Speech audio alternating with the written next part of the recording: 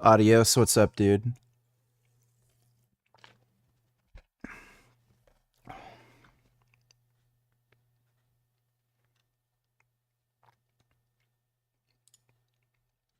Well,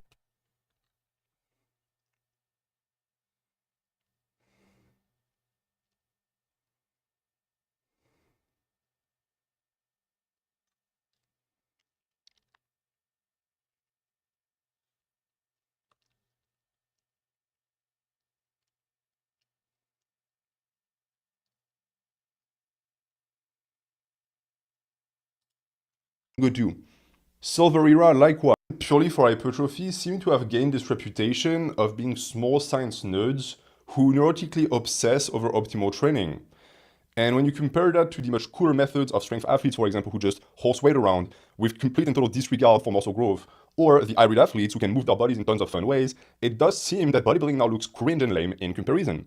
And as someone whose name is Natural Hypertrophy, this is not something that I enjoy seeing. But I must admit that the critics have a point. It does seem that bodybuilding training has lost its way. And so if we want more people to get into natural bodybuilding, it's our responsibility as those who train purely for hypertrophy to understand exactly why. What happened to get to that point? And it's exactly what I want to do in this video.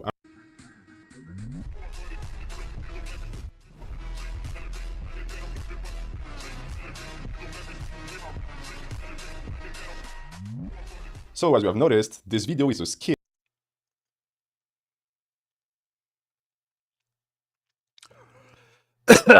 You can't sleep. Been trying for an hour and a half. Yeah.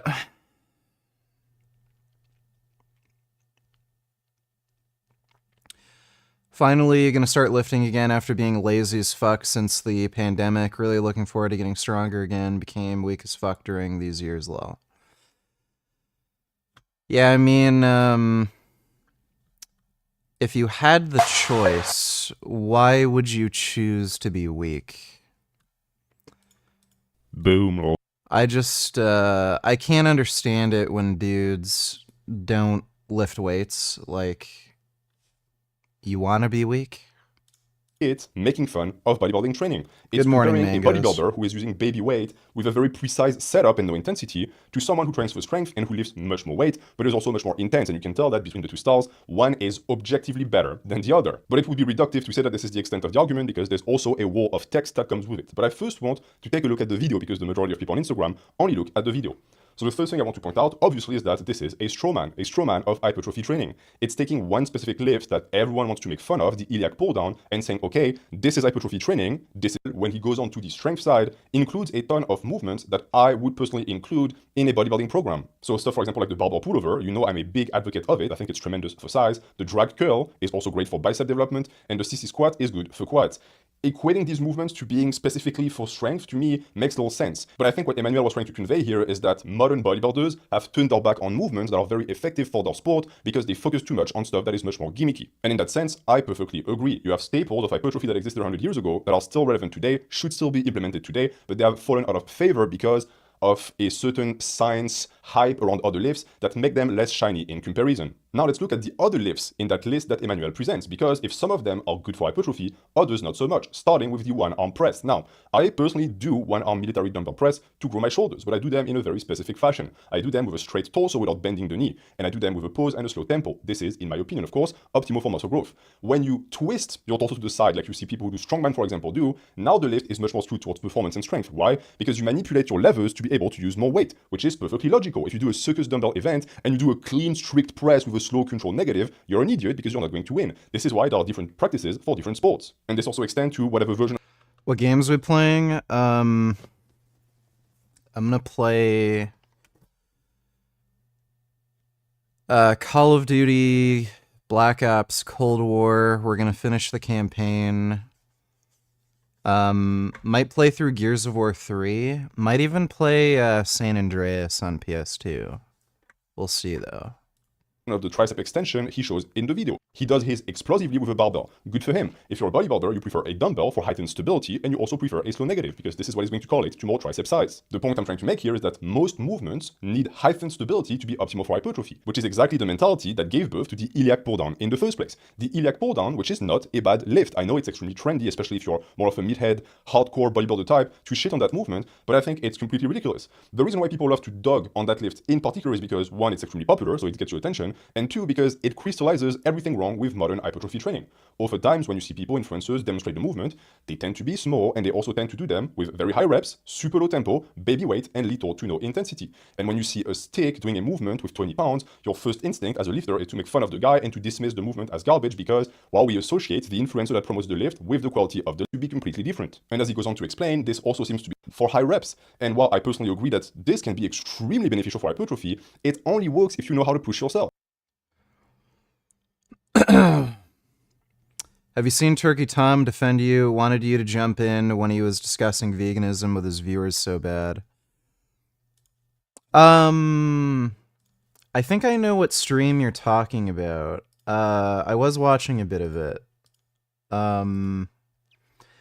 Turkey Tom and I are actually planning on doing a live stream together where I go on his channel and debate some of his dumbass fans on veganism.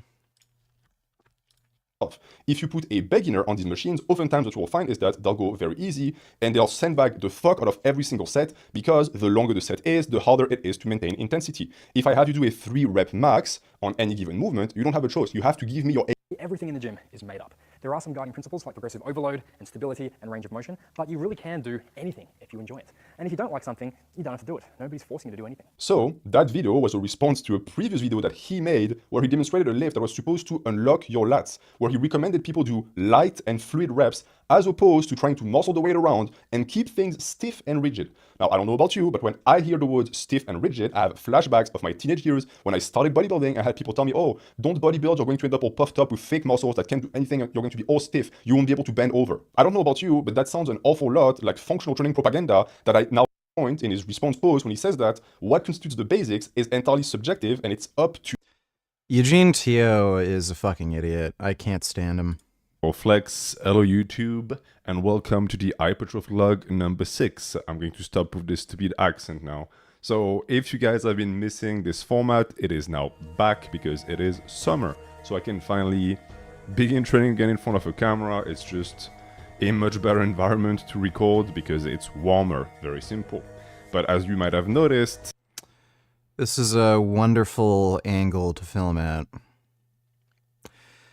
Looks like he wears tighty whities. You can see the line there.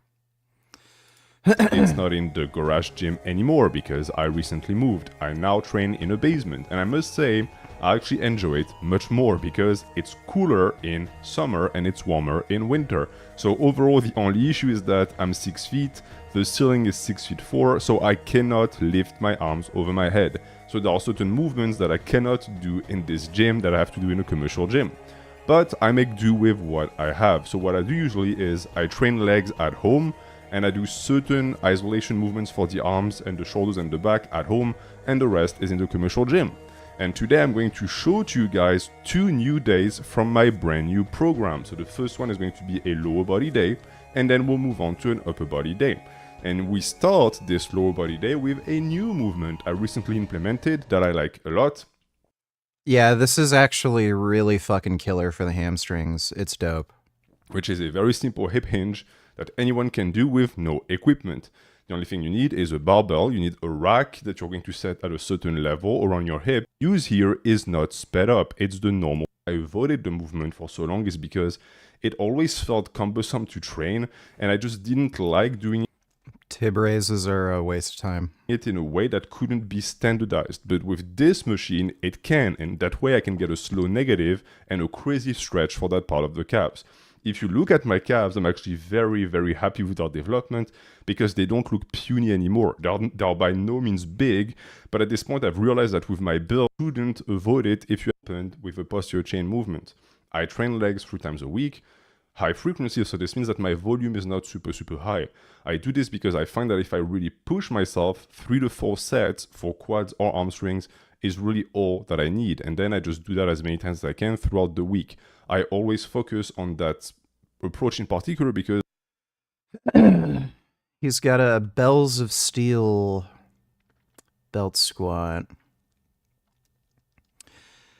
You know, I was thinking of getting this as opposed to the Rogue Rhino, but I don't know.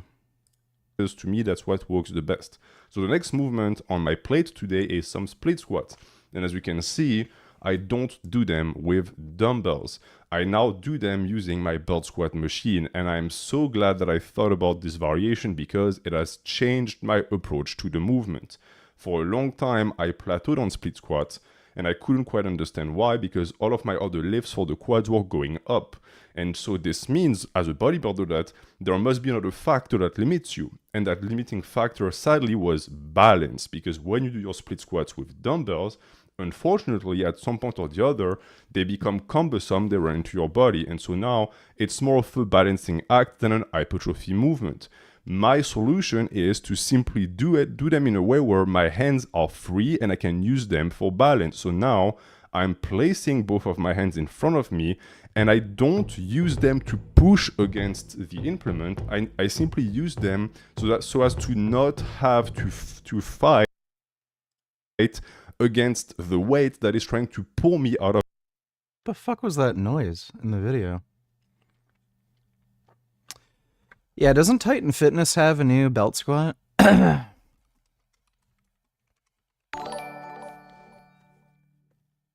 Always an amazing night when VG streams. Been up all day, sleep at all. How's your Monday been? I just woke up. I was sleeping pretty much all day and most of the night, and I only just woke up. Yeah, I've just needed a bit more sleep lately. Thanks for the donation though, Alan. Appreciate it. My Monday's been pretty okay.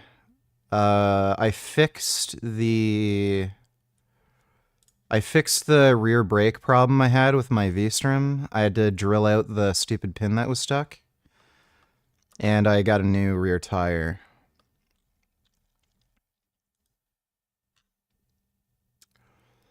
Yeah, the only problem with that belt squat is you have to use a wider stance to like fit your feet around the hole.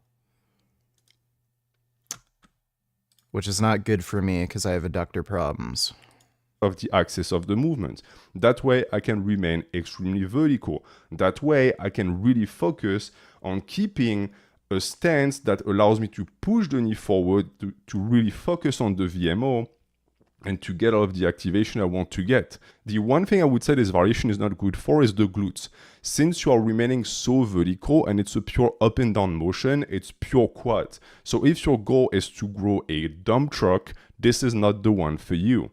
But if what you want is more of the limb and less of the glute, like myself, then this is perfect. As you see in the footage with that these booty shorts, I have plenty of booty to spare. I am not the type of person who even cares about that. It is completely irrelevant for me. Yeah, I don't know if it would be worth getting this over the Rogue Rhino. The Rogue Rhino is just such a sick fucking machine.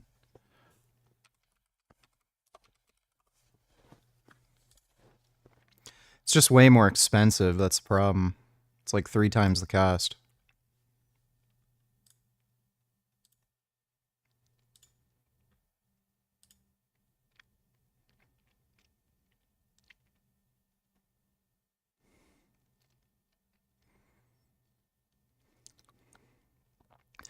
The one problem might be, though, that doing like single leg exercises might be a bit harder. So that might be an advantage with the other belt squat.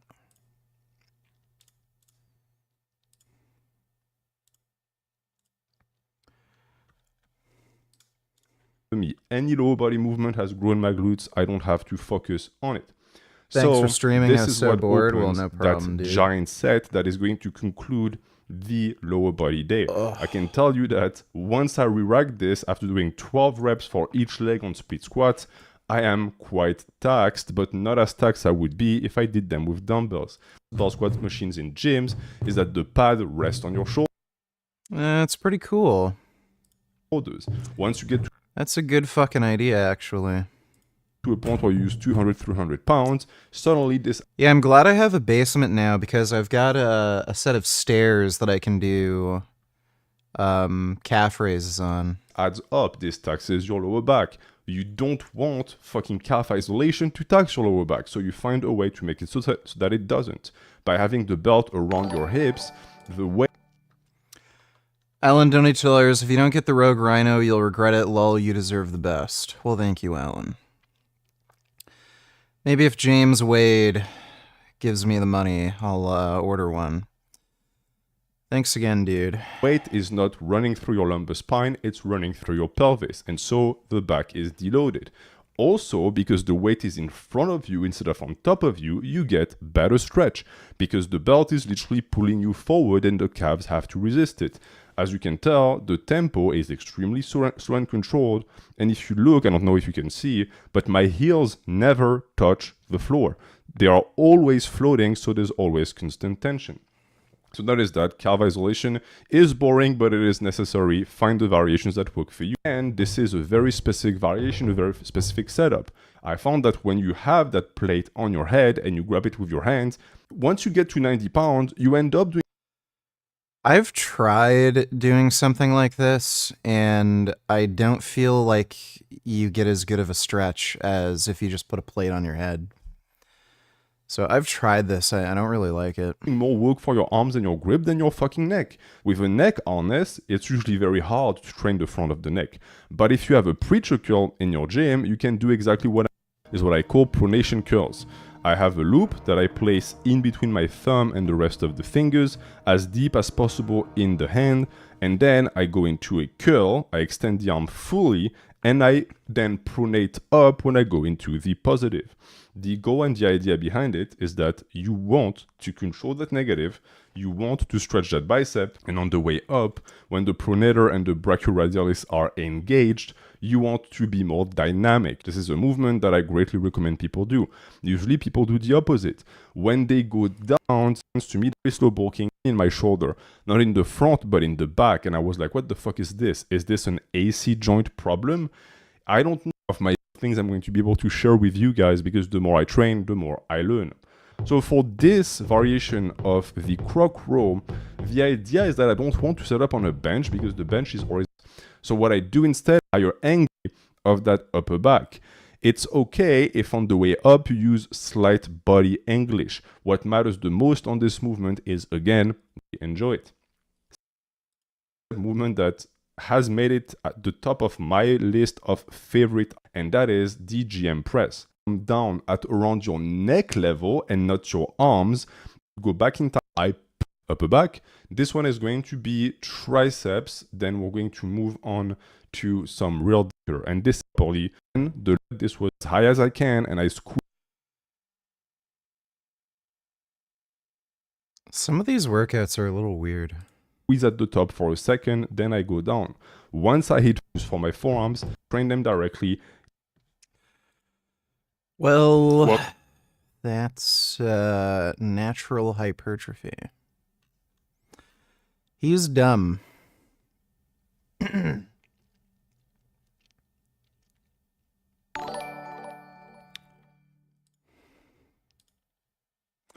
Alan Donatillers, I enjoy this movie. Kind of had a Silence of the Lambs feel.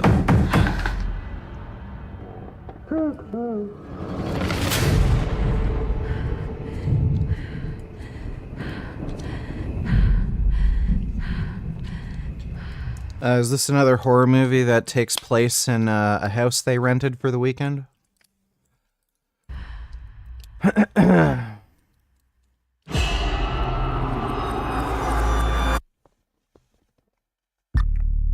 Is it scary being a lady FBI agent? Yeah. Take a nice long look. A letter was left with the bodies. Signed with one word.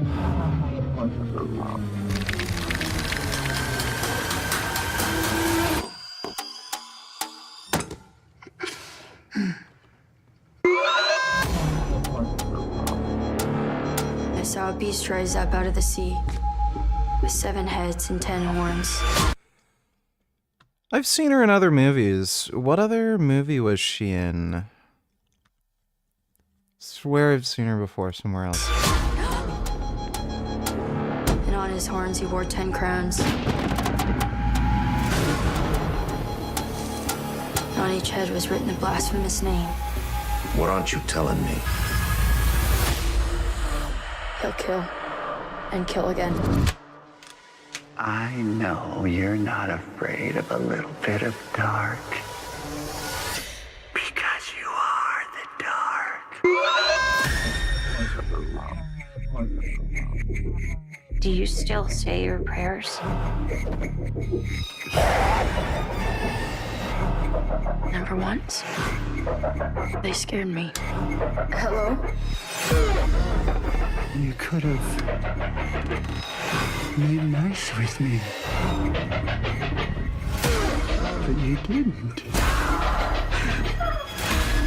And that has led to all of this.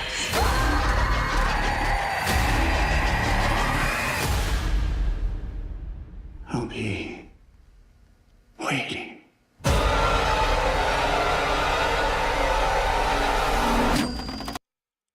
That looks pretty cool.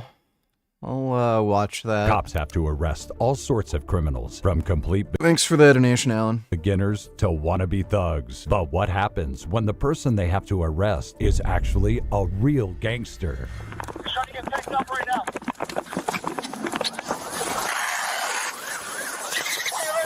Here are 4 times seasoned criminals tried to outplay cops during their arrest. Starting with this crime duo, who have outran the police more than once and are still doing so till this day. On July 29, 2023, officers from the Cleveland Police Department pulled up to a small gas station. The reason? They were looking for these two.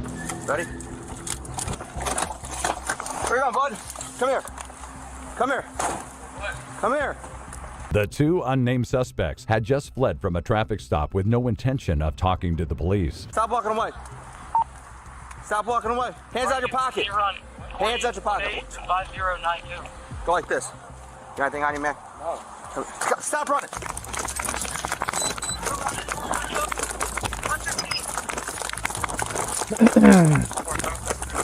Now, this officer is being led on an intense foot chase through the neighborhood nearby, but no matter how hard he tries, the suspect is just a bit too fast. You know, I think Tommy Sotomayor would just tell the police to just kill every black person they see. Tommy's a fucking insane whack job. I remember the moment he got banned from YouTube. I think he was at a basketball game. It's fucking hilarious. Asked for him to keep up with. Running towards 114 in regalia. White t-shirt. Red shorts. Copy, 926. He's running north on 113 from regalia. He's running east on Kinsman. Meanwhile, his partner is up ahead, closing the gap between him and the suspect, and it seems like he's got a decent shot at catching up.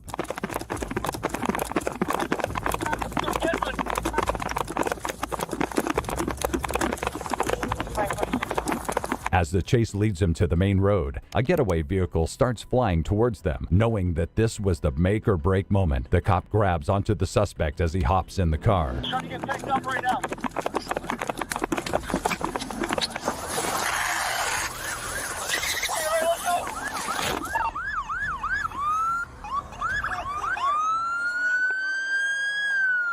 Despite his best attempts at hanging on, there's only so far you can get dragged by a speeding vehicle, so the officer had to let go, not just of the suspect, but at the idea of arresting these 2 criminals. But while these 2 may have taken the usual approach of running away from the cops, there are other criminals who have their own special strategies, like this prison escapee, who got away from the police using nothing but his own words. I promise you I'm not no damn prison escapee. You'd have done run by now. On April 5, 2006, Richard Lee McNair put his lying skills to the test after he was confronted by this police officer by a railway track in Pollock, Louisiana. The police officer was currently on the lookout for a prisoner that had just escaped the United States Penitentiary nearby, and he actually found him, but he just didn't know it yet. You live around here, buddy? No. Where do you live at? Down the road by Pineville. Pineville? Uh-huh. Okay. Do you have any form of identification on you? No, man. What's your name? Robert Jones. Robert Jones? Uh-huh. Why, I'm not supposed to be on the tracks? I don't have an address. I'm at the hotel. We're working on houses and stuff like that, the roofing. Roofing? Yep. Okay. For my brother. What is, we got an escapee. Oh, shit. Where from? Prison. There's a prison here? Yeah.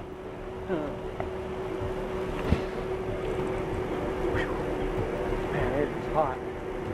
Just a few seconds of conversation was all it took for the officer to second-guess Richard's identity, so he starts making a few calls to try and get more information. Hey, this is Carl. Subject wear glasses? Why didn't this fucking dumbass just handcuff this dude? It's so dumb. Do you think depression is caused by too easy of a life? No. Depression is caused by just having a depressed mindset. You can always look at things as being too hard, too easy, too anything. Too shit, too poop, too crap. So you can always enjoy anything, whether it's easy or hard. Like, some of the most pleasurable moments in life don't really have anything to do with difficulty. Like, having some nice, hot, ball slappy, coming pussy sex. Is that hard? Like, no. Nothing about glasses. Can you find out? I'm out with a white male on the tracks at Gilly Williams. After verifying a few things, it seems like the description of the escapee and Richard, or Robert as he was calling himself, doesn't match up, and slowly but surely, the cop starts to lose his suspicions. How old is that picture?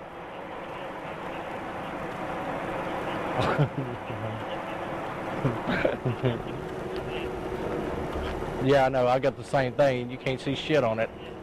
I guarantee I'm not. You know the bad thing about it? What's that? You'll match it up to him. Come on. Well, that sucks, doesn't it? Yeah. Throughout all of this, notice Richard's body language. He's swinging his arms around, taking swigs of his water, and walking side to side. Those are all actions that a jogger would be doing, which makes his words all the more believable. But the officer isn't fully sold yet, so he keeps asking Richard questions. But like the master manipulator he is, he's able to fake a backstory on the spot. What do you... This cop is just fucking stupid, dude. This guy fits the description of an inmate, doesn't have an ID, claims that he's working as a roofer, but is staying at a hotel, has no place of residence. Like, give me a fucking break. You staying at? That Titusville or Titus Inn? Titus Inn? Little over. Oh, yeah, dude. I saw that police shooting of that woman. That was fucked. We'll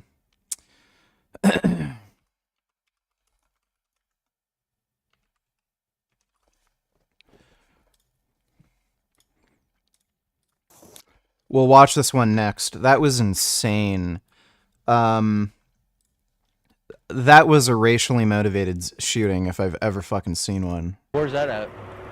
I don't even know the address. We just got into town about a week ago, and he dropped me off to jog. I always jog about 12 miles a day. Where'd he drop you off at? Up there on that road by, there's some construction going on up there, some houses. And he dropped me off, and he'll be back to the hotel in about probably 10 minutes, 15 minutes. Who y'all work for?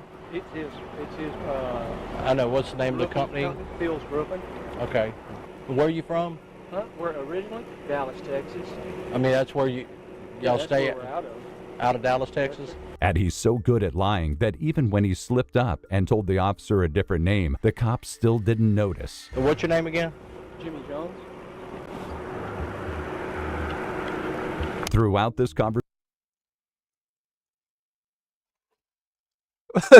Okay, this cop is fucking stupid.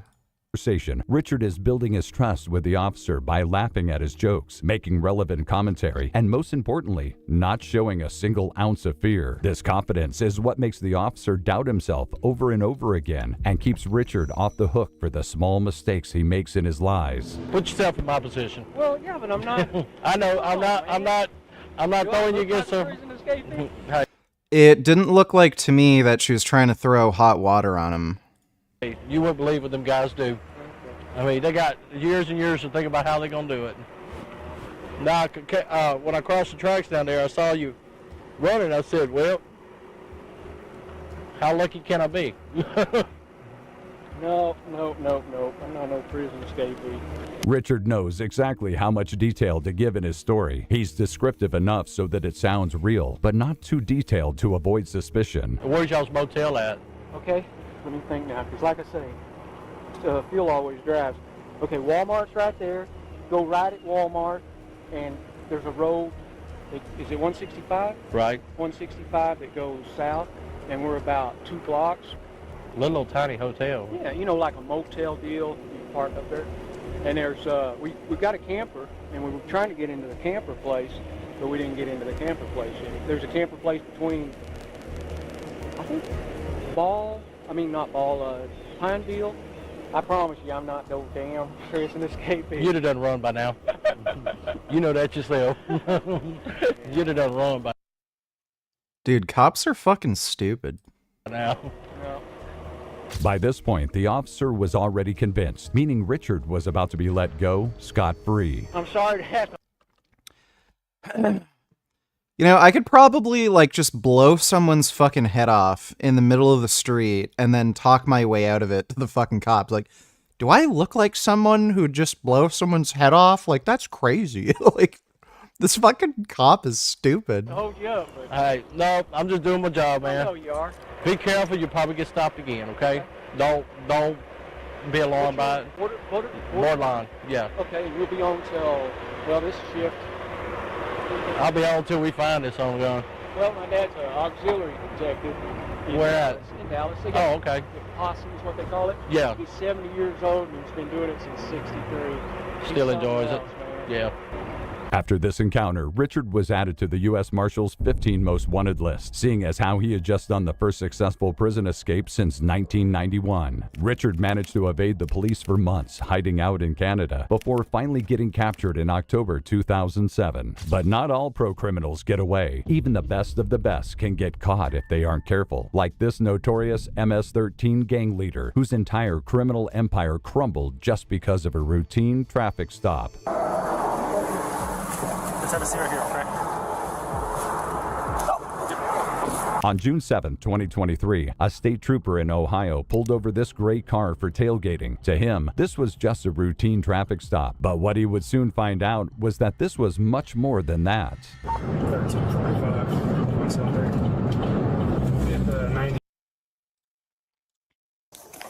On July 6th, this woman, Sonia Massey, called 911 because she thought there might be a prowler around her house. So what'd you hear? Somebody keeps outside my house, y'all. Well, we checked your yard. We walked around the whole block. We didn't see anybody. I heard somebody outside. Yeah, we checked your house. We checked your backyard. I walked all the way through all these backyards. We checked your front yard. You can already tell the, like, hostile, dismissive attitude these cops have. Like, yeah, I saw somebody at the... Yeah, we checked the yard. We checked around the block. We checked your front yard. We checked the backyard. Nobody's there. Like... We didn't see nobody. Yeah, so. Nobody's out here. You didn't see anybody? Nope. All right. Is there anything else we can do for you? Huh? Is there anything else I can do for you? No, sir. Yeah, that was weird. He asks, is there anything else we can do for you? She says no. And then he asks, is there anything else we can do for you again? You didn't see anybody. No, nope. All right. Is there anything else we can do for you? Huh? Is there anything else I can do for you? No, sir. The police officers invited themselves in and for some reason asked for her ID. She wasn't under arrest or suspected of having committed any crime. They asked for her ID because she's black. They do that all the fucking time. You can actually see this happen regularly with traffic stops. You're not required to show your ID if you're a passenger in a vehicle, but you'll see a lot of police stops involving black people. They'll ask for everyone's ID, passengers included. They always do this. They're just fucking racist. They just try to do everything they can to harass black people. Richard Arafat donated $2 vegan beef lol. Vegan night market? You guys are a joke. The most unprofessional, unethical, disorganized group of money-hungry individuals we've ever encountered. You guys exploit the vegan industry at the cost of your vendors. The same vendors who put blood, sweat, and tears to make your event possible. You have no shame. My staff worked hard all night trying to make this event happen. They showed up today at Central Park, and if you disrespect my staff, you ain't never gonna see Vegan on the Fly ever again. So the special that we was gonna run at Vegan Night Market today, we want everybody to come to our store. We're gonna make it free today until 9 p.m. Mac and cheese with chicken tenders on a pink red velvet cone. Chicago loved it. You guys gonna love it just the same. So come through. We're open till 9 p.m. We hope to see everybody there, and we apologize if you guys were expecting us at the night market. Yeah, I don't know what was going on there, but okay. Did you hear about this? Yeah, I've heard about that. Animal Save Movement calls for immediate release of Captain Paul Watson. I heard about that.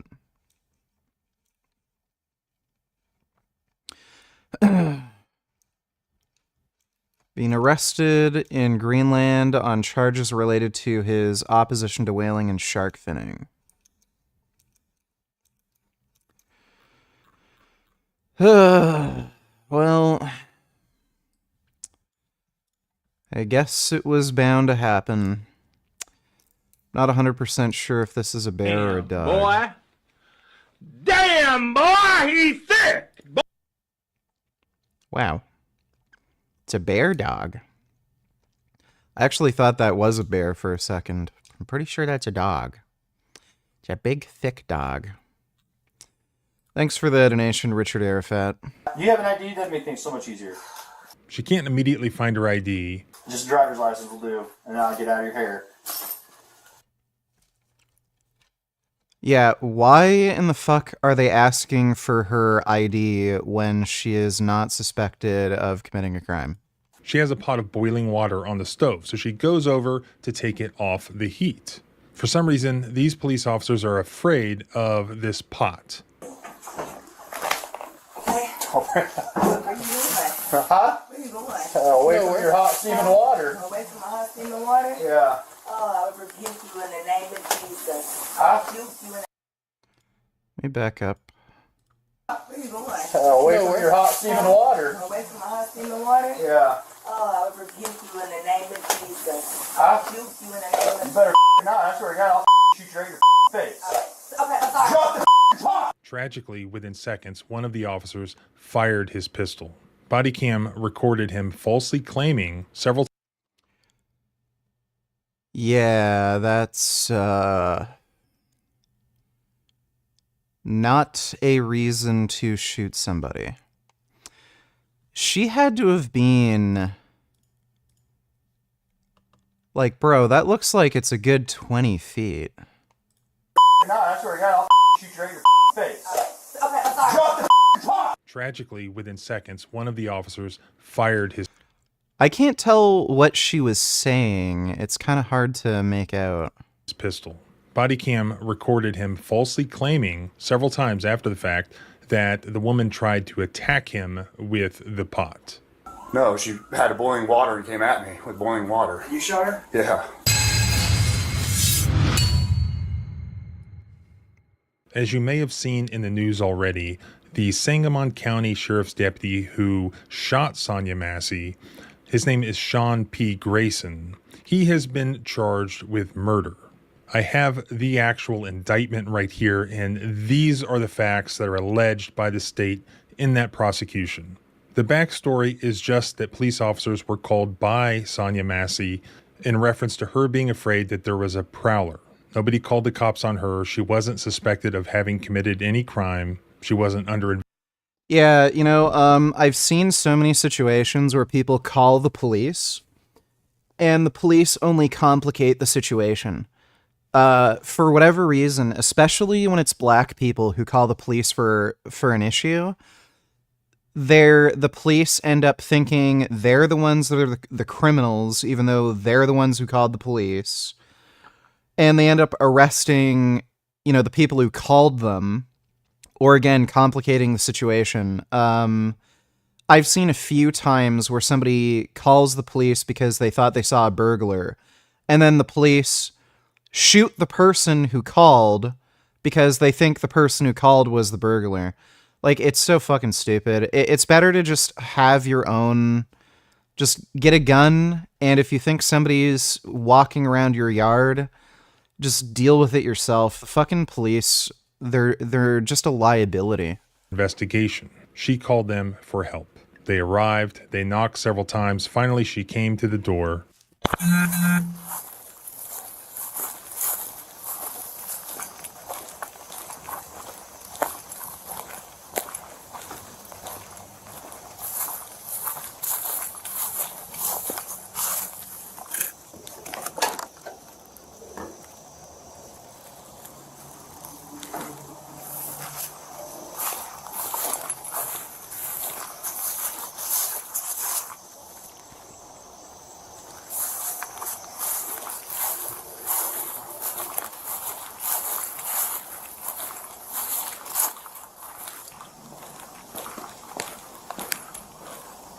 Oh shit.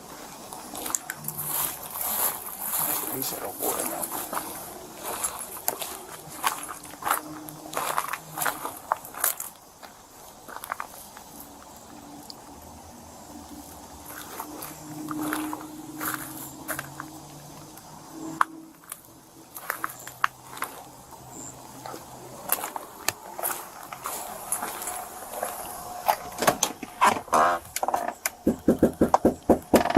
What beverage am I enjoying this morning? I've got a white sugar-free Monster.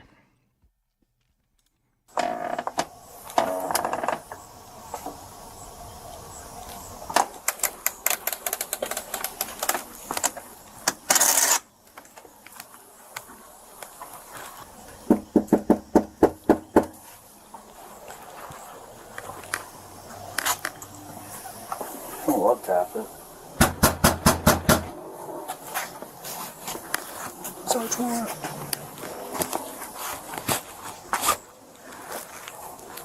I hear the phone ringing. We have to open her door.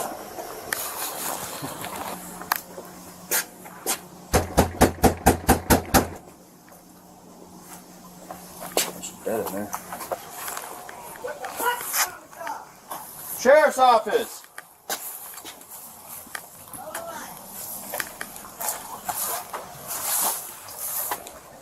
Two houses down, I think. She was yelling inside. She told us to hold on. And really, they were pretty rude to her. You come in the door or not?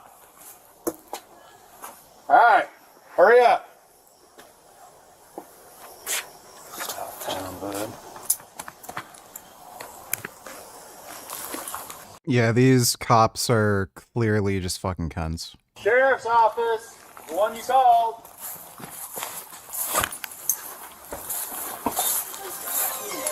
I'll have you down here, and I need you down here. Please don't hurt me. Why would it hurt you? You called us. Okay, So what'd you hear? Somebody. Wow, talk about fucking foreboding. Please don't hurt me, and then the cops fucking shoot her dead.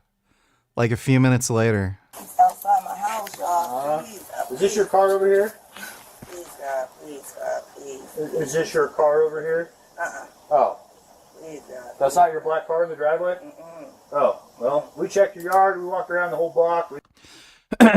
So apparently I heard somebody say they ran the plates of a car that was like in her driveway or something, and it turned up stolen or something like that. She denied that that was her car.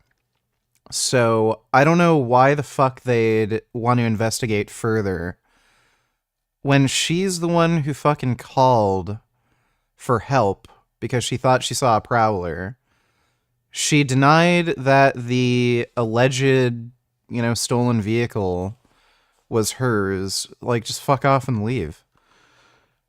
Alan donated $2, kind of like what happened with Megan the Stallion getting shot in the foot by her ex. He had a gun and she waited till the next day to report it because she was afraid that it would get escalated and someone would have died from the cops. Yeah, basically. She seems pretty smart to do that. But yeah, cops are fucking morons. Never trust the police. They will use any opportunity, especially if you're a minority, to just escalate the situation, find a problem, and throw you in jail. Thanks for the donation, though, Alan. We didn't see anybody. Right, we don't. We checked the whole area. There's nobody out walking around. I know, y'all. Please, God. Please, God. Clearly, she was in distress about something and afraid. Eventually, the officers explained that they searched her yard and they found no prowlers. I'm trying to get help, y'all, but... What do you need help with? Nothing. Please, God, please, I don't know what to do. Do with what? Huh? What do you need help with? Nothing. I just wanted to see if y'all could help me. What do you want help with? Huh? What do you want help with? I heard somebody outside. Yeah, we checked your house. We checked your backyard. I walked all the way through all these backyards. We checked your front yard. We didn't see nobody. Yeah, so. Nobody's out here. You didn't see anybody? Nope. We checked the whole area. Okay. What took you so long to answer the door? Oh, I was trying to put on some clothes, sir. I'm sorry. I was trying to get... I got you. All right. Is there anything else we can do for you? Huh? Is there anything else I can do for you? No, sir. Okay. Okay. All right. You doing all right mentally? Yes. Sure? My medicine and stuff. All right. Okay. I love y'all. Thank y'all. All right. That's not your black car, though. The SUV? Whose is it? You don't know? Someone just parked it in your driveway? They brought it to my driveway. And just left it? Yeah, let's run that. Yeah. BG, do more skits into activism, donate $2. Paul Saladino. Let me see.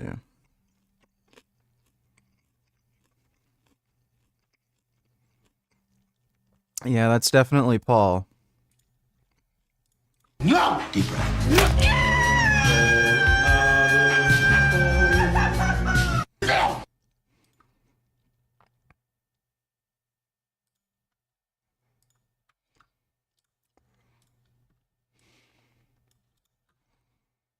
Gentleman wearing a suit carrying a bag of chips along with him. Very strange, right? What is that? Now what's more strange is the cost of this chips bag is a whopping $1,850. What?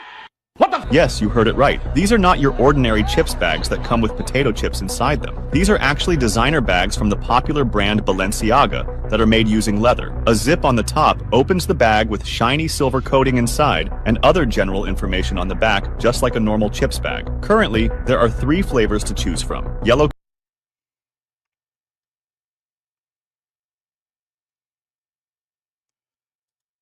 What is wrong with rich people? That is weird.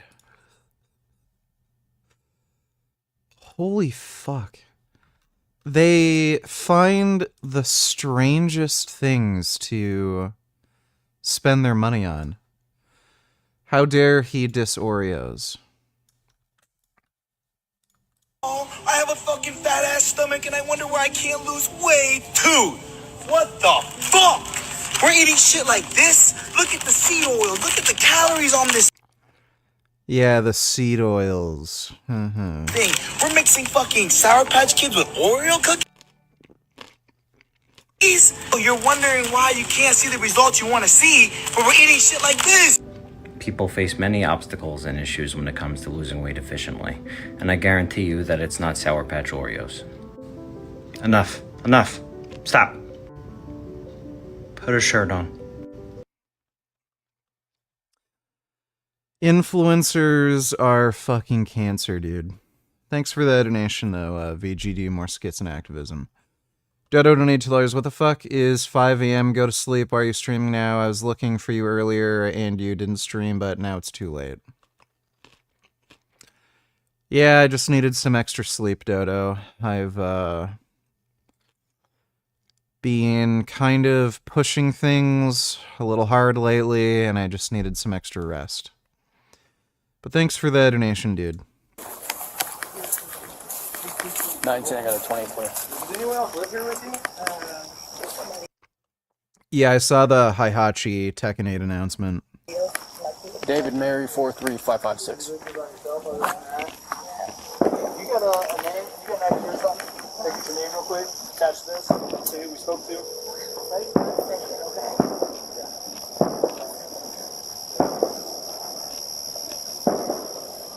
Ultimately, Deputy Grayson sort of apparently invited himself into the house. Now, his body cam was not turned on until after he shot Sonia Massey. But these are the facts alleged by the prosecutor. The deputies entered Miss Massey's home to gather further information and to ensure the residence was safe. At no time was Miss Massey under arrest. Temple.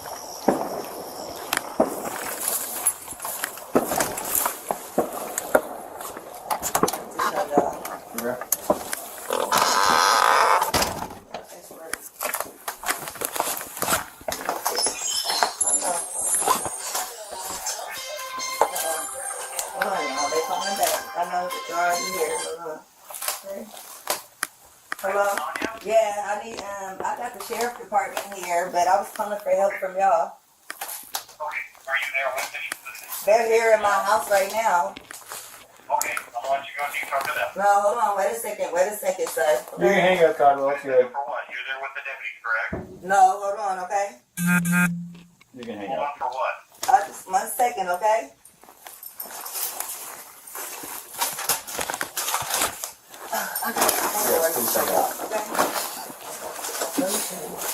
Okay. What's up? I got some paperwork. Can you grab that Bible, please? Yeah. Hey, I just need your name so we can get out of here. Was there any damage previous to your car? Previous, yeah, it was. Okay, what was the damage? A dent, I believe. Well, what about windows? Oh, it was something that happened earlier. Okay, perfect. What is your last name? Shouldn't have to think about your last name. You're not in trouble. I just need to attach. Massey. Huh? Massey. What happened? Defendant, that's Deputy Grayson, noticed a pot on the stove and approved of Miss Massey removing the pot to prevent any accidental fires. The pot was located in another room of the home, separated by a large counter.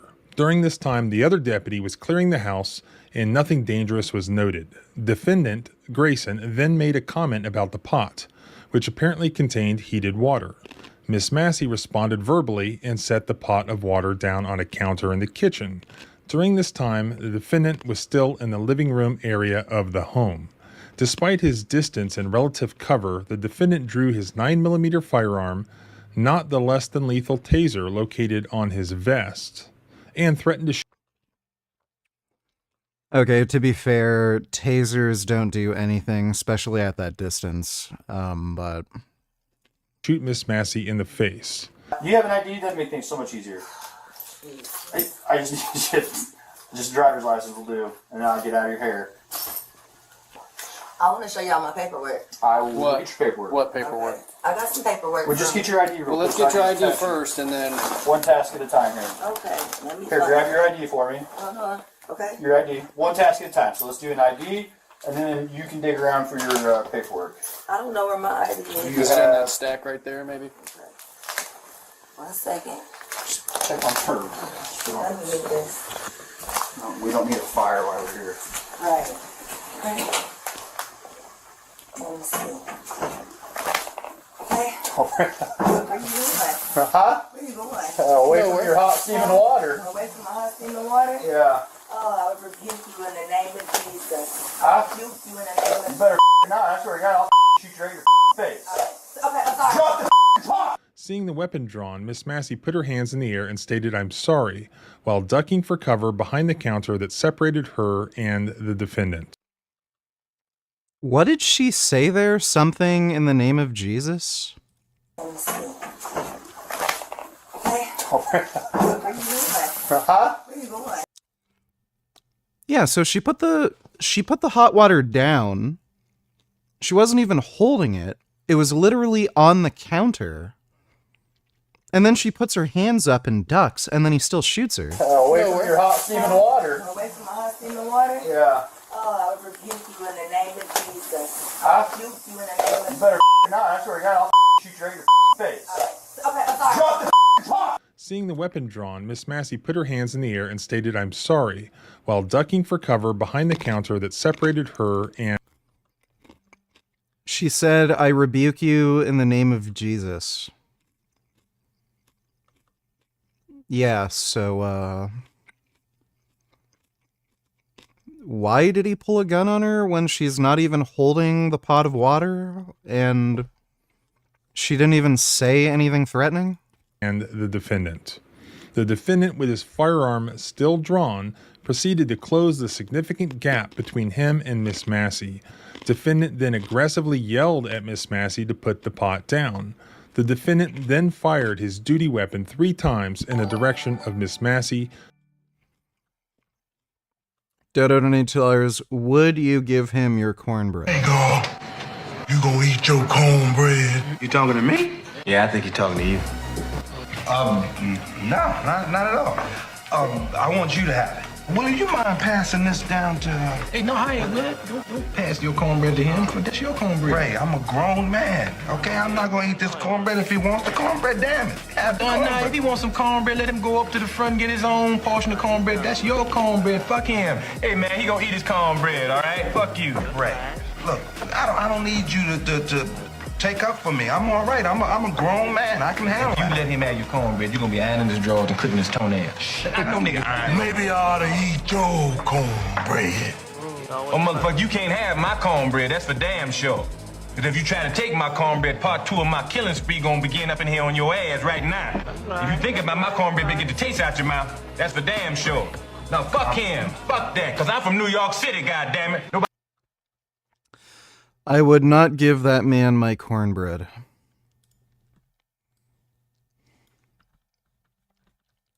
He's involved in project, and then they read some of the things, and they are extreme. I mean, they're seriously extreme.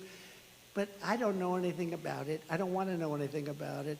But what he's involved in project.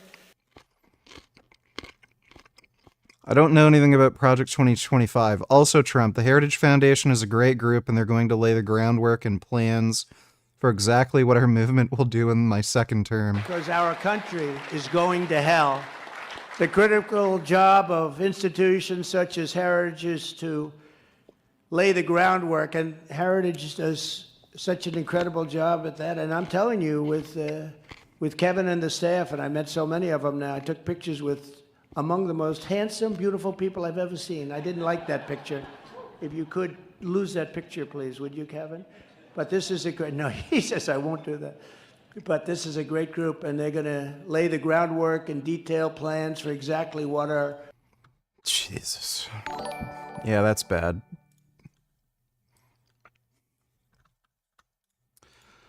Zelensky says that Trump's 24-hour war-stopping plan implies Ukraine giving up territories, but Ukraine will never do this. We'll see if they will, I guess. Ukrainian army is running out of people. Ukraine does not really have an issue with manpower. Russia does. That's why they're trying to make deals with North Korea to send over soldiers. That's why they're trying to recruit foreigners from other countries, and they haven't done another mass mobilization. They're so desperate for more soldiers because they've already lost 500,000 in the war. And if they do another round of mass mobilization, there's a very high risk of a revolt. Sing. Okay. I will sing that for you in just a couple minutes. Thanks for the donation. Nee. One person in the world, and this person, Donald Trump, can stop the war during 24 hours. The question is, what the price and who will pay? So do you think you would pay? I think in his, I'm not meaning that his idea to push us to pay. But if he wants to do it during 24 hours, the simple way is to push us to pay. Because it's understandable how. It means just stop and give. And forget. Sanctions out, everything out, Putin will take the land, Putin will make a victory for his society. We will never go on this. Never. And there is no any guy in the world who can push us. I don't know who this person is who made this post, but he's kind of a fucking idiot.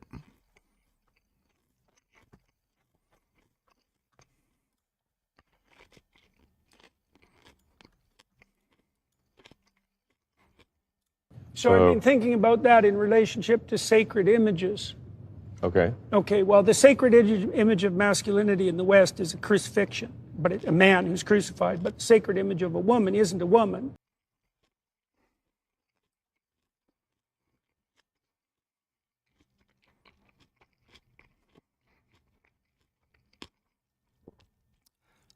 The sacred image of masculinity in the West is Jesus Christ being crucified.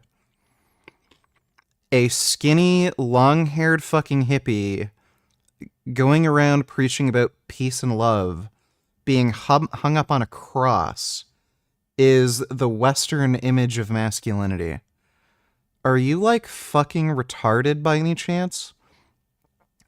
Like, Schwarzenegger in Terminator 2, I think, is more a cultural symbol of masculinity than fucking Jesus.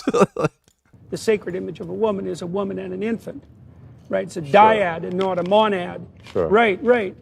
And in the Christian view, those two images, they vie for supremacy, right? I mean, obviously, Christ is the superordinate image, but Mary as the mother of God is the female equivalent. And so one of the things I've been playing with at an axiomatic level is the notion that unless the feminine is conceptualized as the combination of female and infant, then the culture has lost its attachment to the traditional sacred images and is probably on its way out. Yeah.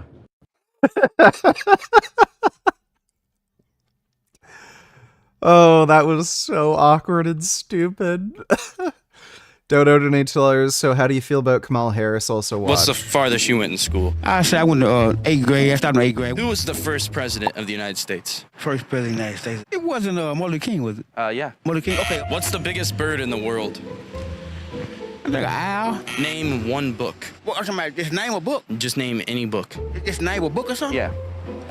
Any kind of book? Any book literally to ever exist. You're gonna be, I can't even get a wild guess. I really just don't know. I just can't. Yeah. I really don't know. What's the biggest planet literally in the entire universe? That's easy. Well, I know it ain't Pluto. I said Mercury. Mercury, correct, yep. What happened on 9/11?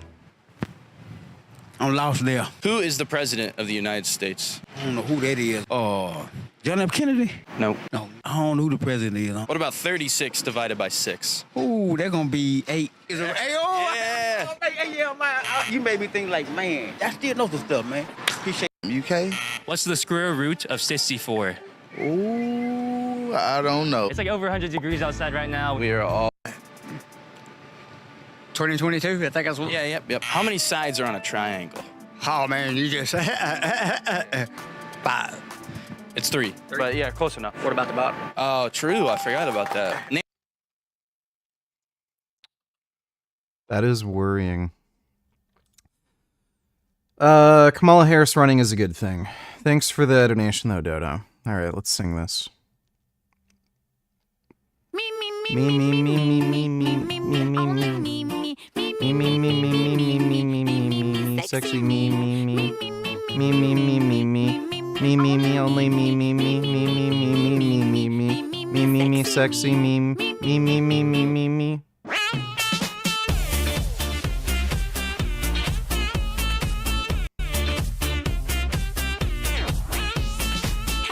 Hush now, I can mother rocker. I got your wow. Look at my bottom, give it a kiss.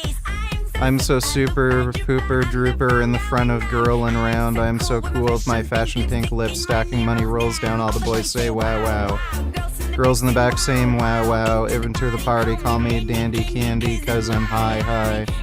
I am so super duper in the front girl and round. I'm so cool with my awesome big tits on the ground.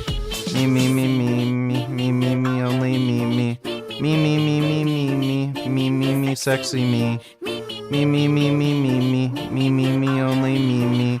Me, me, me, me, me, me, me, me, me, sexy me.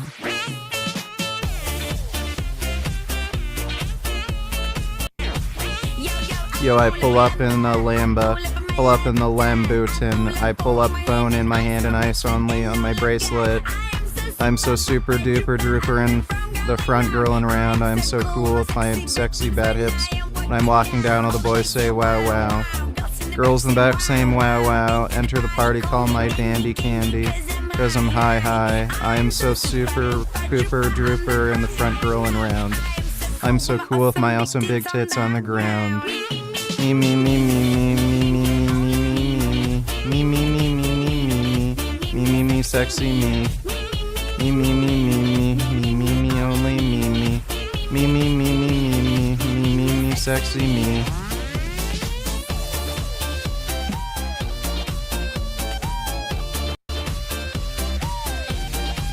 Me, me, me, me, me, me, me, me, only me, me. Me, me, me, me, me, me, me, me, sexy me. Me, me, me, me, me, me, me, me, only me, me. Me, me, me, me, me, me, me, me, sexy me. Okay. That was a bad song. Thanks for the donation, though, nee. Alan donated $2. You don't need to listen, but check out this new album designed really cool and original. In a time after life itself. That looks like the brand of sacrifice. It's almost exactly the brand of sacrifice. It's just, they, like, connected it there. Thanks for the donation, though, Alan. Dodo donated $2. Imagine if North Korea starts a program to systematically, artificially inseminate women so they can breed children in order to sell to Russia and other countries as soldiers. I could see them doing that. Well, they wouldn't do that for a few reasons. For one thing, their children wouldn't really be worth shit. I mean, they're malnourished, like 5-foot-tall Asian people. So, like,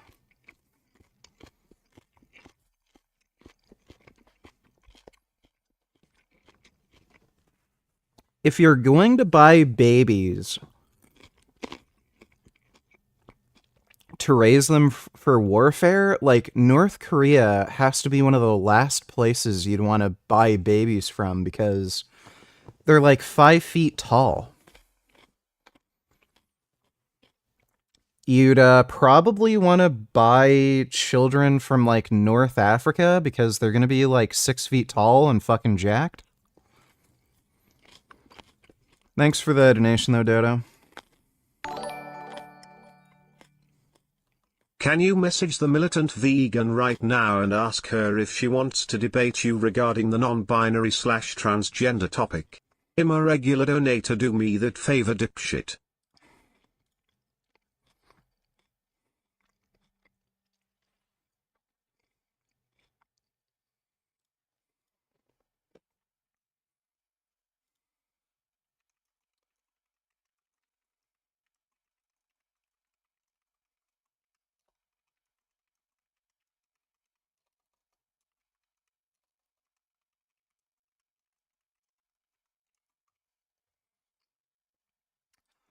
I can do that for you.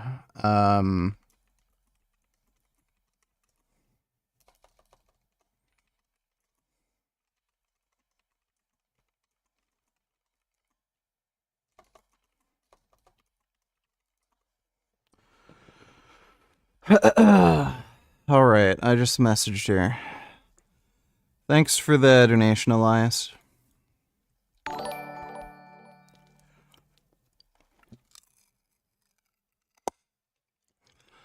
Dodo donated $2. Cult. Let me see.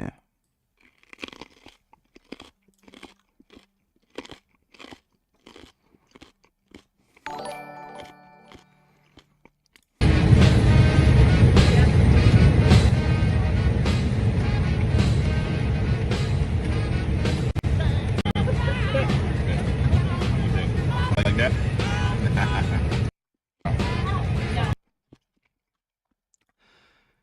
Yeah, it's pretty So retarded. A big Trump ally was just caught pretending to be a black Trump supporter on social media. This is Joey Manorino, and here is his now deleted post. He wrote, quote, "I'm a true black American woman and I've been black all my life. I was born black and I will die black. My mommy black, my daddy black. I will never cast a vote for that Kamala Harris woman as long as I live. Trump all the way, all day, every day." Oof, Joey. After he got caught, Joey tried to make excuses as to how this happened, saying his account was logged on someone else's device. Yeah, okay, Joey. This reminded me of another Trump supporter from a few years ago, a white politician from Pennsylvania named Dean Browning, who wrote, quote, "I'm a black gay guy and I could personally say that Obama did nothing for me. My life only changed."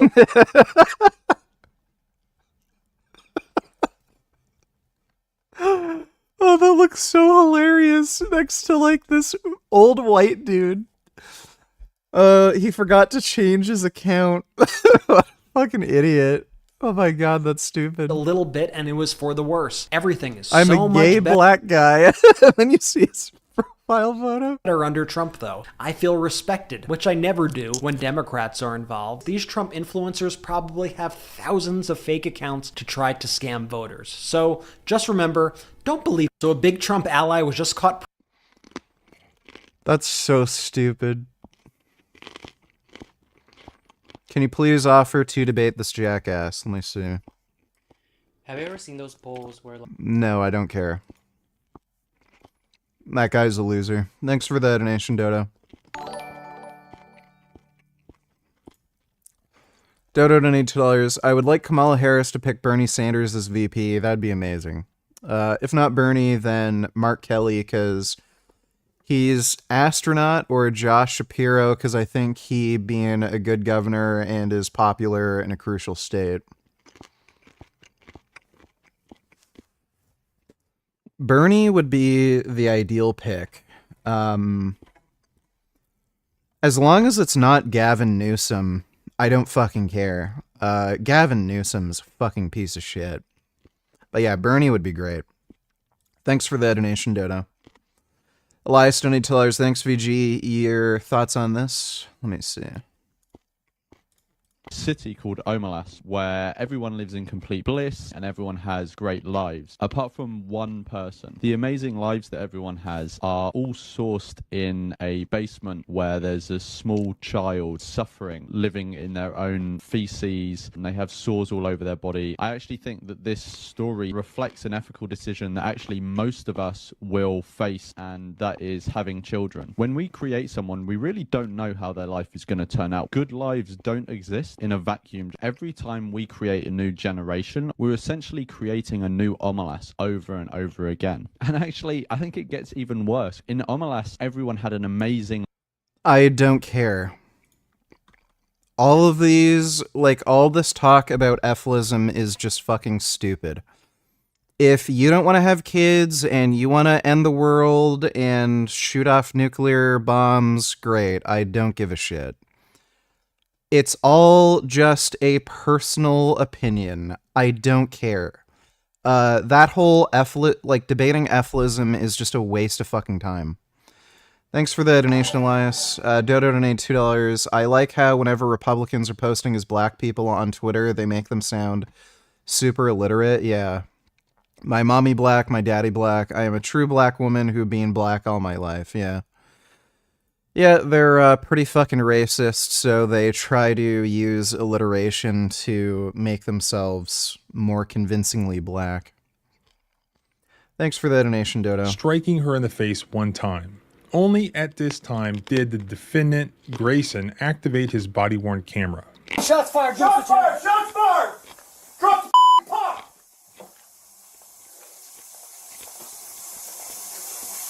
Bring EMS now. We got a headshot wound to the female. Headshot wound to the female. 1078.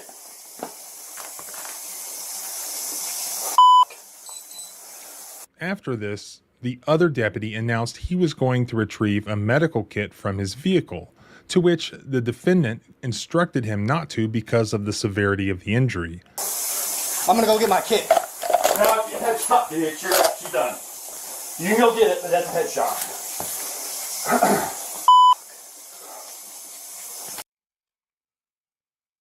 Super weird. Headshots with a pistol in a stressful situation are very difficult. It's kind of odd that he was deliberately aiming for the head.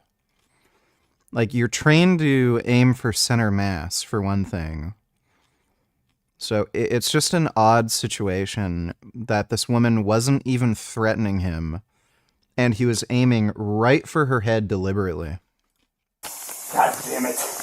God. Yeah, I'm not taking boiling water in the head. Hey, look, it came right to our feet, too. God damn it. Fuck. Wait. But that's a headshot. God damn it. God. Yeah, I'm not taking boiling water in the head. Hey, look, it came right to our feet, too. God damn it.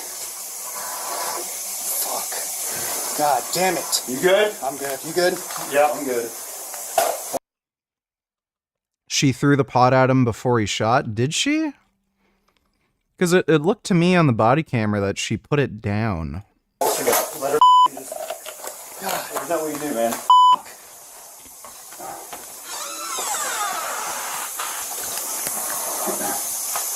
You good? Alright. Dodo, donate $2. Let me see. Oh yeah, the Mountain Dew. It is the weirdest thing to me. Democrats say that it is racist to believe, well, they say it's racist to do anything. I had a Diet Mountain Dew yesterday and one today. I'm sure they're going to call that racist too, but it's good. I love you guys. But That was not funny and very awkward. He seems like the type of degenerate to drink Mountain Dew.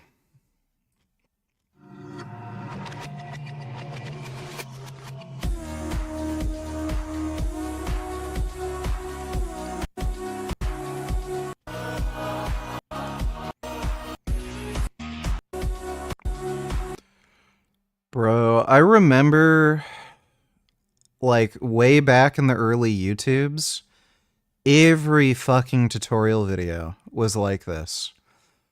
People wouldn't have a microphone, they'd put text on screen, and they'd have this same stupid fucking song. I don't know why it was like that. Thanks for the donation though, Dodo. Well, I mean, you know, what else do we do? I'm not taking hot boiling water to the face, and it already reached us. The other deputy still rendered aid and stayed with... Okay, so there are two things that are very fucking strange. Why in the fuck did they have an interest in going inside her house and getting her ID? I think this had something to do with the car in her driveway that may have been stolen. Secondly, if they were worried about her throwing a hot pot of boiling water, why wouldn't they have left? like, a normal person would probably have thought to de-escalate the situation and, like, okay, she's gonna throw boiling water on me, I guess I'll leave. But he thought to escalate things and point a gun at her. This guy is gonna get charged with murder. Guaranteed. Guaranteed. There is no fucking way this cop is getting off. Even for police, they do have a little bit more leeway when it comes to use of force. The primary duty of the police is to prevent the loss of life. So any situation in which they can reasonably de-escalate, they still have to do that. This guy was not in imminent danger. He could have just backed up, left, walked out the door, but instead he pulled out his gun, went closer to the woman who he was worried was going to throw the fucking boiling water, and created a whole situation where that led to her dying. So this guy's getting charged with murder. Guaranteed. With Miss Massey until medical help arrived. Defendant at no time attempted to render aid to Miss Massey. What are the chances you can go over and check with here? Somebody needs to say this.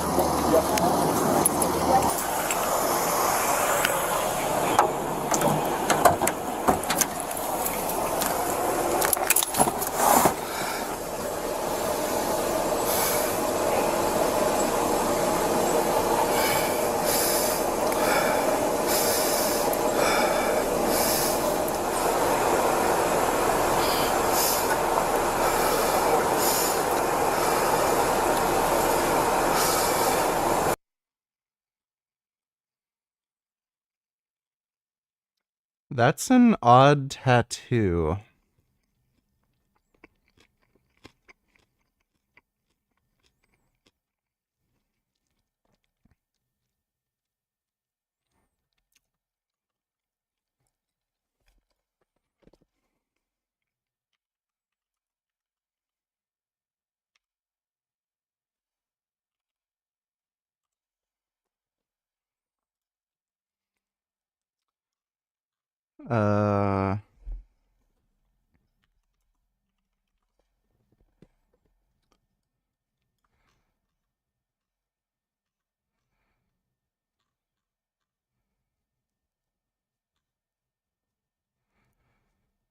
Okay, it's not a black sun. I thought that was like a Nazi tattoo for a second. Dodo donates $2. They think Biden is dead. Where is Joe Biden? It is so good to hear our president's voice. Joe, I know you're still on the call, and we've been talking every day. You guys heard it from Doug's voice. We love Joe and Jill. We really do. They truly are like family to us.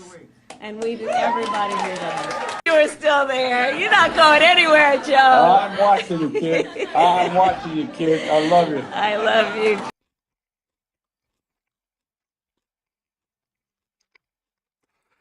These people are unhinged. Bernie hasn't endorsed Kamala yet. Let me see.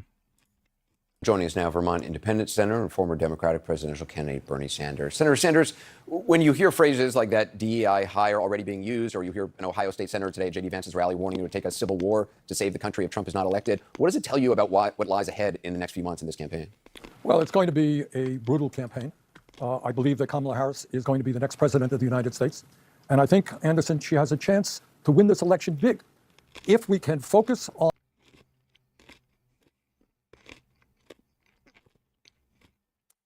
Isn't that an endorsement of Kamala Harris? On the serious problems facing working families all over this country. Politics is not a game. It's not about polls or misstatements. What it's about is what we can do to address the fact that 60% of our people are living paycheck to paycheck, while the people on top have never, ever had it so good. 50% of our seniors are living on $30,000 a year or less. I believe, President Biden believes, and I think the Vice President believes, that we should expand Social Security, raise those benefits to make it easier for the elderly to get by and pay for the prescription drugs that they need.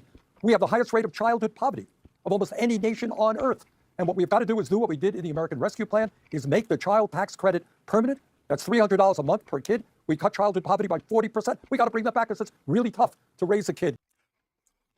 The United States not only has such a massive domestic market, but on top of that, like, the world's richest, most powerful corporations are in the US. It's kind of insane, the poverty rate that's in the US, the fact that they still don't have socialized healthcare. Just raising taxes for the, like, richest corporations on the planet by just like a few percent would completely pay for healthcare. You'd be able to improve the infrastructure, like replace old lead water pipes and shit. You could, pay for some of these social programs like childhood tax credit and shit like this.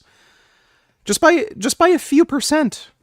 And they just won't do it. It's the cost of childcare and everything else in this country. You got workers out there making $10 an hour. Nobody can get by on $10, $11 an hour. Got to raise that minimum wage to a living wage. If the vice president campaigns on an economic agenda, among other things, she's going to win and win big. Have you talked to her since President Biden dropped out? And if so, what did you say to her?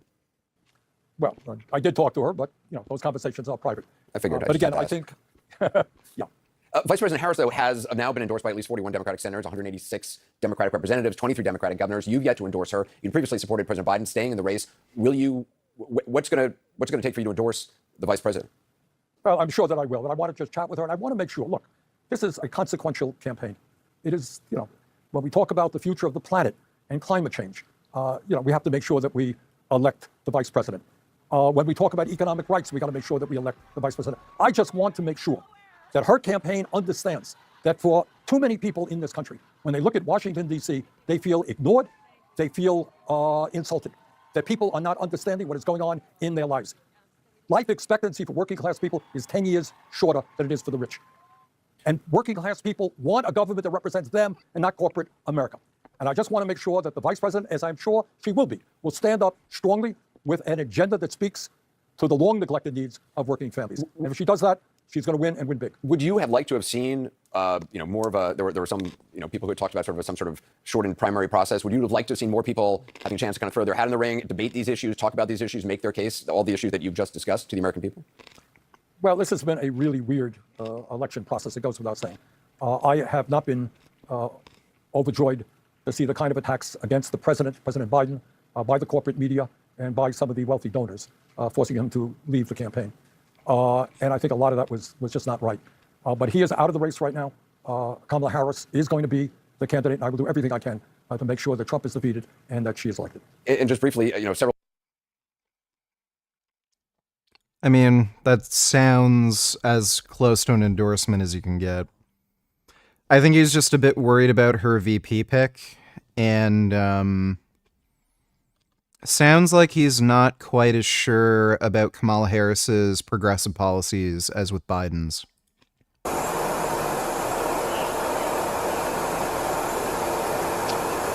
Everybody need anything? I'm good. Okay. You doing all right? Yeah, I'm all right. All right. Thanks, so. Absolutely.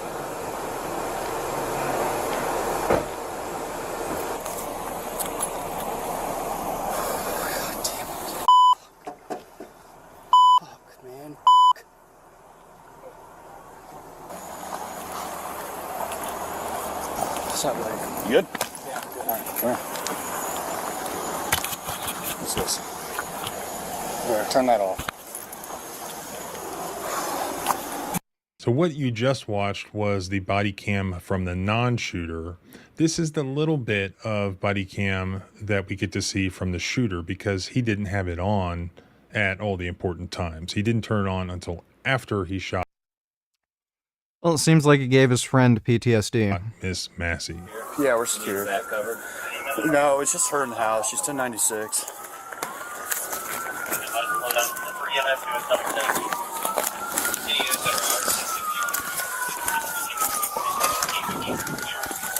So, is there anything you think we can do for her? No. All right. I'm not even going to waste my med stuff then. You want to run down real quick?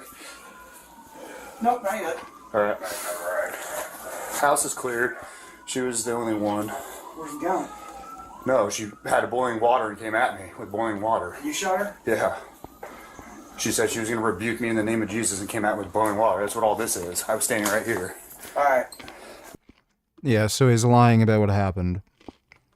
She didn't come after him. And that's where he's landed. What do y'all need from us? Just nothing right now. Just hang out there for me. Thank you.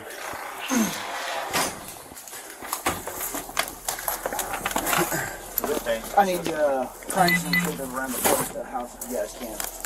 But other than that, that's I think it. Anything else suspect? Me. I didn't know what happened. You got any questions? Yeah, I'm good. Crazy. Y'all see you? Yeah. Where's he at? Inside with me. He's good. Yeah, so his buddy who watched the whole thing seems extremely remorseful, literally shaking. This dude who shot her doesn't seem to give two fucking shits. Yeah. That's my fault, man. I didn't know it was. No, dude, it was good. It fucking happened so goddamn quick that we didn't have time to that it was me and... Yeah, that's what we're figure out. Make sure we need to look for someone. No, we're good. I think she set it up on purpose. So, this is what it is. I'm gonna chill in my car. I'm gonna chill in my car for a minute. Okay. I got it. A police officer may use deadly force if he has reasonable cause to believe that a suspect poses a threat of serious physical harm to the officer or others, and the officer, if feasible, warns the suspect before using deadly force. The reasonableness of a police officer's use of deadly force must be judged from the perspective of a reasonable officer on the scene at the moment that force was used, and not in hindsight. In my opinion, this clearly was not a justified use of deadly force. The officers were supposed to be there to help her, and there was no indication that this woman may be dangerous. It seems to me that this bizarre reaction from one of the officers to act afraid of this woman's pot of water caused her to make a joke about rebuking one of the officers. Had the woman suddenly grabbed a gun, or even possibly a knife, though she wasn't very close to them at the time, that may make the actions of shooting her reasonable. But here, she was holding a pot. It doesn't appear that she went to get the pot to use it as a weapon against anybody. It never appears that she does, in fact, use the pot as a weapon against anybody. In fact, this one just doesn't even come close to showing some immediate, serious safety threat to the police officers. Had she advanced towards the officers and they told her not to, and she continued to, yeah, okay. But even the other police officer knew that it was not reasonable for his colleague to have shot this woman in the head. That's why he goes to the back of his car and he's visibly shaking and trying to get control of himself. This is the very definition of unreasonable. So this is my initial analysis anyways. I'll continue to look at the evidence as it comes out. We can't live in a society where a police officer just decides that a pot of water on the stove is scary and that they have to shoot you in the head. All right, if you're afraid... Well, that guy's gonna get put away. Hi, I'm Old Norse Specialist Dr. Jackson Crawford, and I'm back today on my Patreon and Ko-Fi supported YouTube channel to discuss one of my least popular and almost certainly truest opinions, which is that the Vikings didn't have tattoos.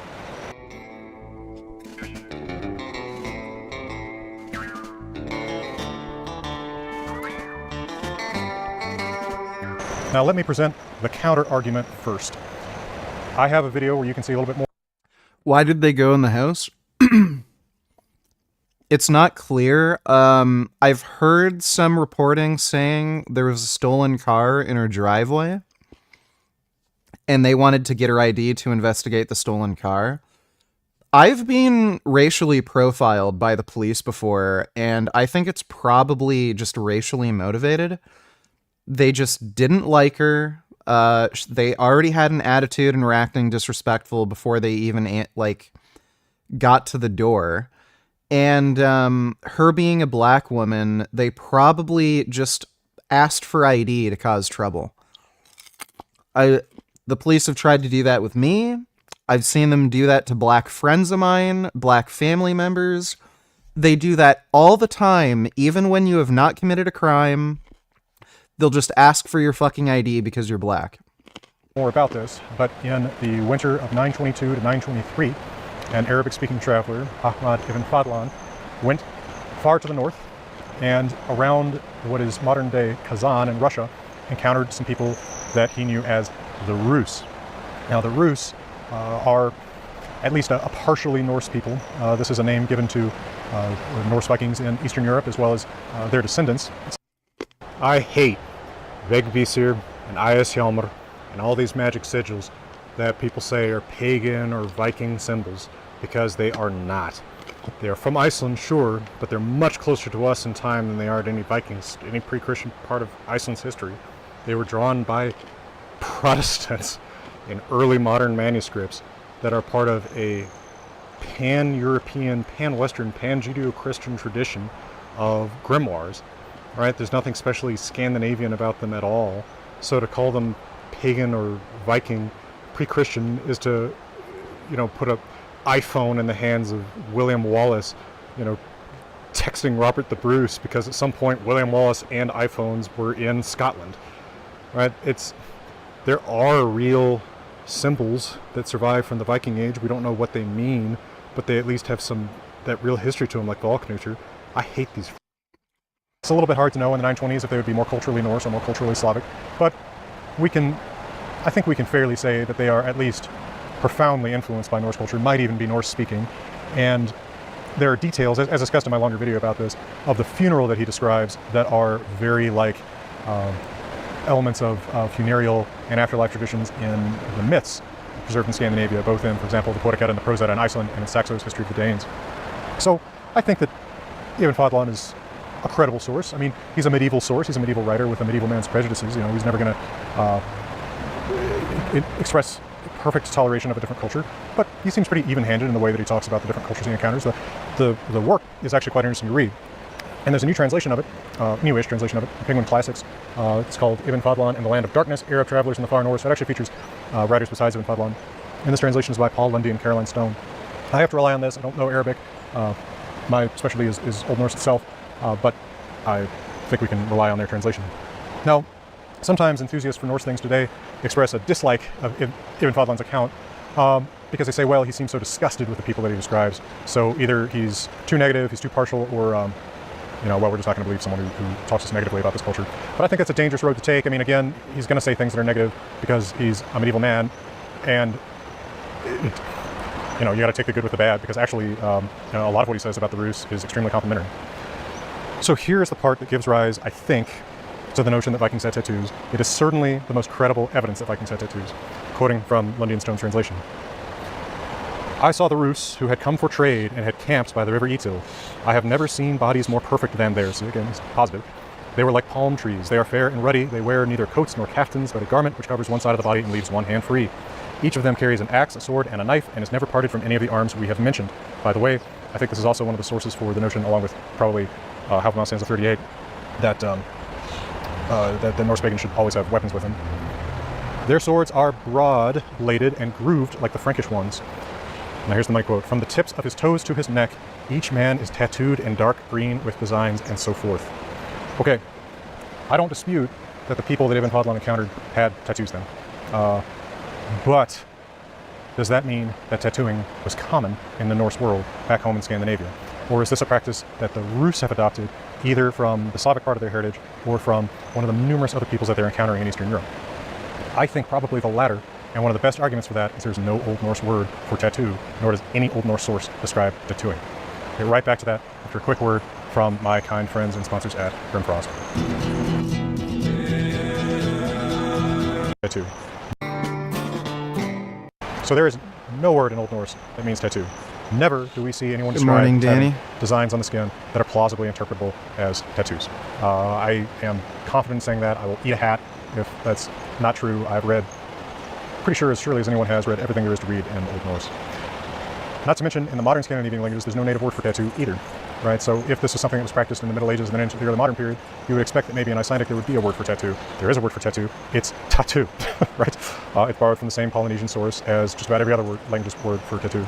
And although Icelanders have traditionally loved coming up with their own words for things, and they do have their own word for tattoo, which is, you typically see as húð, floor, like skin, decoration, hide, ornamentation. It's not an old word. It's a word that was coined in the 20th century, maybe at best the late 19th century. The earliest attestations I can find for it are early 20th. So there's no Old Norse word for this. If they were doing it, why don't they talk about it? Why don't other people besides Ibn Fadlan talk about it? I feel like when you read the sagas, they're so judgmental about people's appearance, giving people nicknames based on, noticeable features of their appearance. You see guys named, Hesthovdi, a horse head. I live in the UK, just woke up and instantly took a pipe of cannabis. Well, hope you're enjoying yourself. Do you like the anime Bleach? Never watched it.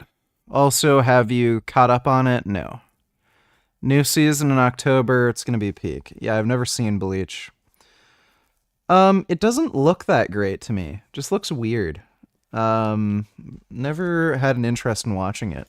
And like bad nose and things like that. Like, why isn't somebody named Big Tattoo, right, or something like that? I really, really feel like it would come up because today when we describe people and they have lots of tattoos, it comes up, right? Oh, hey, will you describe the individual that you're talking about? Yes, he is a guy with a lot of tattoos. It strikes me as a really prominent part of the description, right? He's distinguishing mark scars, tattoos, etc. So I just really, really doubt it. Now, again, I think Ibn Fadlan is not lying. I think he encountered some Rus who had tattoos. They might have even been Norse-speaking Rus who had tattoos. Now, that can be influenced from another culture, as tattooing is an English-speaking culture, right? As witnessed by the fact that the word tattoo is a Polynesian word. It could also be that potentially tattooing was practiced by particular subcultures, right? I mean, it would be untrue to say that English-speaking culture in the 2020s is, like that everybody's tattooed, but everybody isn't tattooed. There's a lot of people who are and a lot of people who aren't. But in certain subcultures, it's really common, right? Sailors often have tattoos, bikers often have tattoos, but I'm trying to think of a subculture that'd be particularly untattooed. I guess when I was younger, I would have probably said like church elders, but I actually think that's kind of less true now. Tattooing has definitely become more common. At any rate, there's certainly certain people who are going to do it, and certain people who aren't. And even if it were practiced in the Norse world, it's possible that it was something that was restricted to just one fairly minor subculture, and that's part of why we don't get these descriptions of it. And for what it's worth, if they did have tattoos, they would not have included things like Vegvisir, Eyjashjálmur, these magic sigils, which actually come from early modern manuscripts and are not Viking or pre-Christian in age. I have a lot of videos where I talk about these things and how they are wrongly attributed to the Viking age. So who knows what exactly they might have tattooed. Maybe a symbol that we actually do see in Viking age art, like the so-called Valknútur, not that we actually even know that's what they called it. Maybe runes, if they were runes, they'd be in Younger Fruðark, not Elder Fruðark.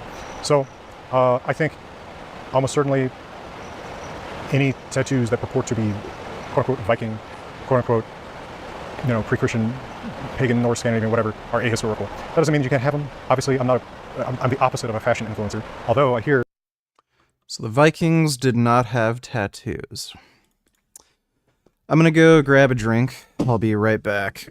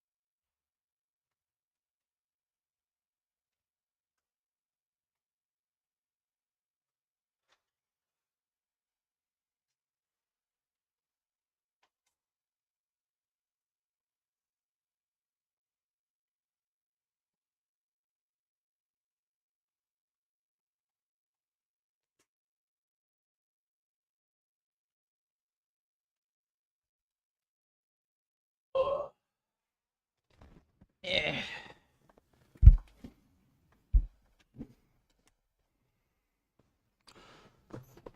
A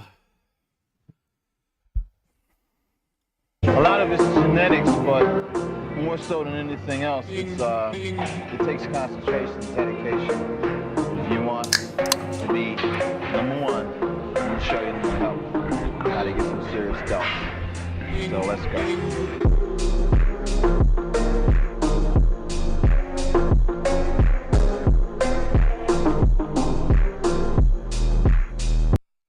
Kevin Levrone was pretty goddamn jacked.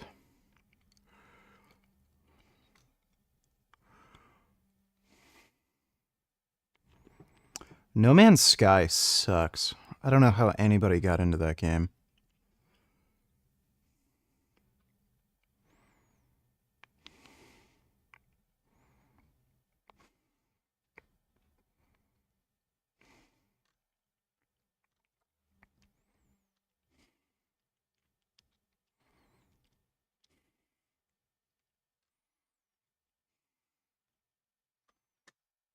Do you ever listen to music when you run? Never. That's the hard part. We like to put the headphones on Yeah. like before the big game and listen to the music. What the did you do when the headphones come off, bro? It's you in your own mind. But I did during my last pull-up record. I listened to, you know that song from Rocky 1, round 14. I listened to that. It's 2 minutes and 13 seconds long. I listened to it on repeat for 17 hours. Do you ever listen to music when you Rocky Going the Distance was so goddamn good.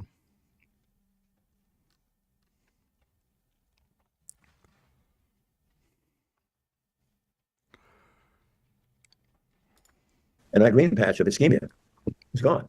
I have yet to see anybody who's fully compliant with the program where the disease has progressed. How are you gonna grow plaque when you're eating kale? Dr. Caldwell Esselstyn is a physician, author, and Olympic gold medalist. He's the director of the Esselstyn Heart Disease. Is he an Olympic gold medalist? What? How have I never heard of that?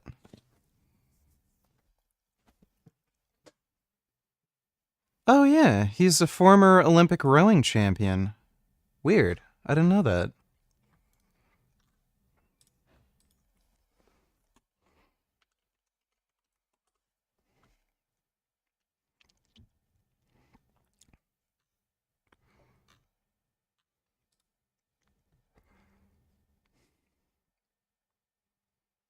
All right. Program at the Cleveland Clinic, where patients with heart disease are advised to follow a plant-based, very low-fat diet. His book, Prevent and Reverse Heart Disease, is a New York Times bestseller. I recently spoke with Dr. Esselstyn about the idea of heart disease reversal and diet. We had different views on a few topics, so it was a fascinating conversation. We're working really hard on getting the full interview ready to release. In the meantime, here's a section where we talk about heart disease reversal and some areas of uncertainty. In some patients, we saw striking examples of disease reversal. Let me just tell you one story. This is about an N of 1. This is one of the oldest patients I've treated. When he first came to me, he was 87. And he was somewhat frail, and he'd been told he had to have bypass surgery or he would die. And he said, I want to try your plant-based approach. I said, fine. And he... Oh my God. If you need bypass surgery, get the bypass surgery. Holy fuck, this is idiotic. If you have a complete or a near complete blockage of an artery, you need bypass surgery. You can eat whatever the fuck you want. Your arteries are still going to be fucking clogged if they're already clogged. He was very compliant, and he would call me about once a year to let me know how he was doing. Last year, when he called, he asked to see my wife because he wanted to ask Anne for about 50 recipes because he was having a rather large party. And Anne said, fine, okay, well, what's the party about? And he said, well, I'm celebrating my 100th birthday. That was last year. This year, when we got a call from him, he said, I wanted to be sure to remind you that I'm now 101. So it works even in the elderly and this guy is compliant. I have to tell you one more story. Okay, that dude is just lucky. That is idiotic. If you have, again, there is no research showing you can reverse coronary artery disease to any clinically significant extent. If you have a complete or near complete blockage of an artery, you can follow Caldwell Esselstyn's diet, any diet you want. It's not going to actually open up the artery and allow more blood flow. And on top of that, you still have issues with plaque potentially breaking off. Really, really stupid. Right, because it really it blew my mind. This was a gentleman that in September of 2023 began getting abdominal pain when he was eating. Now that was September, so by early December. Yeah. That's the issue. Caldwell Esselstyn isn't talking about any research right now. He's just relying on anecdotes. He's like, oh, well, this guy followed my diet and he's 101 and he had to get a bypass operation, but he just didn't. You can find plenty of like individual cases of people like smoking a pack of cigarettes a day. Their arteries are perfectly clear. They have low cholesterol, no lung cancer. I mean, does that mean cigarette smoking is okay? This is just idiotic. Remember, he tried to change his diet a little. He didn't know what direction he wanted to go in. 29th of December, he had a study with contrast, and they were able to find that he had a 75% blockage of his superior mesenteric artery. That was the 29th of December. The first week of January, he called me. I gave him full bore, hardball, plant-based nutrition. By the third week in January, any pain with eating had disappeared. The next 2 weeks, early February the 7th, he got another study with contrast. The lesion in the superior mesenteric, which they described as atherosclerotic, was actually 100% gone, although there was a lot of turbulent flow. And it's that turbulent flow with his typical Western diet that probably accelerated a lesion there. But to me, was the fastest that I ever had seen. Absolute rock. That is a cool story, bro. I love hearing cool stories. Show me a case report. Show me a fucking study. This is just cool story from an old fucking dude who doesn't know what the fuck he's talking about. I'm gonna write a comment. Dr. Caldwell Esselstyn doesn't know what he's talking about, and he's spreading harmful misinformation. To date, there is no evidence that you can reverse atherosclerotic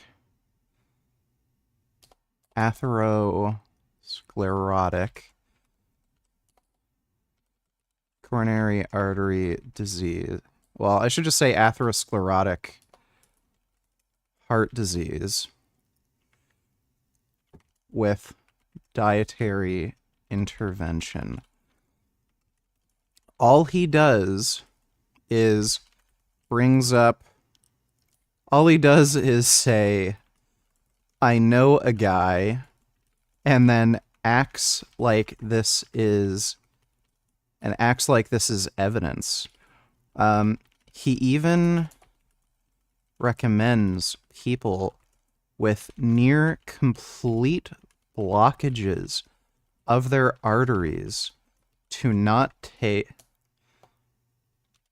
a bypass operation or even take statins to lower their cholesterol, which is incredibly dangerous and irresponsible. You should speak with Dr. Avi, who has made videos on this topic. Yeah, that is just crazy. That's super disappointing that Nutrition Made Simple uploaded this video with Caldwell Esselstyn. This guy is a fucking menace. He's encouraging people with near or complete blockages of their fucking arteries to not get bypass operations, and he even recommends people to not take fucking statin, cholesterol lowering medication.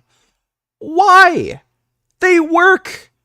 Like, it's just insane. He's just telling people increase your risk of getting a heart attack by not taking these drugs. It's idiotic. Rock solid documentation. I mean, I've had many other patients that seem to, on the basis of angiography, taken somewhere up to close to 2 weeks. But, they're markedly diminished, not all gone, but they start diminishing very early.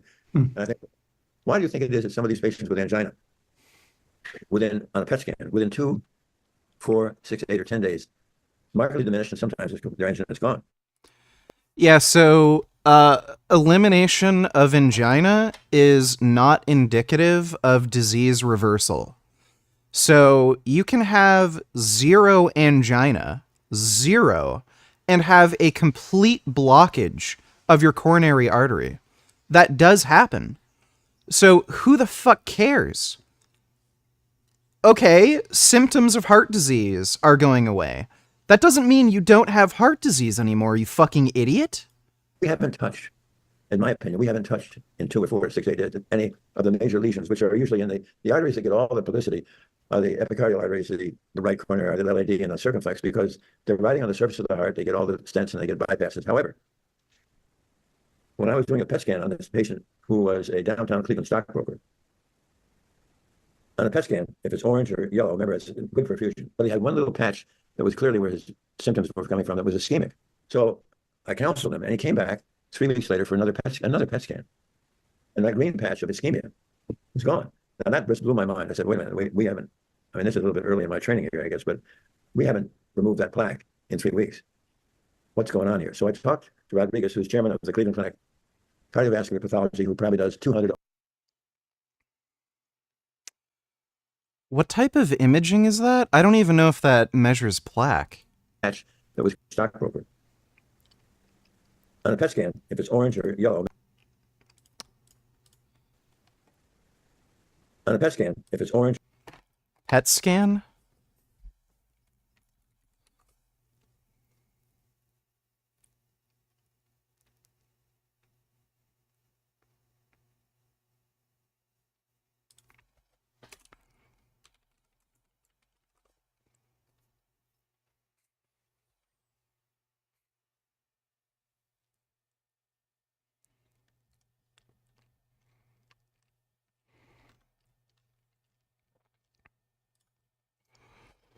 Let me see. I don't even know if it can actually accurately detect plaque. I don't think it can. Radioactive tracers injected into your bloodstream. The tracers used for PET are mostly natural body compounds such as glucose, water, ammonia, which are labeled or tagged with radioactive material. Yeah, I don't know how that doesn't sound like it could possibly measure plaque. That looks like it would measure something like blood flow, but I don't know how that would measure plaque specifically.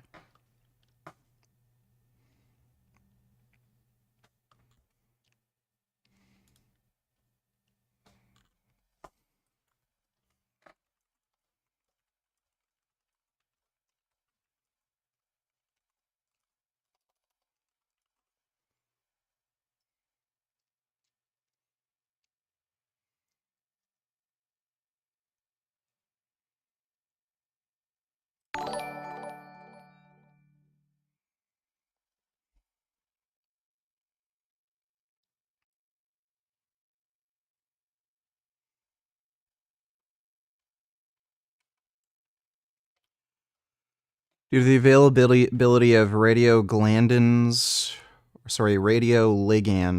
that bind to specific molecular targets on atherosclerotic plaque, PET imaging can be employed to quantify inflammation, hypoxia, neonangiogenesis, microcalcification with vulnerable plaque. So it's not great for actually measuring plaque volume.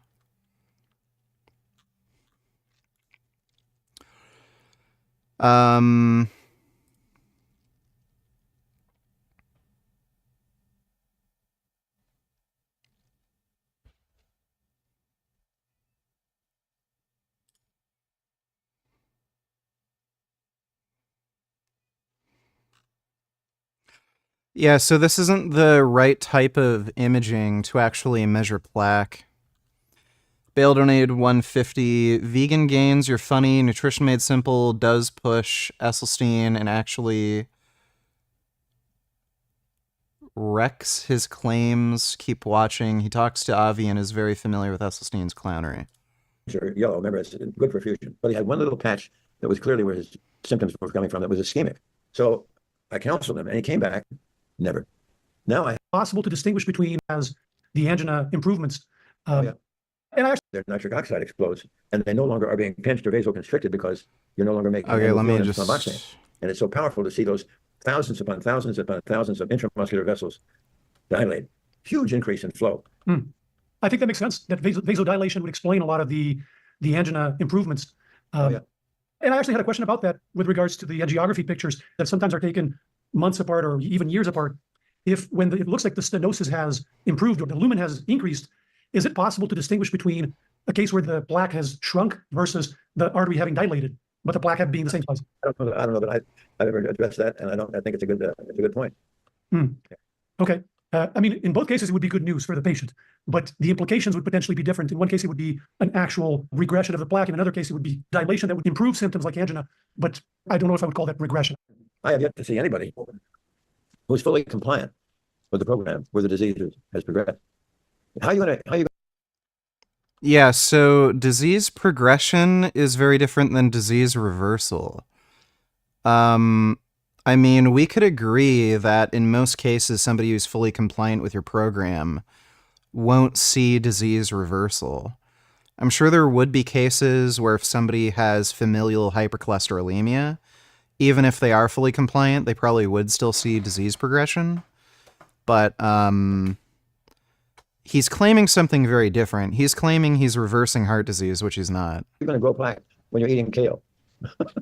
Yeah. Here's a devil's advocate question that I've heard people pose. So I see many reasons why this diet would move risk factors in the right direction. Lipids and ApoB and blood pressure and body weight would all move in the right direction. But it's hard to distinguish if the effects are coming, for example. Okay, I'll adjust my comment. Dr. Kelly listening.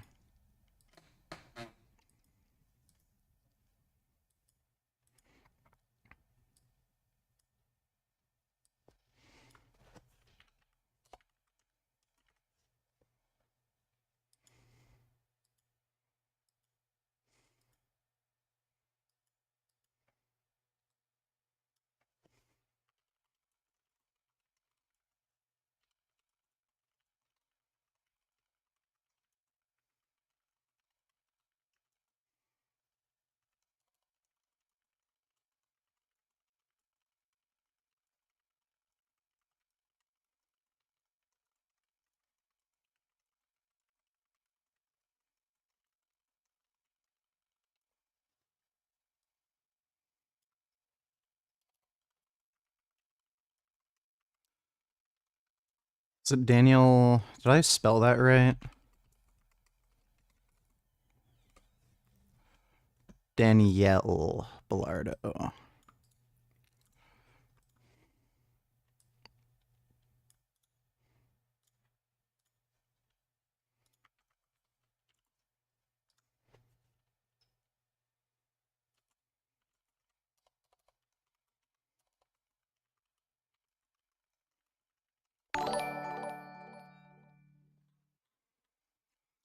Thoughts donate $2. Rate. Let me see.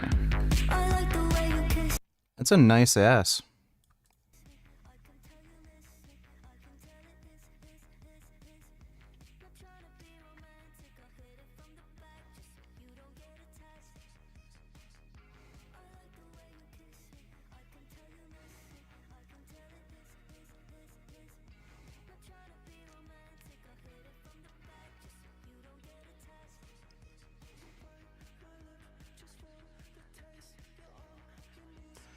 She's got a good squat.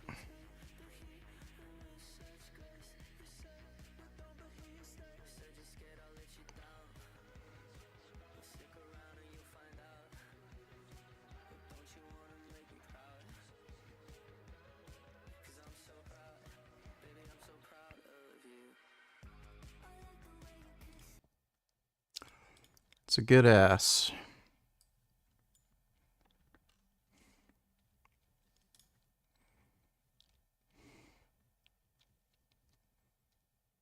She's got a good rear end, too.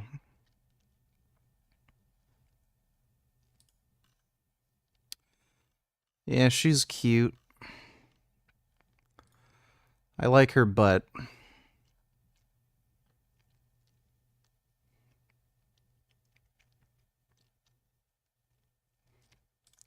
It's a good butt. Thoughts? Hey, oh God! Give me all your money in the register now! Nah, I don't think I will. Do you think I'm playing? You've just painted your hand black. Do you want to die today? Do you think I'm an idiot?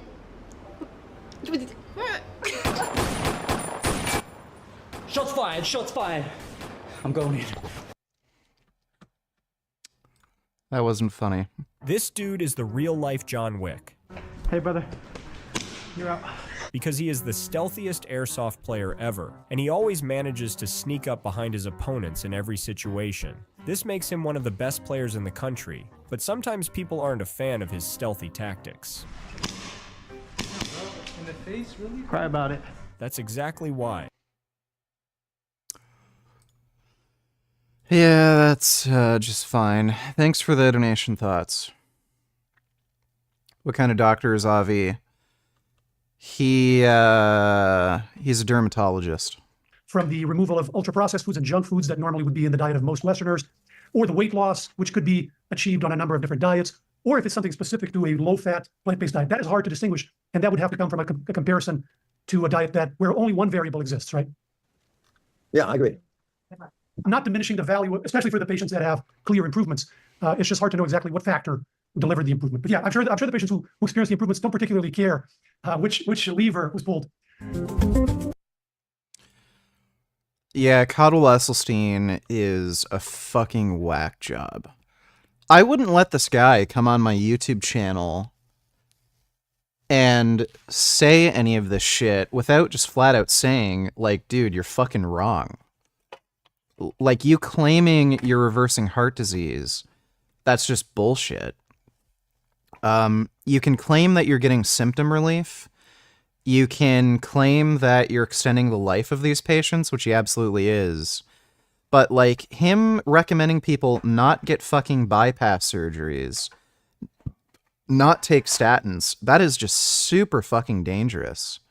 That guy is just like an absolute fucking menace. We've published dozens of videos on heart disease, on all different aspects. We have a lot of interviews with cardiovascular researchers, but I wanted to put together sort of a unifying model, a simple visual that ties everything together and helps you think about this and minimize your risk. There are many types of heart disease. There are arrhythmias, congenital heart diseases, but the most common by far and the most deadly is called atherosclerosis, or atherosclerotic cardiovascular disease. And it's caused by plaque accumulating in the artery wall. This plaque can grow and it can eventually burst and cause blood flow to be blocked, leading to things like heart attacks and strokes. Plaque is caused by specific types of fat that leave the bloodstream and enter the artery wall and get deposited there. And these are sterols. Cholesterol is the most famous one and is also the most commonly found in plaque. And once these sterols are inside the artery wall, they can get stuck in there, what we call retention, triggering a series of events, sort of like dominoes, that lead to plaque building and growing. But the key is that sterols don't get there by themselves. They need to be transported. And they travel in vehicles called lipoproteins. And not all lipoproteins contribute to plaque. HDLs don't, for example. Only lipoproteins that are labeled with the ApoB tag or apolipoprotein end up jammed inside the artery wall and can cause plaque. So here's a visual. Imagine that we're standing in a hallway and we have bullets flying at us. Some might miss us and fly by us. Others might hit us. The more ApoB lipoproteins, the more bullets, the higher the chance of getting hit. But here's the interesting part. We're standing behind a barrier. The stronger this barrier, the less vulnerable we are to the bullets. So our cardiovascular risk, our risk of developing plaque, of having a heart attack, of having a stroke, is determined by the interplay between these two factors. If the barrier is very strong, we're safe. If the barrier is weak, but there's very few bullets, that's also safer. If the barrier is weak and there's a lot of bullets, less safe. Okay, what is this barrier? The bullets obviously represent ApoB lipoproteins. What does a barrier represent? It represents the penetrability of the artery wall by lipoproteins. So basically how many can cross and penetrate the artery wall. Also how sticky it is once they get in there. The intima, this layer inside the artery wall where lipoproteins can get stuck. Like, by the way, there's evidence showing that having higher cholesterol in your serum, it may actually be causally related with inflammatory conditions that increase the permeability of your arterial wall. So, the target of therapy should always be cholesterol lowering. There are specific properties of that layer that determine how sticky it is, and so how likely these lipoproteins are to get retained. Also, how many lipoproteins get removed, pulled, stripped from the wall after they're already in there. So basically this collection of processes that can work against lipoproteins accumulating inside the artery wall. Now, obviously, this visual with the bullets and the barrier is a simplification. That's the whole point of the analogy. Of course, it gets more complicated. There's all these levels to the barrier. The bullets also have a lot more detail. There's different types of bullets. There's LDL particles. There's VLDLs. There's LP(a).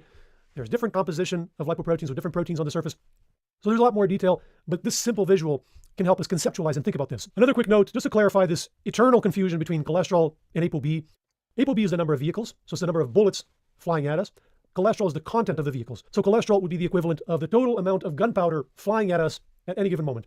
So you can see that in general, it will correlate with the number of bullets, but it might not match very well if some bullets have more gunpowder than others.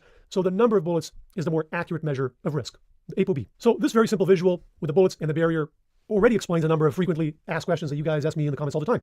For example, hey, how come my grandfather had a cholesterol of 5,000 and he lived to 190 and died of something else? Does that mean cholesterol doesn't matter? No, every risk factor works like this. Many smokers never get lung cancer. Many morbidly obese people never get type 2 diabetes. Many people with very high blood pressure never get a stroke. It doesn't mean they're not risk factors. It doesn't mean they don't raise risk of disease. They do, but risk is a statistical concept. The number of people that develop the disease in a population exposed to the risk factor is higher than a matched population not exposed to the risk factor. That's what risk means. It's almost never 100%. It's the same with cholesterol or ApoB. Not everybody with high cholesterol, high ApoB has a heart attack.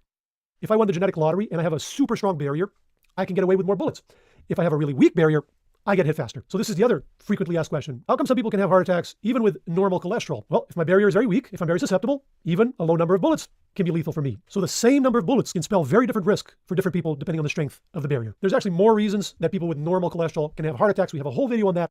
But this is one reason, this individual variation in susceptibility. Okay, so this simple visual. If we knew it was the case that allowing pedos to assess the pool of already made CP would drastically reduce their risk of raping kids, would you be for or against? Also assuming the victims that are now adult agreed to their videos being shared. I have seen zero evidence that actually results in fewer children being assaulted. Zero. On top of that, no. The issue is it's breaking the law. So if there's child pornography made of you as a child without your consent, and then as an adult you say, okay, I'm okay with that content being used, that content was still produced illegally. It was still, the exploitation of a child, and thus it should not be allowed to exist.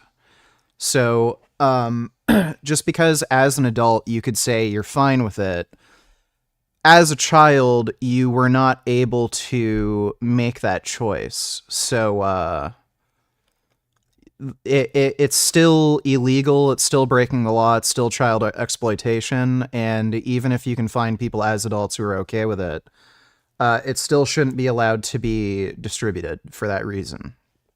But yeah, even if that wasn't a moral issue, I have not seen any evidence whatsoever that pedophiles who watch child porn are less likely to actually offend. Do you have any studies on that at all that I can see? Because I have seen studies on prisoners who, if they have access to pornography, they're less likely to commit rape in prison, but that's a very different situation than a pedophile who has freedom, who is interested in having sex with children. So I wouldn't assume you could just apply this broadly. Thanks for the donation, though, Mr. Girl. Hypothetically, do you think that nanotechnology would be developed in the next 50 years to address biological issues such as arteries being blocked by some cholesterol? I mean, it's possible. What probably...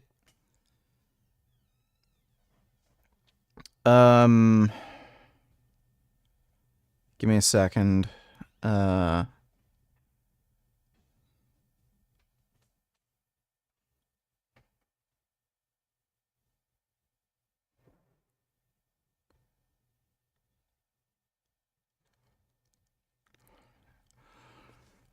So it's possible. I don't know if nanotechnology specifically is going to be used to cure some of these diseases, but It's pretty much a guarantee that in the next 50 years, we're going to be able to reverse heart disease with some sort of drug or genetic treatment. I don't know if nanotechnology specifically, like very small machines being injected, is going to be the thing, but we're probably going to have gene editing and some other kind of drug treatment to prevent and reverse heart disease. We're almost at a point where we're going to like have a cure for cancer. So yeah, within the next 50 years, pretty much guaranteed, we're going to have a cure for heart disease. I don't know if nanotechnology specifically is going to be used, though. Thanks for the donation, though, Git Stanfield. These two elements, the bullets and the barrier, explain all the famous risk factors you've heard of. High blood pressure, for example. It weakens the barrier. Hypertension increases permeability of the wall to lipoproteins, and it can cause dysfunction of the artery wall. Again, it's still possible to get hit even with normal blood pressure if my barrier is weak to begin with, genetically weak, right? So some people have heart attacks with normal blood pressure. But in a population exposed to high blood pressure, you'll see a higher number of heart attacks because it weakens the barrier even more. Smoking also weakens the barrier. It increases the permeability of the artery wall. And smoking also raises blood pressure, which makes everything worse. Genetics is another factor, and it actually affects both. So genetics has a big impact on the number of bullets. So familial hypercholesterolemia is a genetic disease where people have a lot of bullets from birth, essentially, and they can have heart attacks at very young ages. On the other hand, there are other genetic variants where people have a very low number of bullets, low ApoB, and they have very few heart attacks. And of course, genetics affects the barrier as well. Every part of the barrier, every one of those layers.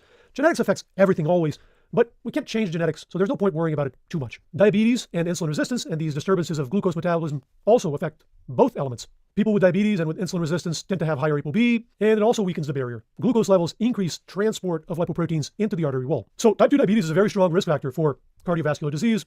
But again, even without those problems, some people will still have heart attacks, will still get hit by bullets if their barrier is very weak to begin with. It's always the same logic. The other interesting thing that this visual helps explain is that every intervention that has ever been shown to lower cardiovascular risk, to actually lower the number of heart attacks or strokes, works by affecting one of these parameters, one of these components, lowering number of bullets or strengthening the barrier, or both. So for example, salt substitutes where some of the sodium chloride is replaced with potassium chloride, those have been shown to reduce the number of strokes. Why? Because they lower blood pressure. So it strengthens the barrier. It preserves the barrier. Similar for blood pressure controlling medication, also been shown to reduce number of heart attacks and strokes. Bariatric surgery is another intervention that has been shown to reduce cardiovascular events like heart attacks or strokes. So weight loss, or more accurately, the loss of excess fat mass, affects both of the components, the bullets and the barrier. Losing some excess fat mass tends to improve everything. It usually lowers blood pressure, lowers glucose levels, lowers ApoB, across the board. Reducing inflammation is another one. There are randomized trials where they lowered people's inflammation with an anti-inflammatory, and they had less heart attacks than a control group that just got a placebo. Why is that? Because lowering inflammation protects the barrier. Inflammation increases the transport of the lipoproteins across the wall, and it also potentiates plaque growth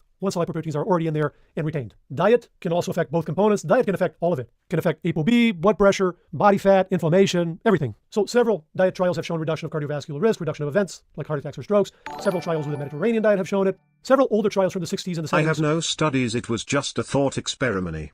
I meant it as in, the government made some new legal policy, where they had evidence doing this worked. It would be a legal move, where the government allowed the pedos to assess the pool legally. It wouldn't be legal. It would be violating your constitutional rights. So again, the pornography is illegal. Either having a child film themselves performing sexual acts or filming a child performing sexual acts. That's illegal. It doesn't matter if when they become an adult, they're fine with that content being used. That's illegal. So if you're going to make some new policy where you're allowing pedophiles to watch this without, like, with impunity, that would be violating your constitutional rights. So no, it's illegal content that shouldn't be allowed to exist. So I don't know why you'd have an interest in doing that if that content is illegal to begin with. And again, secondly, there's no evidence that you're even going to get a benefit from doing this. So if it's already illegal and there's no evidence this is going to be any benefit to anybody, why would you allow it? It's stupid. Thanks for the donation, though, Mr. Girl. Do you think the Russian sleep experiment was a real thing? I really am for genetic enhancement, but it can be horrifying sometimes what humans can do to themselves.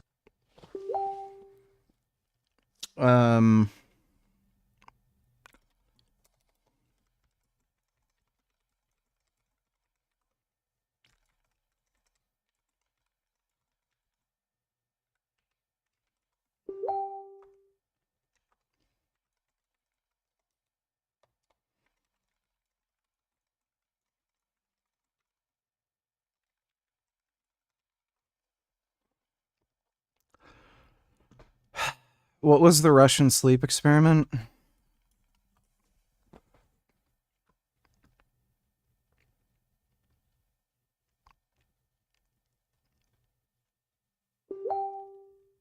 Yeah, that's fake. That's just a stupid Reddit story. Thanks for the donation, though, Rec. Using reduction of saturated fat have shown it. Reducing saturated fat lowers ApoB. Similar with exercise, it can affect many parameters: blood pressure, body fat, glucose metabolism, etc. Stress and mental health issues can also affect multiple factors, can raise blood pressure, can contribute to weight gain, etc. Cholesterol lowering treatment, statins, for example, have shown dozens of times reduction of heart attacks, strokes, etc. So statins actually affect both components. Statins lower ApoB. So statins are inhibitors of cholesterol synthesis, but what happens is in the liver, when cholesterol production is blocked, the levels of cholesterol in the liver are lower, so the liver tries to pull these ApoB lipoproteins from the blood to increase its cholesterol pool, and as a result, ApoB comes down in the blood, so the number of bullets comes down. But statins probably also affect the barrier strength. Statins have an anti-inflammatory effect, for example, and other cholesterol-lowering drugs like ezetimibe, Repatha, they all lower cardiovascular events like heart attacks, and they all lower ApoB, so number of bullets. So this is a very simple visual, but potentially powerful as a concept. How do we apply all these components and all this knowledge to reduce our individual cardiovascular risk? Yeah, so like I mentioned before, cholesterol itself seems to have inflammatory effects. So it's, I don't think double-edged sword is the right term, but it has like two benefits. You're reducing the amount of cholesterol and thus the amount of chances that cholesterol has to permeate your artery wall. And on top of that, it has an anti-inflammatory effect where you have a stronger endothelium that's less likely to be permeated by cholesterol. The lowest possible risk is seen with a strong barrier and a low number of bullets. But some people can get away with more than others. So how do I know how strong my barrier is individually? That's the million-dollar question. There's no way to tell with certainty, but there are some ways to guesstimate. So family history is one way. If everybody in my family drops to heart attacks and strokes and things like that, it's a pretty good indication that our genetics is not the best. We probably have a weaker barrier. On the other hand, if there's no history of any of that in my family members, that's an indication that our barrier is probably a stronger one. Imaging of the blood vessels is another way to get at that. So the calcium score, for example, can give us some information. A high calcium score indicates the presence of plaque in the arteries. So it indicates that, yes, this person does not have the strongest barrier. It has the susceptibility. The problem with the calcium score is it's a very late marker. It's a marker of an advanced stage of the disease. So it would be like finding bullets already in our flesh and with rust, with advanced rust of like a decade of buildup. So yes, it tells me that I have the susceptibility. I don't have the strongest barrier. But ideally, I want to know before it gets to that, when I have more power to change things. And there's other imaging techniques. There's ultrasounds of the carotid and the coronaries. There's angiography. There's a number of methods. So those of us with the weakest barriers, with a lot of family history, with a high calcium score, maybe with other risk factors like diabetes or high blood pressure, would benefit by keeping our number of bullets especially low. There's a number of things we can do that we've looked at to preserve whatever barrier strength we were genetically gifted with, but there's no identified method to increase barrier strength even more beyond our genetic potential. Whereas for the bullets, we do have a number of methods that can push the bullets even lower than what our genetics would dictate. So those lucky bastards among us who have the strongest barriers, who have no family history, their imaging is squeaky clean, they have no other risk factors, they can probably get away with a higher number of bullets. For most of us mere mortals, we're going to be somewhere in the middle, and it's going to be this fine balance. Basically, our fate is going to depend on how we play our cards. The longer we preserve the strength of the barrier we were gifted, and the longer we keep the number of bullets in the reasonable range, the longer before we get hit. So that's a simple visual that I hope helps you guys visualize all this and minimize your risk. For actionable tips on how to lower your ApoB using diet, check out this past video, and this one goes over a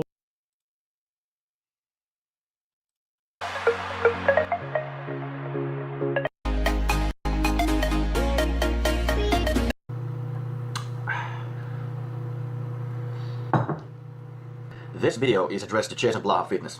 I've been following your channel for some time now, and I think that while you have a very good understanding about nutritional science and how to use drugs, I think that your knowledge, I'm sorry, I'm not a very good English speaker out loud. Like, I can type English, I can write English, I think in English, but I really suck when I'm trying to talk it, so this is probably going to sound absolutely horrible. But yeah, as I was saying, while I think you understand a lot about nutrition and drugs, I don't think you understand about the fundamentals of training. You don't understand how to construct a basic training program for an individual who's looking to get bigger and bigger over time, or stronger over time. In this video, I'm going to go over the very basic mistakes that you have in your training philosophy, and we won't go any farther from that. We'll just stick to the very basics. So let's go.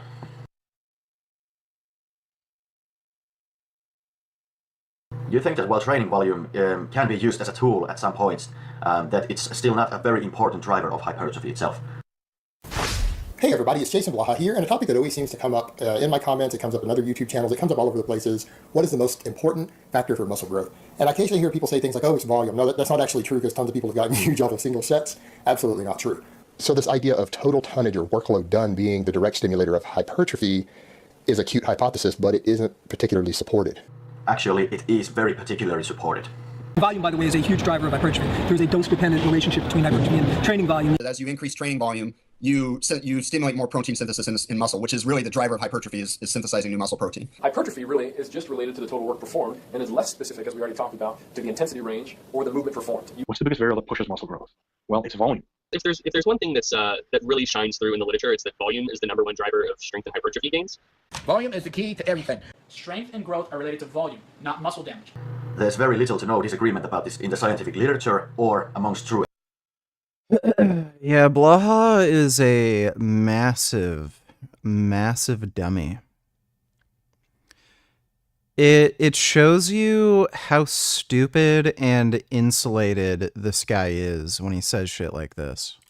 Experts in the field. And the fact that some individual people have gotten really, really good using low volume, just increasing the amount of drugs they're taking every time they stop growing, doesn't really prove anything.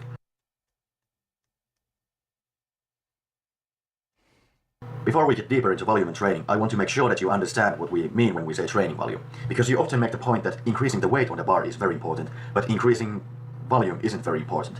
While in reality, if you increase the weight on the bar, you do increase volume, because volume is basically the amount of weight times how much you move it. So that's volume. Remember that. It's important you realize this when we go further into this video.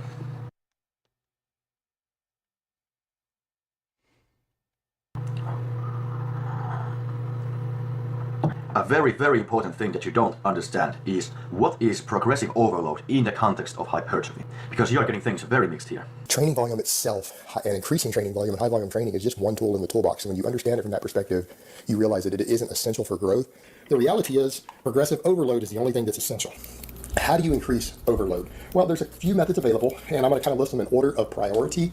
Move more weight. On your bench press, if you can bench 100 pounds for whatever number of reps, 1 rep, 5 reps, whatever it happens to be, and you increase it 5 pounds, and you can now do 105 pounds for that same 1 rep or 5 reps or whatever you were previously lifting. You've gotten 5 pounds stronger on it. Your muscles are going to get bigger. Increasing the reps you can do with the same weight. Increasing the number of sets you can do with the same weight and reps. And 4, the ability to do all of that without losing performance and doing it faster. You are not talking about progressive overload. You are talking about progress. Progress means you have gotten closer to your goals. So if you want to get stronger and you've gotten stronger, you've progressed. If you want to get bigger and you've gotten bigger, you've progressed. If you want to run faster and you run faster, you've progressed. Progressive overload, on the other hand, means that you progressively increase the stimulus that drives the adaptations you want to achieve. And because volume is the #1 stimulus for hypertrophy, it mostly means increasing the amount of volume you do over time. This can mean other things. This can mean increasing metabolic fatigue, for example, while having adequate volume. But the volume is the most important driver of hypertrophy. So this is the biggest stimulus you are trying to increase. So first, hypertrophy is driven by increased volume. That's the thing that we need to overload for hypertrophy, is increasing the volume from week to week. So when we look here, training must be hard enough to warrant adaptation and must get harder over time. Hypertrophy training is going to get harder over time by doing more training. Now, progress itself can increase your progressive overload if the set rep scheme stays constant and before that point you have not adapted to higher volumes. In that case, progressing in strength and being able to add weight to the bar increases your overload. However, this is not sustainable for very long at all. Only as a beginner you can increase you can rapidly increase the weight on the bar. So you can add like a lot of weight in a short period of time. However, as you get more and more advanced, your progress just keeps getting slower, while your requirement for progressive overload just keeps getting higher and higher. And soon you will reach a point where you cannot reach the overloading volumes that you need to reach with the set rep scheme you have been doing to that point. And at that point, you can't rely on progress anymore to increase your volume. You need to start adding sets, basically. Now, you do have to increase the load on the bar over time too, because we want to keep the weight we are working with above 60% of your 1 RM, because that's generally seen as like a minimum threshold for intensity that you need to stimulate maximum hypertrophy intensity-wise. So as you get bigger and stronger, your 60% obviously will get higher. Am I live right now? No, I'm not live right now.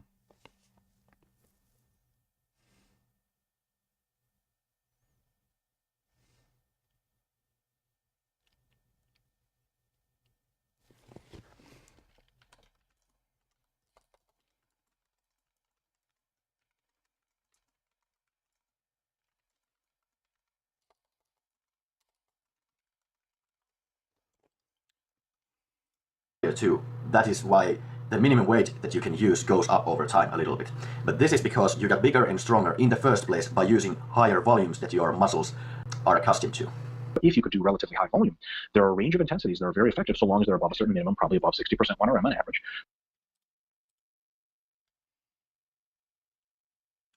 An important thing that you don't understand is the idea of diminished returns when it comes to training volume.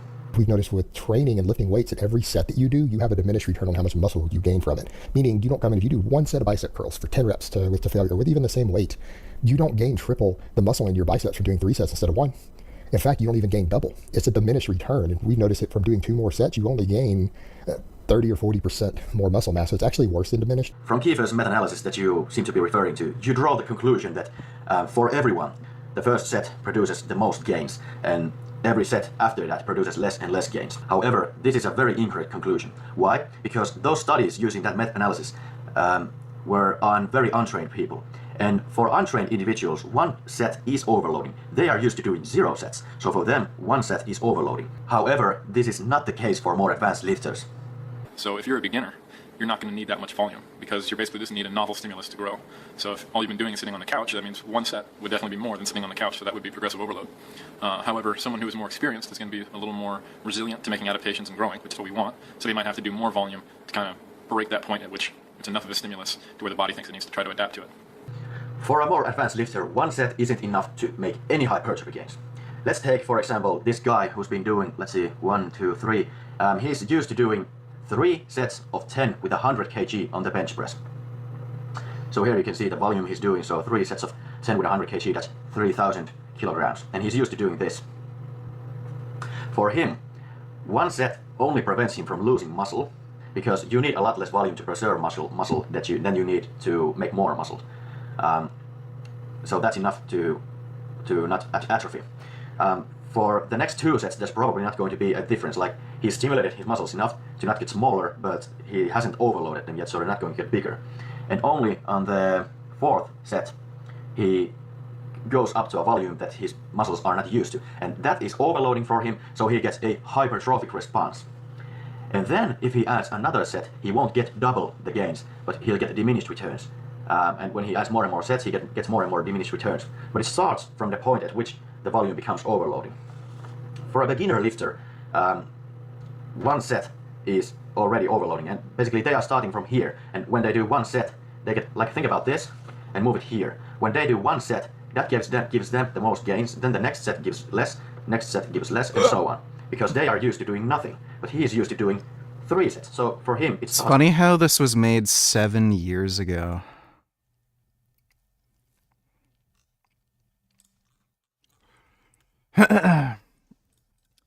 Blaha is not doing shit right now. 98 views, 394, 408, 782. He's lucky to get past 1K per video upload.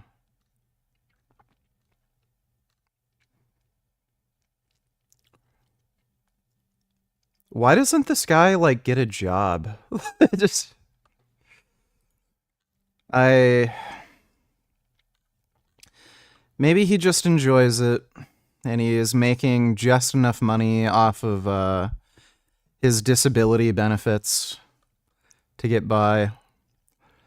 What a sad, sad existence. Normal for advanced lifters in the gym. Hey everybody, I thought I would chat with you guys and gals a little bit about this today. This is one of these topics that, you'll get clients who panic. You'll get lifters who panic and they're like, oh, I've got to make some major changes. I need to shock my body. I need to do all your curls every month. If you did, we would all be curling 800 pounds. Joking aside, even... Why, like, what are the clothes he's wearing? Is this literally his underwear? Okay. This can absolutely be linear, but it's going to be... Okay, they're like weird booty shorts. Slow linear, and it's going to scale with your muscle mass. The things to remember early on, at least 50% of your strength gains the first couple months in the gym are neurological in nature. We know this, okay? They're neural drive. Why the fuck is he, like, not wearing socks? Why is there no rubber on this platform? Just so many questions. But what happens when you have actually learned to perform exercises? Lift over 3 is a new. Unless you're cheating more, unless you're cutting range of motion, right? Unless you're doing something to make the lift easier, once you have learned how to perform a lift correctly and dude, what is with his arms? It actually looks like he has a disease. His arms are so small. Explosively and with good strength and power, your neural gains are 99% tapped out. Literally the... It's funny how he was, like, talking all this shit a few years ago, claiming I'm, like, weak and I don't train, and he couldn't get to a 405 bench, and then I did. I got up to 410. Only way they increase further is to do 1 rep maxes on that lift. Yeah, like, I do most of my training barefoot, but I wear socks. Like, why does this guy have no socks on? To lift really, really heavy, or close to 1 rep maxes, it lifts above 90% of the bar. But how much muscle are you gaining? So think about that. So you look at that and go, okay, over 5 months... 0. I gained 5 to 10 pounds of muscle tissue. To be fair, length and partials probably build more muscle anyway, so, but... And then you'll look at the numbers and realize, you put 30 pounds on your squat, on your bench press, your rows or your pull-ups, whatever, right? 30 pounds. What does that represent? 3 to 6 pounds. You've been training 5 years, unless you're on stuff, you're not going to even do that in a year. All right, so let that sink in for a moment. So how long should it take you to put 30 pounds on a lift if you're growing successfully? Well, as an intermediate, you're looking at a year. In advanced lift, you're looking at 2 years. So what? Can you drive a car with rocks for wheels? We're driving on rocks. We're driving on rocks. If you've ever watched the Flintstones, you've probably seen their car that has stone wheels. I remember seeing it as a kid and wondering what it would be like to drive. Now I'm all grown up and do dumb things for a living, so I'm going to spend the next 11 days figuring it out. Oh, this is bad. This is really bad. Flintstones was so dope. From here. So you must understand this. So only after you've reached your overloading volume, only after that, you start getting diminished returns, not before that.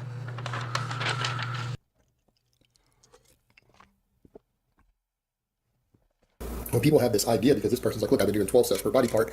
If I cut back to 6, will I just maintain? They're like, no.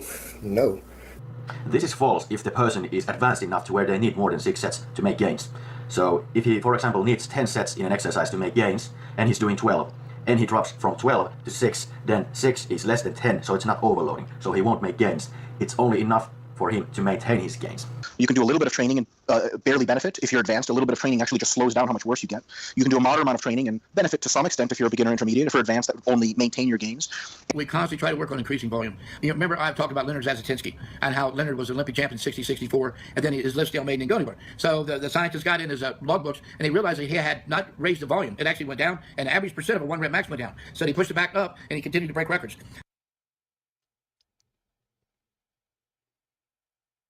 The next thing we get into is your claim that training volume and increasing. You know, I think right now, if you talk to most like sports scientists, they'll talk about volume as kind of like there's kind of like a ceiling to the total amount of volume you can handle. So if you break down like all the sets you do across all body parts, there's probably like a limit to how much volume you can actually do and get a benefit from. If you have specialization phases where you only focus on one single body part or muscle group, and you put everything else at like maintenance volume, you can probably push the volume much higher on that one muscle group. And then like really get a lot of progress much faster. But volume is very individual, and throughout your training, you're probably not going to have to really modify it all that much unless you go through like specialization phases. Because again, there's kind of going to be like this upper ceiling where you're going to kind of hit a wall where you can't really add more and more sets per body part. So the whole volume discussion, like how many sets you should do per muscle group, you're going to have general recommendations somewhere between 10 to 20 sets. But if you have like a lagging body part that you want to bring up, or if you just have an interest in increasing the muscle mass, or, you know, improving the amount of weight you're lifting on a certain lift, that's where you can really modify the amount of volume you're doing with specialization phases.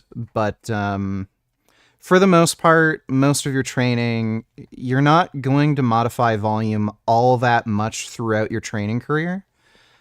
And it's really, you really just want to train with a high enough intensity. So intensity, in this case, meaning a close enough proximity to failure to get a stimulus. Training volume will only slightly increase the rate at which you get. Elias donated $2. This is funny as fuck. Let me see. Are you here to meet that 10-year-old girl? I can call them right now. Go ahead. You're trying to meet a 10-year-old girl? I caught you. Dude. Hey, he's trying to meet a 10-year-old girl. Yo, I can tell them right now. You want me to pull up the chat logs, or you want to go tell them yourself? It wasn't me. Are you sure? Yes. I caught you. It wasn't me, dude. Nah, dude. I'm going to call them.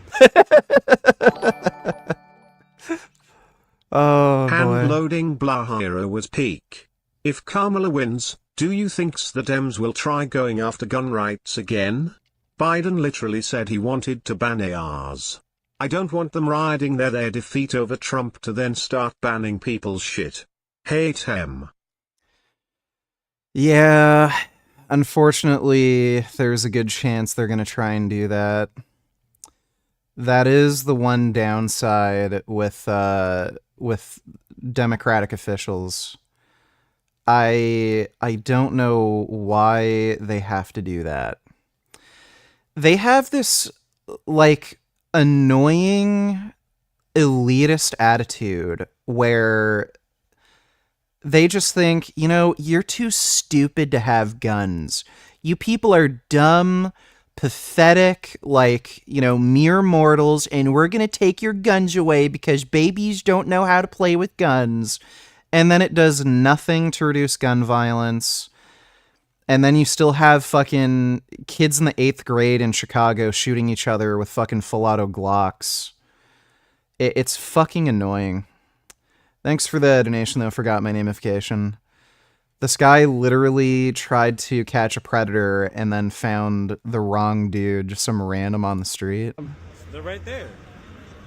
I'm gonna call them. They're right there. You can't be talking to 10-year-old girls, dude. You're 25. She literally said she was 12. Oh, here we go. What? Oh, shit. Talking to Nah, you can't be 10-year-old girls, dude. You got some talking to do now. You have evidence of it? Okay, maybe he was the dude. I don't know. Maybe he was just joking. Thanks for the donation. Forgot my namification. I don't know if I already said that. You will get to the same gains in the end, regardless of your training volume, in just a slightly longer time.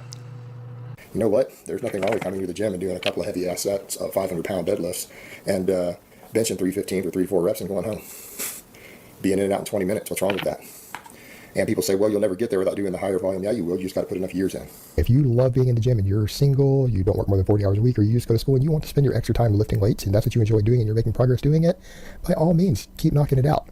If you don't have the time to do that, or you don't enjoy doing it that way for whatever reason, there's the other end of the spectrum, and you can make just as good a progress on the other end of the spectrum and be in and out of the gym in 20 minutes, 30 minutes, maybe not even be in the gym more than 3 or 4 days a week, and you can still make the same progress. And not only that, you also seem to think that as you get more advanced, you would actually need less volume, and increasing volume would be less relevant. The bigger and stronger you get, the less additional size you get by increasing total tonnage. This is, again, simply false. The reasons for this should be obvious from what I've explained before. You need to add volume when your hypertrophy stalls. Once you kind of become a more intermediate lifter, at least for a bit, obviously strength is still important, but what you need to start working towards is getting your body capable of handling a higher workload, because then once you build that work capacity and your body's capable of handling a larger workload, then it can start benefiting from a larger workload. And you can really, that volume that's the number one driver of strength and hypertrophy, you can really start putting that to work for you. If you don't increase your volume substantially over the next couple of decades, you're just simply not going to be able to work your way past plateaus. It is true that over your career, volume should do this. The difference between making someone progress from beginner to intermediate to advanced is going to be an increase in volume. And that the closer they get to their genetic ceiling, they have to work harder to achieve less. And a big part of that is volume. How does one go from 400 squat to 5, from 5 to 550, 550 to 6? Just looking back at anyone's career. Let's say the bench press. When a kid's benching 200, how do you get to 3? You had to do more work. How do you go from 3 to 4? And when you do 4, you look at the 300 bench, you think you don't do anything. So volume progressively goes higher and higher, year in, year out. And again, the fact that we have some outliers who got very big and strong without doing very high amounts of work doesn't mean that that's a very good way to train for people who aren't a massive amount of drugs and who don't have like god-tier genetics. We have seen body. I think I have pretty good genetics for muscle growth. And I have, like, as a result of that, I have pretty good genetics for strength. Like, I did bench 410. Most people are never going to do that in their entire lives. No matter how hard they try, even if they take steroids, they're going to have a really hard time doing that. And I don't have to do that much total volume. I think in the run-up to that 410 bench I did, let's see, I was benching, I think, every 3 to 4 days. And what was I doing? This was during the strength phase. I did 4 sets of 3 on bench, and I did 3 sets of like somewhere between 8 to 15 on flies. And then for the other session, I would do like incline bench, and I'd only do 3 sets on the incline bench. So that would just equate to 10 total sets in the week directly for bench. And then like the third session, but that again would be another 3 to 4 days later, I would do 3 sets of 5, and then just another 3 sets on with dumbbell flies. So it's basically just 10 sets in a 7-day period. So it's not that much, and that got me to 410, right? Building champions, powerlifting champions who do relatively low volume in terms of their work sets, and sometimes only one true work set for a given lift or a given muscle group, and still get fantastic results. If you look at what's going to be your main source of cardio whilst on the cut, it's either going to be mountain biking or the elliptical machine that I have. I've got the Bowflex. I've got the Bowflex elliptical. What do they call it? The Max Trainer. These are actually really fucking good. If you don't have that much money, and I don't have the max total, I've got the basic bitch one. I've got this one. Shit. I've got I've got this Bowflex elliptical. It's kind of like a hybrid between an elliptical and a stair climber. It's really fucking difficult. It's hard. It gives you a good workout. And you can find these used for peanuts. I think I only paid like $350 for mine. People buy these. They're like $1,200 new, but you can find them for like, I've seen a few going for like $200. So if you want a good cardio machine in your home, and you're kind of a brokey, and you don't want to spend like a few grand on either like a high-end elliptical or a Stairmaster, this is really fucking good. It's in between an elliptical and a Stairmaster. And again, you can find them for fucking peanuts, used. I'm confused about progressive overload. Does it mean that in order to make gains you need to lift more than the previous session almost always? Or is it just a strategy to make sure you eventually get close to failure in a mesocycle or something else? So,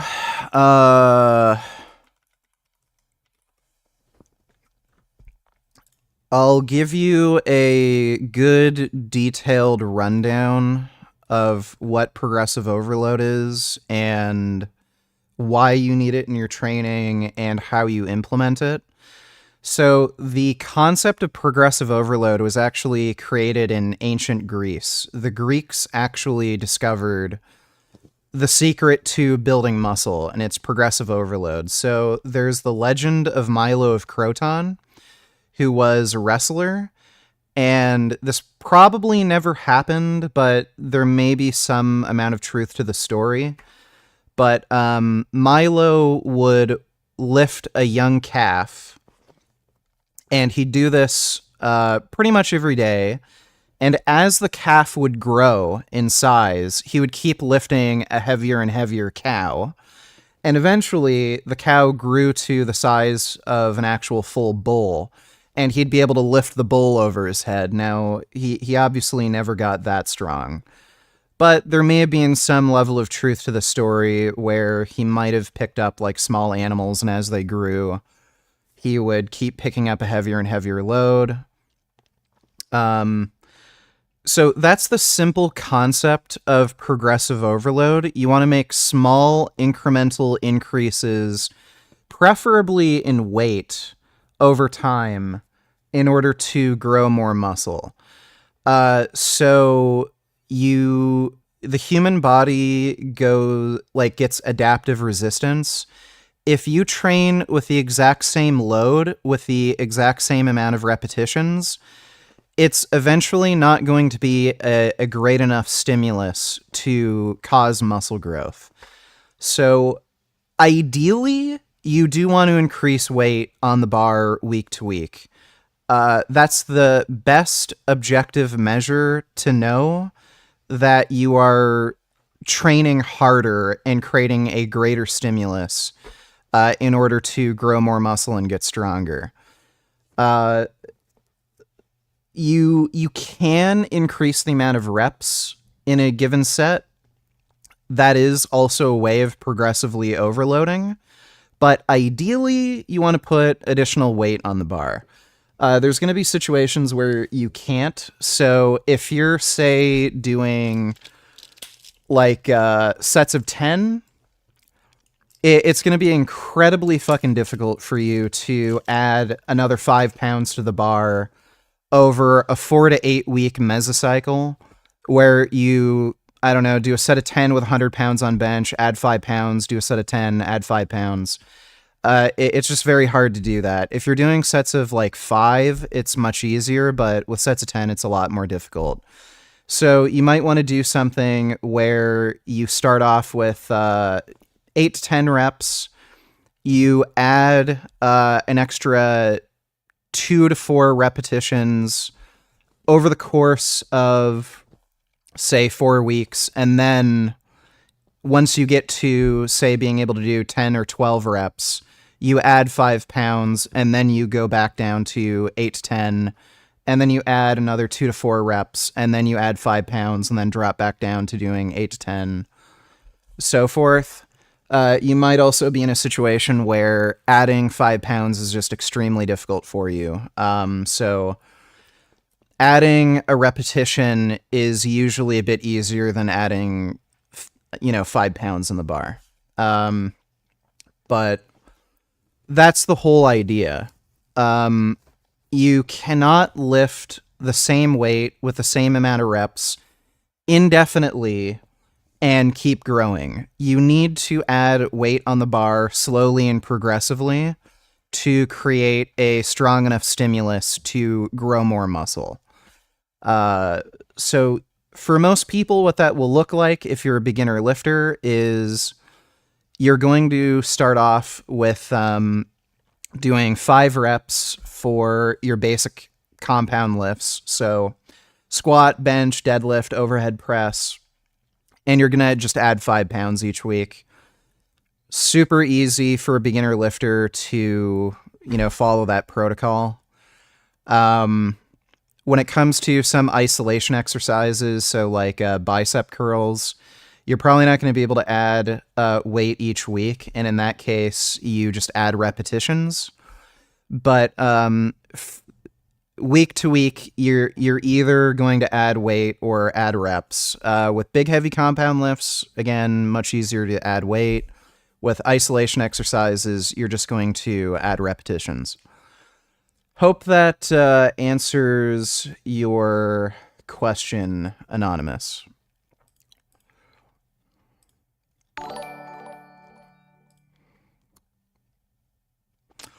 Grey Knight donated $2. Morning VG. You see Wayne's latest butt IG post? Yeah, the cat thing, right? You should see the comments. A lot of people are upset. Let me see. And in some of the states, there are impediments to just switching someone out. That cats could not be vegan. Do you think it would be our responsibility to eradicate cats from the face of the universe? Really? Yeah. No. Well, I mean, I'll give you credit for taking your philosophical positions to the logical conclusion. Well, if we had to kill to feed our companion animals, how in the hell could you justify keeping them alive if you believe in animal rights? So I'm going to make a terrible confession to you, Richard. I did feed my cat, Joan, animal products in his last few months of life because he needed a medicated diet. I don't know how you could say that while claiming to be vegan. Well, I mean, maybe I'm not vegan then. Don't ever do that again, or I'll come after you. How are you going to come after me? I can travel. I don't have a criminal record. That's true. You can come after me. If you're ever thinking of feeding your cat or dog meat, don't. Think about them, because if you do, you're a scumbag. If you became convinced... Yep. Wow, all the people in the comments claiming to be vegan are justifying paying for thousands of animals to be abused, enslaved, tortured, murdered for the sake of one animal. That can't be plant-based. Yep. Stefania's based. Would you murder multiple cats and dogs to feed your cat or dog if you pay people to abuse? Murder non-human people to feed your companions? You're an animal abuser. Based. Vegan gain spitting facts. Hell yeah. Scary to hear vegans defend this position. I mean, it's just not true. Neutering your animals causes less suffering than slaughtering them. What are these comments? 1 of 5 animals killed in slaughterhouses are for pet food. Don't know if that figure is accurate, but it sounds plausible. Forcing carnivores or animals with primarily meat protein diet to eat vegan is the real animal abuse. Yeah, why don't you go to a slaughterhouse and tell me that again? Till the day synthetic meat is a thing, I don't see any merit in forcing our human morals and ethics to an animal who didn't agree to being vegan. So she's fine with murdering animals, forcing them to be raised and killed for meat, but forcing a cat to be vegan is going over the line? These people are fucking retarded.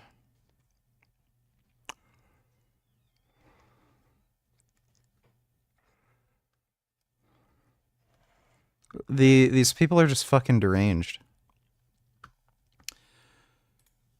Wow, this is insane. Cats were domesticated through a mutually beneficial arrangement, and you are calling that rape and abuse. Cats cannot thrive with a vegan diet.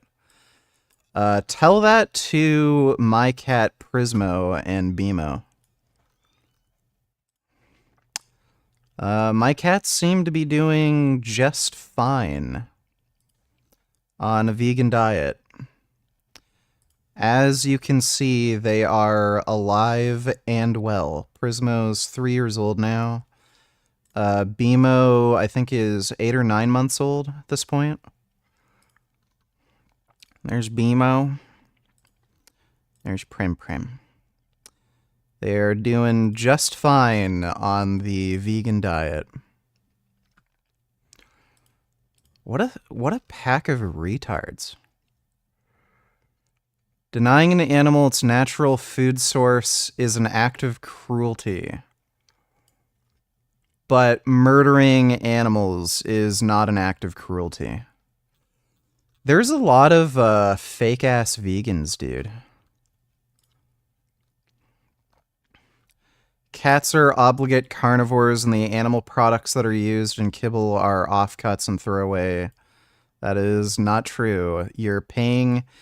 Any time, like, you can sell animal products, you're making the animal agriculture industry more profitable. Claiming that, oh, well, they're cuts of meat that people can't eat, it doesn't matter. You're giving profits to the animal agriculture industry for more animals to be killed. It's just idiotic.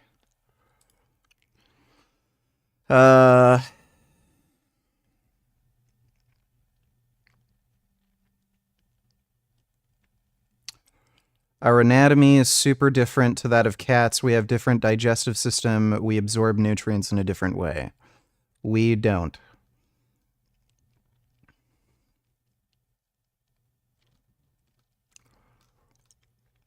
These people are fucked. Yeah, I totally agree. They think we're too stupid. I often wonder if it's a race-related issue. I think they hate seeing non-white Americans having an interest in guns. I think they really want this idea that only white people buy guns to kill minorities. The first gun control laws ever passed in the United States were designed to prevent minorities from owning firearms. The government at the time only wanted white people to own firearms, and they did everything they could to prevent blacks from owning firearms. That was the basis for the, what was it? It was like a $500, or no, it was like a $50 tax. I think particularly on machine guns. And that was very expensive, and they used that amount of money to disincentivize blacks from being able to afford guns. That tax didn't didn't increase with inflation.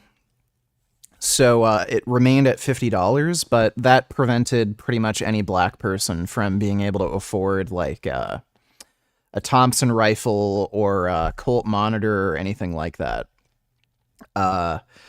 if you look at the 1990s crime bill that was specifically designed to go after black people, there is a lot of a political narrative to prevent white, or to prevent like or sorry, there's a political narrative to make it seem as though all gun owners are white. If you ever go to a shooting range, that is like one of the most diverse, like culturally diverse places you'll ever go to. You'll see black, Chinese, Indian, women, men, pretty much anybody of any background having an interest in shooting guns. So I think right now they want to create a narrative that it's like mostly white people who are, guilty of these really horrific murders. And again, I think it's just so they can specifically ban guns like AR-15s. If you look at the actual murder rate, it's mostly young black kids that are killing each other. And it's mostly with handguns. I don't know what this obsession is with banning AR-15s or, quote-unquote assault weapons. It's mostly handguns, and it's mostly black kids that are shooting and killing each other. But the whole narrative around banning firearms to reduce firearms violence is just plain and simple fucking retarded. It's politicians having a power trip and literally doing nothing and making it seem as though they're doing something. They're completely, useless idiots. But thanks for the donation. Forgot my namification. It makes sense. A follow-up. How do you balance progressive overload with being close to failure? Or, why don't I just start a mesocycle at something dumb like a 1-pound bench so that I can progressive overload easily? What's the balance there? So, you don't seem to build as much muscle if you go less than 3 reps shy of failure. Over 3 reps shy of failure, the amount of muscle you grow seems to be about the same. So if your max amount of repetitions on a given set is, say, 10, say you're benching 100 pounds for a set of 10, that's as much as you can possibly do, you will gain the same amount of muscle going with 7 reps per set as you will going to absolute failure. But if you were to do, say, a set of 6, you'll grow less muscle. If you do a set of 5, you'll grow less muscle if the max amount of reps you can do is 10. So when you're designing a mesocycle, you want to... you still want to train within a close proximity to failure to actually get a decent stimulus from training. So if you do a 1-pound bench press, you're not going to get any stimulus because you could do that for 1,000 repetitions. So you want to start a meso with enough difficulty to actually get a stimulus from training and make an adaptation. But you don't want to train to absolute failure because that doesn't give you much wiggle room to add repetitions or add weight. You're basically just purely relying on progression at that point. So if you start a meso training 3 reps shy of failure, that allows you to, at the very least, add an extra repetition the next session you train. And best case scenario, you can add 5 pounds. And that will be enough of a stimulus to start off with that you will probably have a little bit of a progression. So you either add a rep or add 5 pounds the next session, and then, you'll get another decent enough stimulus from training where, again, the next week you can either add a rep or add 5 pounds. Slowly, as the meso progresses, you're going to get closer and closer to failure, and you should keep going and keep training harder, and eventually you will go to failure. And then at that point, if you can't keep adding reps or keep adding weight, and you stagnate, then you just stop the meso, do a deload, and then you do another ramp up again. Thanks for the donation, though, a milk monster. Hope that helps. Do you think the hypocrisy of meat eaters is consistent when it comes to the welfare of some animals they don't eat, such as dogs, bulls, etc., as opposed to animals they do eat like cows and pigs? To me, it is super hypocritical.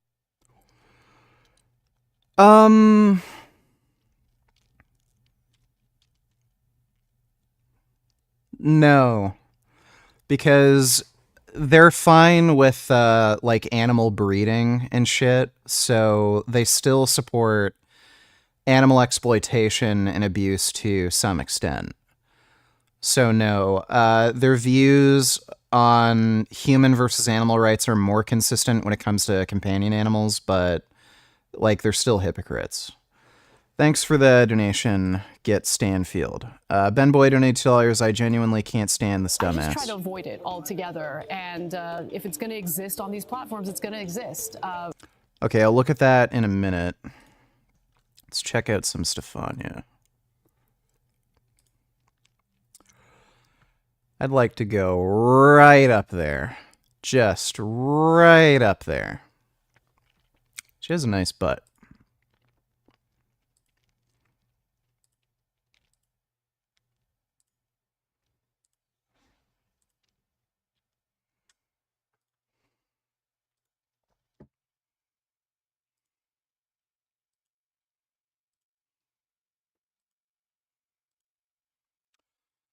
She has some really fucking hot lingerie on her OnlyFans.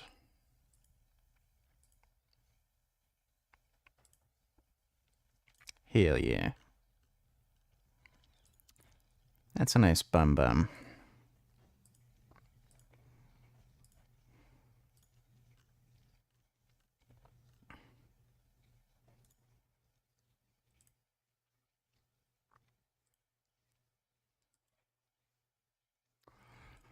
Nice tiggle bitties, too. That's a good one.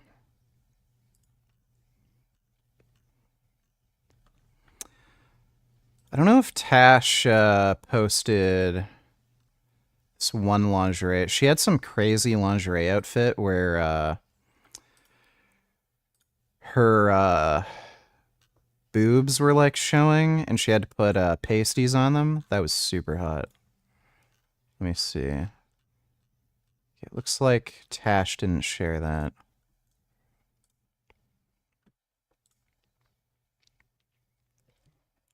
The problem with steroids. I just don't read it. I don't really follow it. And he tries sniping at me a few times. He tried to like bait me with some nonsense. And I just told him to log off, like he's spiraling and it's a little embarrassing. So we got more Destiny coverage for you today because Anna Kasparian just completely tore into him for his deranged take on the Trump assassination. And we've talked about that extensively, but just as a quick refresher, not only does Destiny not condemn the assassination attempt against Trump, he went so far as to mock the innocent man, Corey Comparator, who was killed, and even said he wouldn't really care if his own parents were killed for supporting Donald Trump. So that is what we are dealing with, and it's refreshing to see that even some characters on the left are tearing into him, saying he's completely insane. So folks, we're gonna react to that today. If you enjoy the content, be sure to hit that like button, subscribe to the channel if you are new. But long Anna Kasparian destroys Destiny? Are you fucking kidding me? story short, Anna was interviewed by Elijah at the RNC, and take a listen to what she had to say about the manic breakdown of Destiny on the timeline. Let's check it out. I feel that his comments were disgusting and I don't agree with them. I don't think that you should make light of someone's death because you disagree with their political views. And to be clear, I did not agree. They do it all the time, so why should we care? With his political views, the fire. Like, again, Nancy Pelosi's husband almost got murdered because some Trump supporter broke into her home with a hammer, almost murdered her husband with a hammer, and then after that happened, Trump made a joke about it and was like, haha, fuck you, your husband almost died. Hilarious. And then when Destiny does that exact same thing, oh, that's crossing the line. Oh, that's disgusting. Like, okay. We don't say this when Trump does it, but when Destiny does it, it's a fucking problem. Firefighter who was killed at the Trump rally, but it doesn't mean that I think that he should die as a result, or I wouldn't celebrate his death. So I don't agree with Destiny at all. I am not closely. Why would you, like, especially with how, like, the guy who died, by the way, he was a Putin supporter, was spreading pro-Russian propaganda, was in support of, like Russia bombing children's hospitals. Why would I care if this guy fucking dies? He's a piece of shit. Not only is the guy a Trump supporter and he's supporting fascism in this country, he's also supporting fascism abroad by supporting the Putin regime. Why would I care if this guy dies? It's just retarded. Destiny's very public meltdown on social media right now, and I find one of several dozen in the last year. Yeah, I find it. I don't care. This is just pearl clutching, moralizing bullshit. Who the fuck cares? Like, Destiny fucking smokes Jank and Anna whenever they fucking debate. They're just clowns. No one cares. What most of the best athletes are doing. Like you can find rare examples of some dude who's brutally strong and not doing a ton of training volume, but for every one of those, there's like 30 guys who are doing an amount of work that just like makes you want to cringe and curl up in a ball in the fetal position.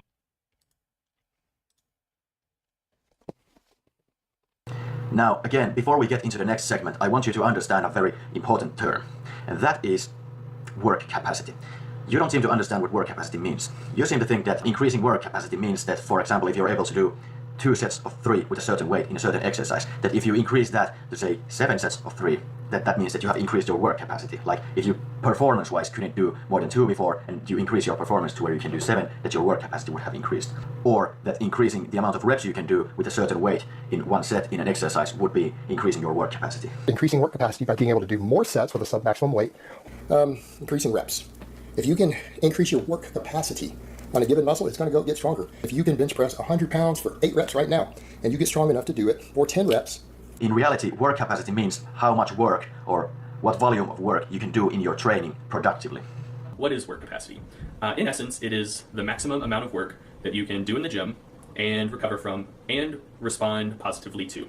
Now, why is it important? Because, not to overstate things, it is the cornerstone of long-term progress in the gym.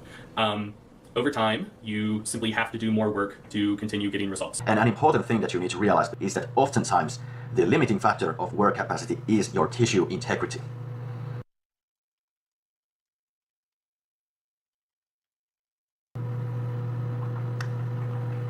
This coffee is getting really cold. I'd better heat it up. Wait. That's better. Can you see that steam?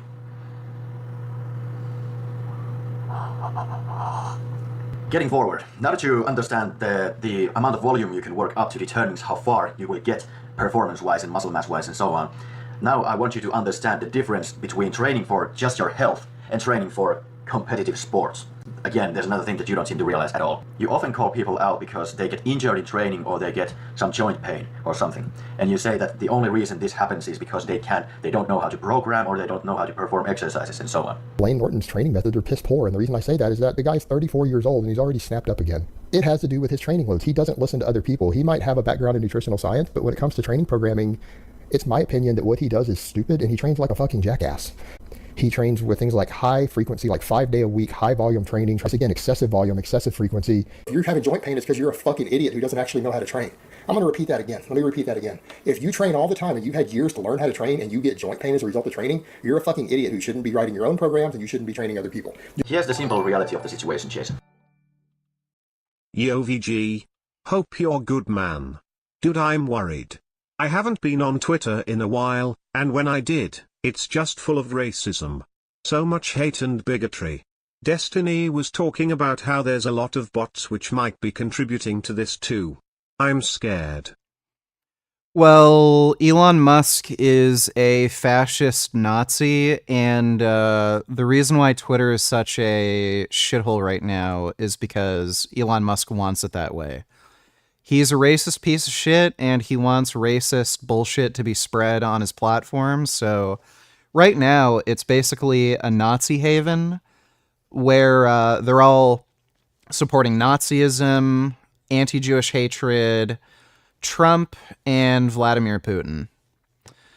I've even seen a lot of them promoting the communist regime, calling it like based, and Xi Jinping is like this fucking alpha male Chad who's banning homosexuality and stuff.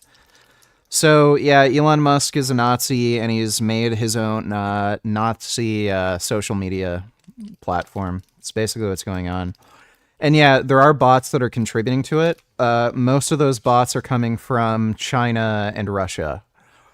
So a lot of Russian and Chinese bots are supporting Putin's regime and supporting Nazism. It's part of Russia and the CCP's plan to cause like political division in the U.S. and destabilize the United States. And again, Elon Musk isn't doing anything about it because in his mind, this is a good thing because he wants fascism to spread. Thanks for the donation, though, the Unkempt. Appreciate it. Yeah, I dunno dude, they're fucking retarded lol. I think I might get this soon, it's pretty based. I like it cause I don't need to buy another trigger. Welcome back to Hoffman Tactical. In today's video, I'm going to be introducing you to the Super Safety. The Super Safety is a project I've been working on since early last year, and it's been in the works for a really long time. In this video, I want to go over what is it like an echo trigger? It is, what it does, all the details on it, and where you can get one yourself. So let's do it. The Super Safety is an active trigger system. It is a push-button safety that replaces the standard rotary safety on a normal AR-15.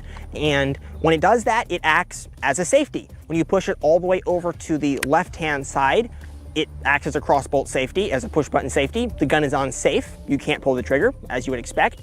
You push it all the way over to the right-hand side, and you're on fire. You pull the trigger, the gun shoots, as you would expect, just like a normal AR-15. And then you push it to the middle position, and the gun actually fires just like a normal AR-15. You pull the trigger once, the weapon fires, you release the trigger, you pull it again, the weapon fires. Semi-automatic like normal AR-15.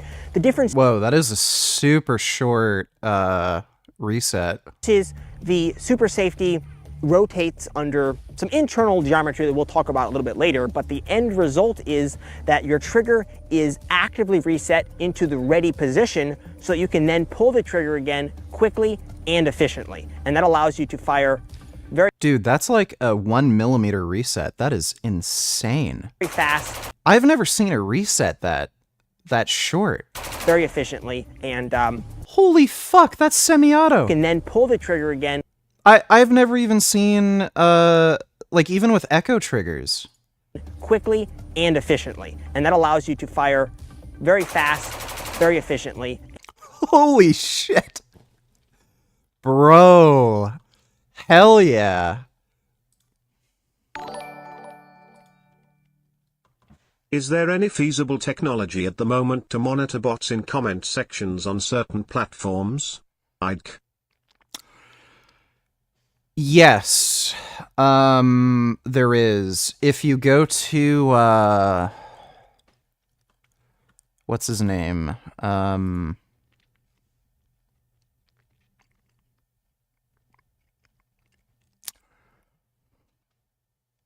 Why can't I remember his name now? Give me a second. I think Destiny just did a video with him. True! Ryan Macbeth. If you go to Ryan Macbeth's YouTube channel, he goes over some technology that you can use to identify fake accounts and bots. So check out his YouTube channel. I think he used some of that in this video, Who is End Wokeness? So yeah, you can. Thanks for the donation, Get Stanfield. And yeah, it's a ton of fun. So in this video, we are going to be showing you exactly how it works, kind of where you can find the parts. You can make it yourself because it is fully 3D printable. But first, we're going to hit the range and actually shoot it a little bit and kind of give you a demo with a few different guns. And actually, we're already at the range, so I can just do that right now. So let's do it. So I have two USPCA targets right back here, and I am going to be shooting at them right here. It's a printed lower. It's actually an experimental version 3. Bro, what is the argument now to ban machine guns? You can get echo triggers. You can get things like this that makes the trigger reset in like 1 millimeter, and you can shoot like super quickly. What's the point of banning machine guns anymore? It's just fucking stupid. Forgot my namification, donating $2. Dude, I told you, low, very, very base. That dude's channel is really cool. You should check out his Orca design. It might be the best 3D AR design. All right, I'll check it out. Yeah, in Canada right now, they banned the AR-15, but there's literally AR-15 copies that are non-AR-15 compatible. But I wonder if it would work.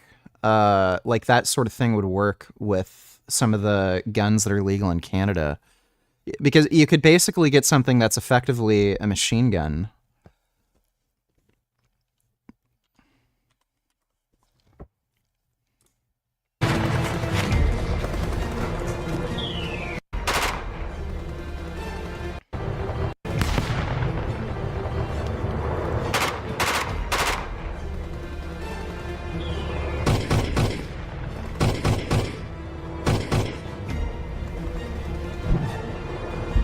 Printed AR-15, which we've been shooting in this video.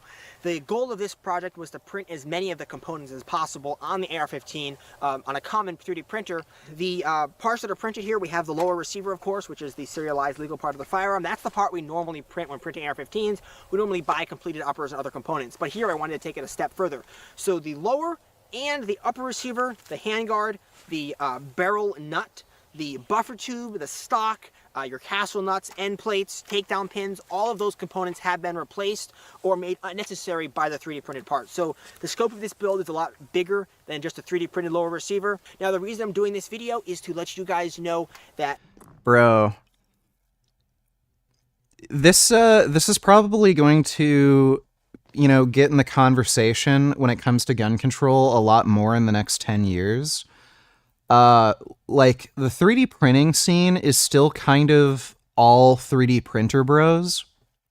In the next 10 years though, you're probably going to see your average person kind of fuck with 3D printers. And at that point, like, what is the point with all this gun control bullshit? Like, you're going to be able to print full, you can already do it now actually, like you can look up the FGC9.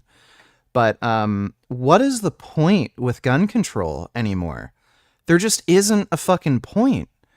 You can build your own fucking guns without any like actual machine tools, and all you need is like a $200 3D printer.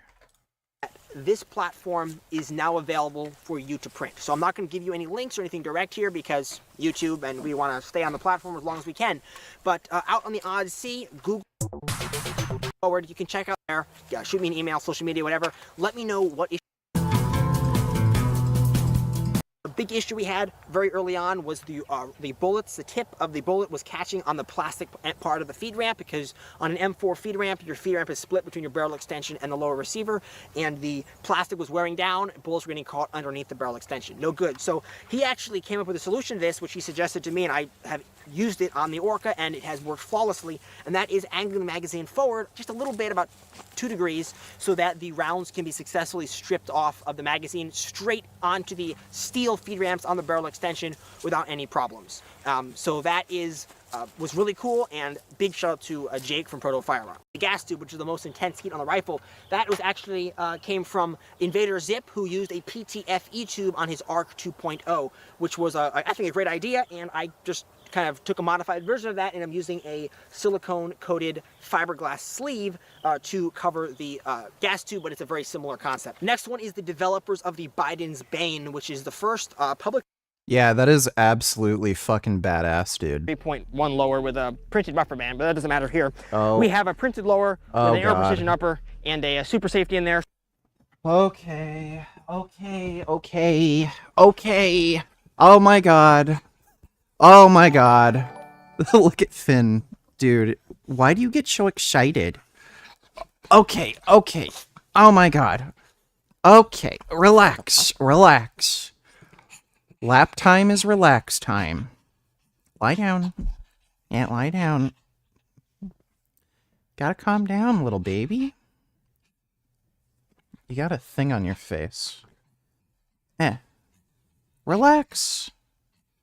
How do you get ammunition for 3D printed gun? Do you make it yourself? You can press your own ammunition. You can't, like right now, you can't 3D print ammunition. You may actually be able to do that in the future. Relax. Down. No, down. Down. Relax. That's a good boy. There is actually German plastic ammunition.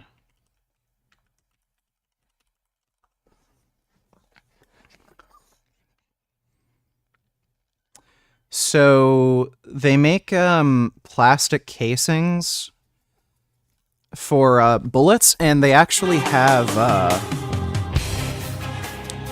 Practicing.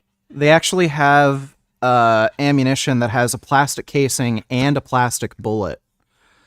So you may actually be able to 3D print ammunition in the future. You still need to get gunpowder and like a primer and everything, but that likely... Finn, lie down. Lie down. I don't want to get harassed constantly. Just lie down. Oh my god, you're so potty.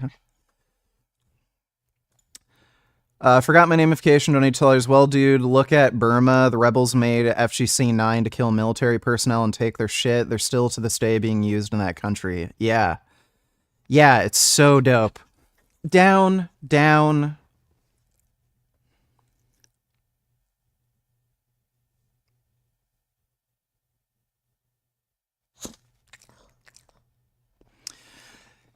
Yeah,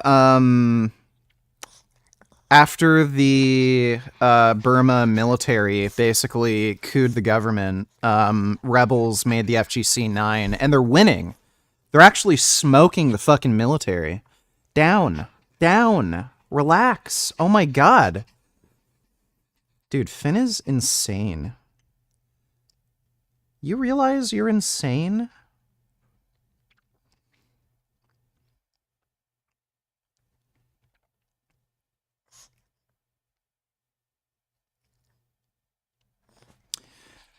He's very soft and cuddly, though. Thanks for the donation, though. Forgot my namification. So I am going to do some single shots, and then we are going to go ahead and actually do some center of mass shots, just to show you can still get hits when shooting fast with a super safety. So.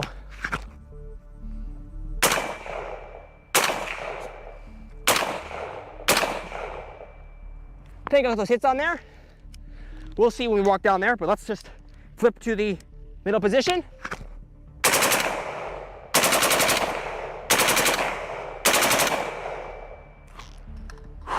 Dude, that thing is so slick.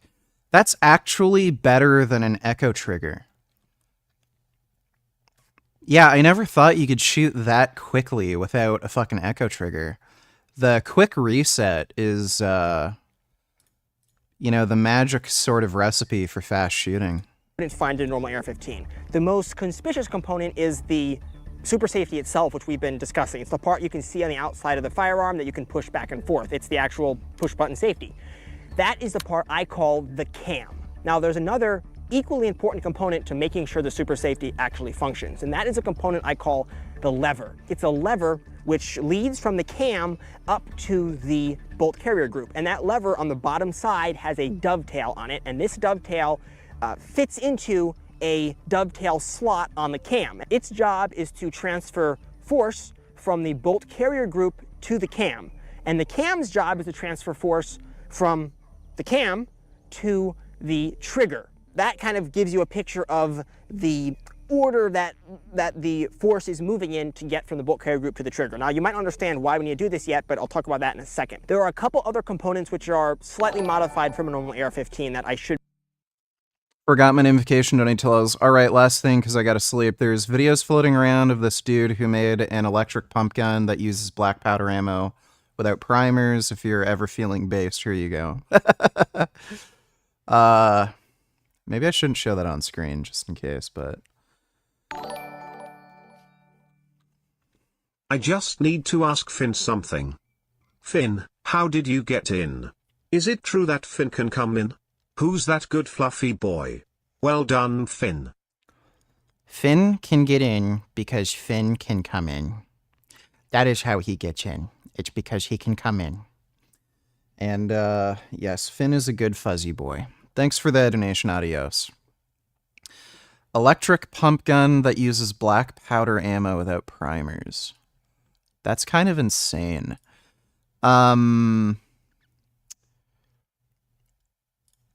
Yeah, that would be super dirty, though. How long would that even run for? Like, black powder is super dirty. Imagine, like, a 6-round fucking magazine shot indoors with that thing. Like, it would be pure fucking smoke. I don't know if I'd ever want to use something like that. Like, you wouldn't be able to see shit after, like, a couple rounds. Thanks for the donation, though, adios. Or not adios, forgot my namification. Should briefly mention. One of those is the selector detent. It's a little detent that goes up underneath the selector switch for normal AR-15. It normally has a cone-shaped tip on it. On a push-button safety, like the super safety, the end of that detent needs to be rounded off so it can run smoothly over the detent track, which is actually a 2-dimensional detent track on the super safety. It has to be able to rotate and slide from the 3 different positions back and forth. That pin has to be modified from a cone-shaped down to a round, smooth head to it. So that's one component which is relatively minor modification, but that has to be different. The other component, which is a little more major, is the trigger. The tail of the trigger, which normally interacts with your safety, is normally just a casting, and it has a pretty rough profile to it. And all it normally has to do is when you pull the trigger and the safety is on, it just prevents the trigger from lifting up by holding the back end of the trigger down. The way the super safety transfers force to the trigger is it has a cam on it. So you can think of the super safety as being an active safety. So rather than being a manual safety, which you have to turn on, which it still is, but when it's in the active reset mode in the middle position, it's basically turning the safety on every single time the weapon cycles. The bottom of the cam has that cam profile on it, and that cam profile has to interact with the tail of the trigger.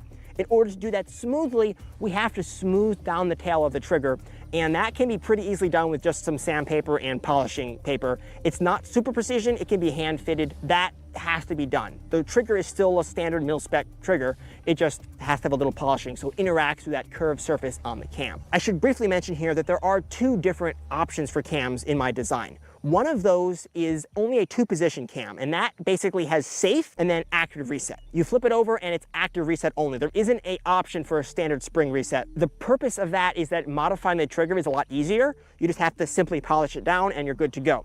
It also has a lot more bearing surface between the trigger and the cam, so that a 3D printed nylon cam just printed in plastic will actually last a pretty long time, a few hundred rounds. However, the selectable version with a 3rd position, which is of course the interesting one that I prefer, it has to have a much narrower bearing surface just because of geometry. So in order to modify the trigger for that, you have to make the trigger polished like you would for the 2-position cam, and then you have to use a Dremel tool and you have to grind down the tail so that only the left 80 thousandths or so of the trigger is intact. You're going to cut the rest of the trigger away.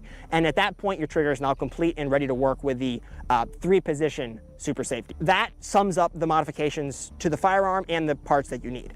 Now let's go over exactly how it works.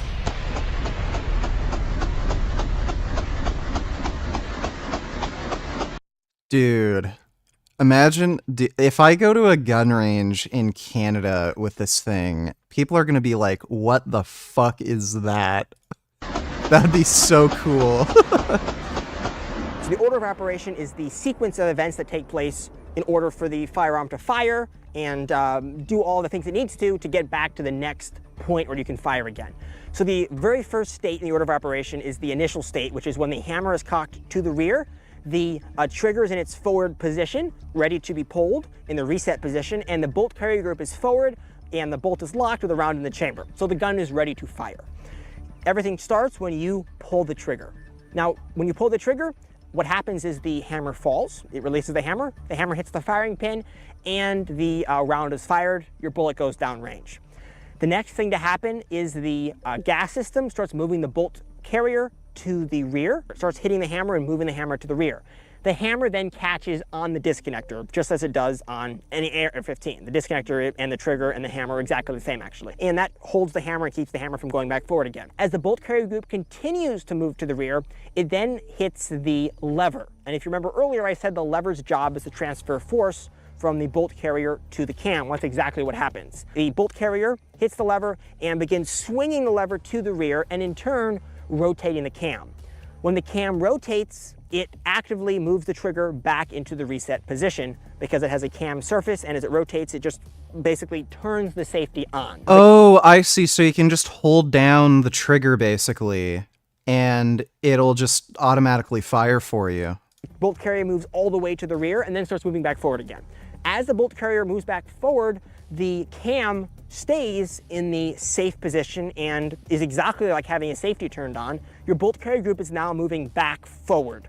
And at some point when the bolt carrier group is getting close to being in battery, back to being ready to fire again, it's stripping around off the magazine, the rear surface of the bolt carrier group hits the lever. And there is a good bit of delay in here between the rearward movement and the forward movement because there's a big gap in the bolt carrier group between the part that cams the trigger down and the rear part that hits the lever towards this part of the operation.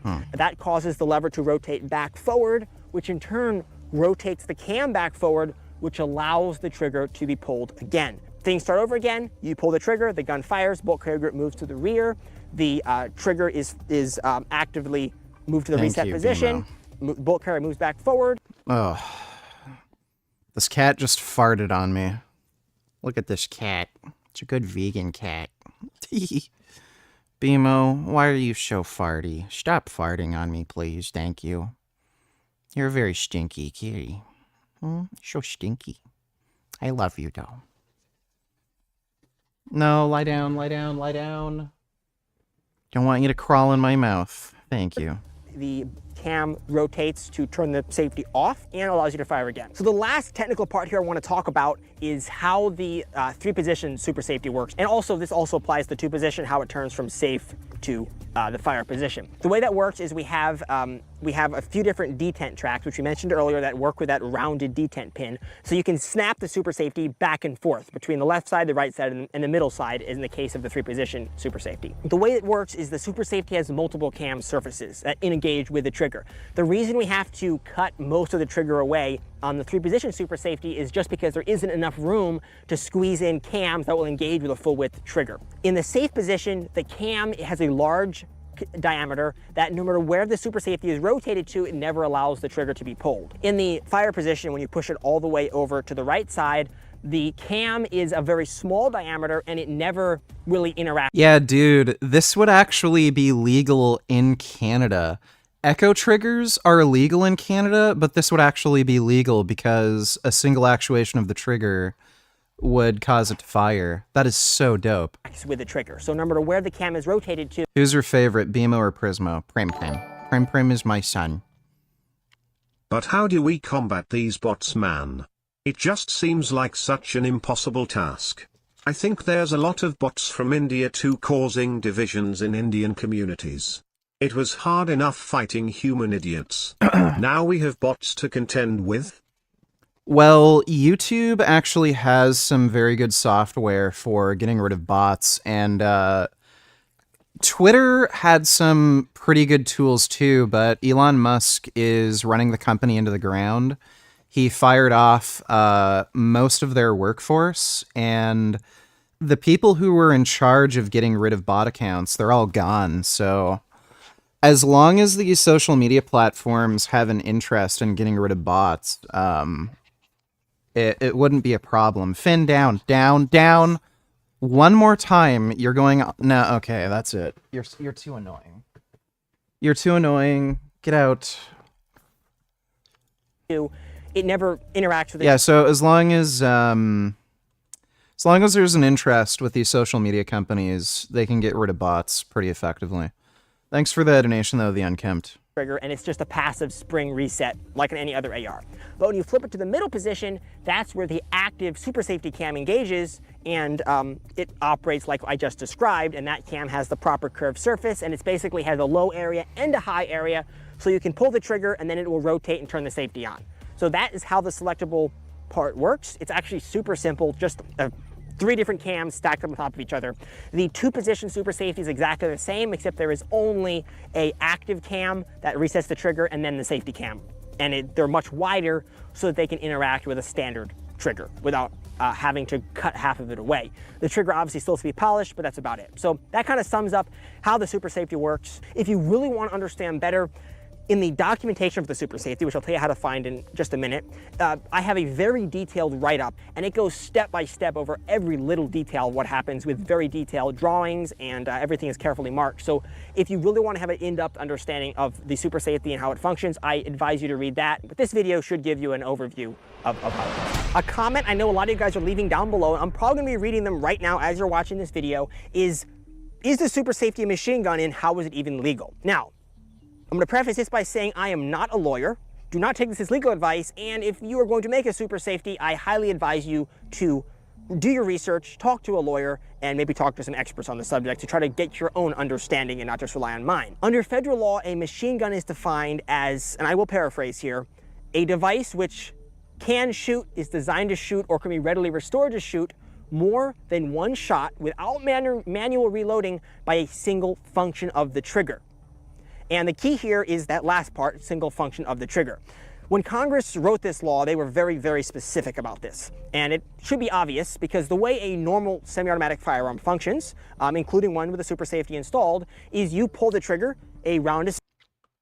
You know, this reminds me of like F1, where they try to make all these regulations to make the cars slower, but the cars just keep getting faster because, you know, technology is able to go around these rules. Like, we're at this point now with firearms regulations where, like, what are you doing at this point? There is no reason to ban machine guns. You literally have something that basically functions as a machine gun, lets you shoot extremely rapidly, as fast as any machine gun.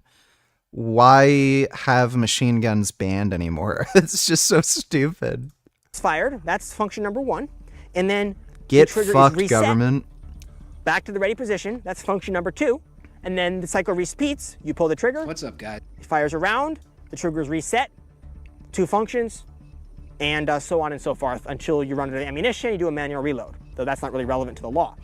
So that is how a semi-automatic firearms works. That's exactly how the super safety works. You pull the trigger, the weapon fires, the trigger is reset, and then if you choose to do so, you can then pull the trigger again. The difference is it just allows you to do it a bit faster. You can fire a trigger which is not a super safety. If you get like a Geisel or a nice lightweight trigger, you can fire it extremely quickly as well. And if you get someone like Jerry Michalak, he can fire as fast as a super safety. The speed at which the firearm fires is not what makes it a machine gun. What makes it a machine gun is there's a specific mechanics involved, and you can understand why Congress defined it that way, because if they said a gun which fires faster than so many rounds per second or whatever, is a machine gun, then that would make certain guns a machine gun when they're being shot by certain people. If Jerry Michalak is shooting your AR-15, it's suddenly a machine gun because it's shooting really fast. So you can clearly see why that wouldn't work. Under federal law, a machine gun is very specifically defined, and a super safety is simply not a machine gun. So at this point, you're probably wondering where you can find a super safety. So the super safety currently is actually not just an off-the-shelf item you can get. It's a 3D printable project. And all of the design goodness for it has been released. We'll talk about where to actually get that exactly next. But right now I want to... That is fucking badass.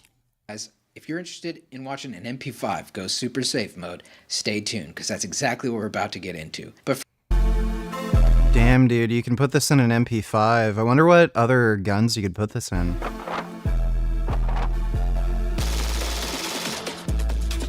Bruh. We can basically have machine guns now, even though they're banned. Oh my god, my mind is blown. Situation, Jason. When people are going for maximum results, they are going to have to train so much that they risk injury and they damage their connective tissue. It is unavoidable. They will not become as good as they could be if they train only so much that that they don't get any injury risk or any problems at all. When training for health purposes, you should obviously only try to get as good as you can get without having to use such volumes of work that you start risking injury and causing health problems. That's obvious. But you are calling out people who are going for maximum results, like competitive powerlifters and bodybuilders, like for example Lane Norton. Lane is not an idiot. He understands that the training volumes he uses are giving him a risk of injury all the time. But he understands these things, and he has made a conscious decision that he's willing to risk injury to get to his maximum potential. And when's the gaming happening? Soon, don't worry. That's all there is to it. There's no need to call these people out. No need.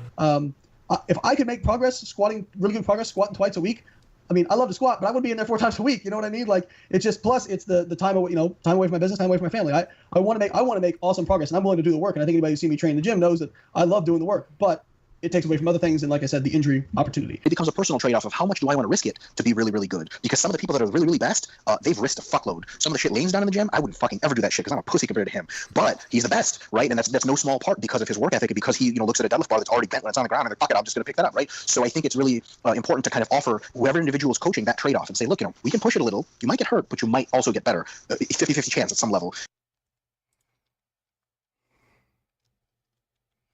The last thing heavily relating to volume I want to bring up is this idea of yours that the hypertrophy rep range is only called that because it gets you out of the gym in the fastest possible time, but that this would be the only advantage with it, and that there wouldn't be any other advantages, and it doesn't matter which rep range you use when you're trying to get big, and that it would only affect the amount of time you have to spend in the gym. I do not personally believe in the hypertrophy range. So when you tell me hypertrophy training, I don't know whether you're talking about 3 reps or 20 reps. Now I know that people use the 8 to 12, they call it the hypertrophy range, but let's clarify that. The hypertrophy range is called that because it is the fastest and most efficient way in terms of how many minutes or seconds you want to spend in the gym training in order to get as much muscle growth as you're going to get.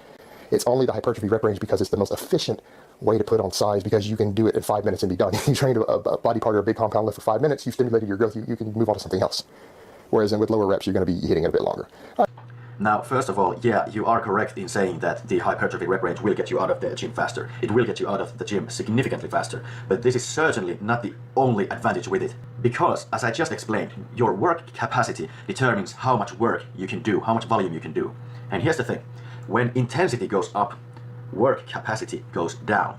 You end up training more in that 6 rep range, for example. Per unit of volume, that is very fatiguing, much more so than 8 to 12 reps. Your mom. Well, can't argue against that. Thanks for the donation, non-wib.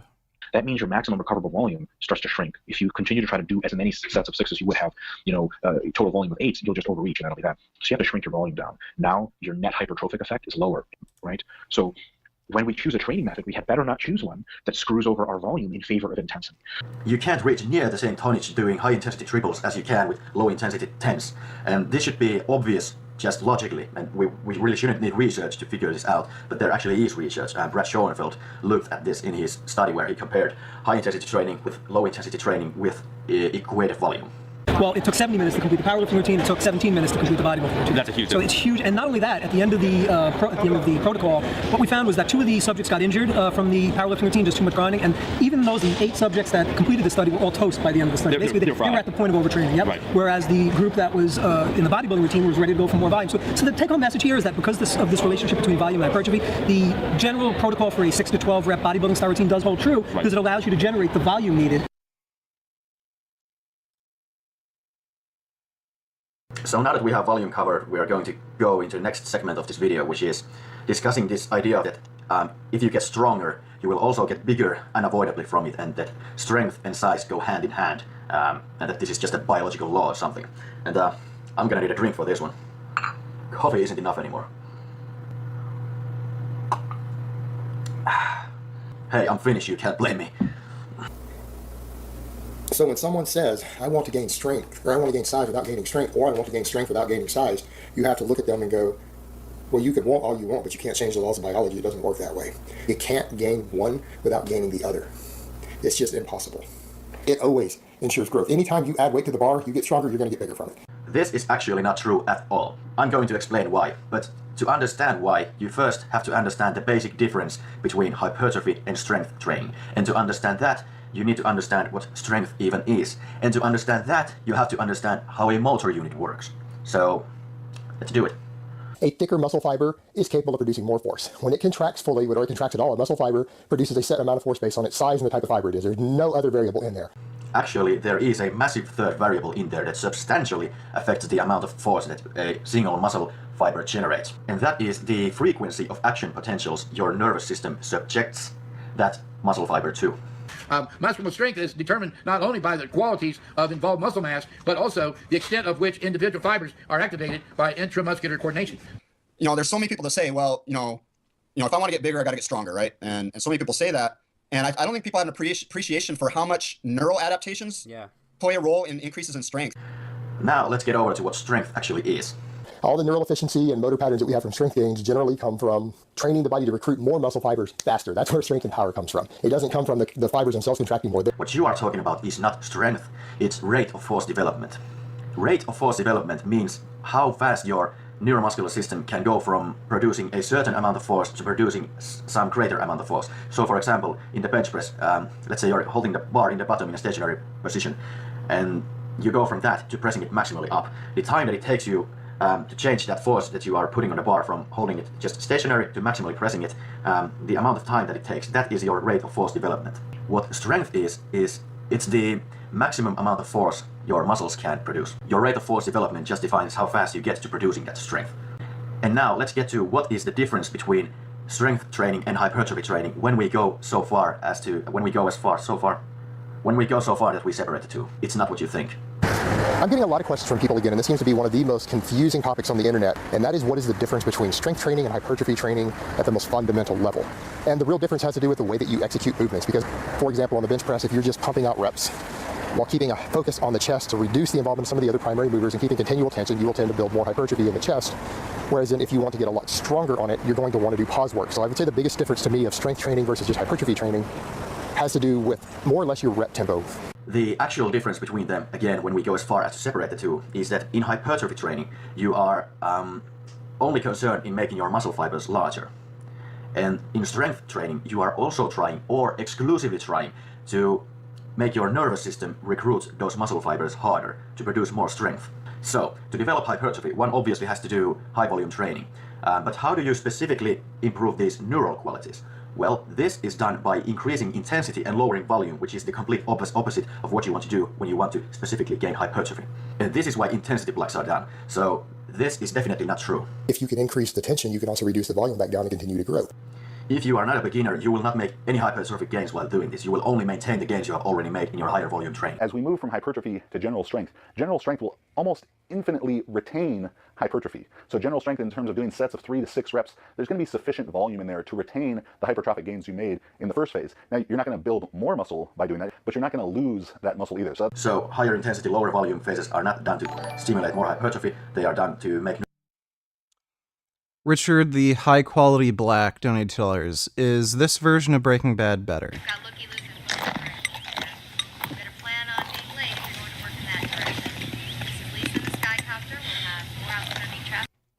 Is he eating teeth? Oh, frosted bones. Hey, want to hear something funny? No. Okay.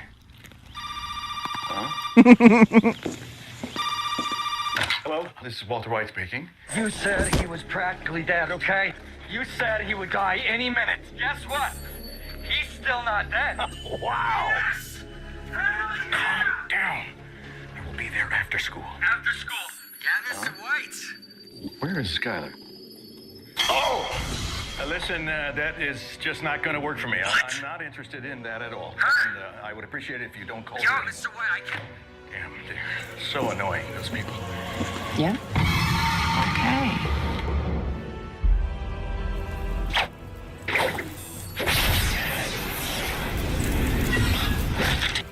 What the hell is this? That is veggie bacon. Believe it or not, zero cholesterol, and you wouldn't even taste the difference. Thanks, Mama. Yo, 148, 3 to the 3 to the 6 to the 9, representing the ABQ. What up, biatch? Leave it at the tone.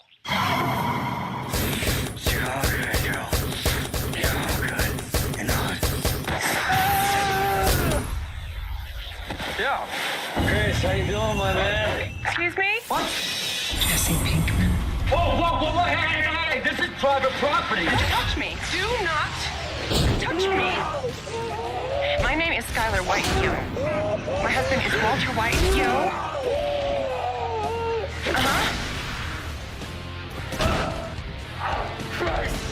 Don't call our house again. You stay away from him. Or you will be one sorry individual. Understood? I think so, yeah. Wonderful. Lady. Not that it's any of my business, but you might want to consider eating some veggie bacon. Yeah, that would have been a much more interesting version of Breaking Bad. I might have actually been able to finish the series.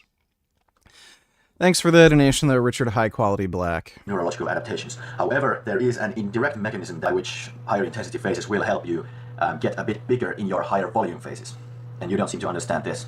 You come in and you do the same exercises with the same rep sets and weight, you're only going to adapt to it for about 3 weeks. After that, you're not going to adapt again. And in fact, you're never going to adapt to that again unless you lose muscle or performance and have to readapt to it again. Like you detrain or you shrink a little bit, then you could readapt to the same thing again. But that's pretty much it. So that's a done deal. You can't just go back to doing it a month later with the exact same workload and expect to adapt again. It doesn't work that way. In reality, when you are doing higher volume training for a prolonged period of time, your muscles tend to get used to it a bit.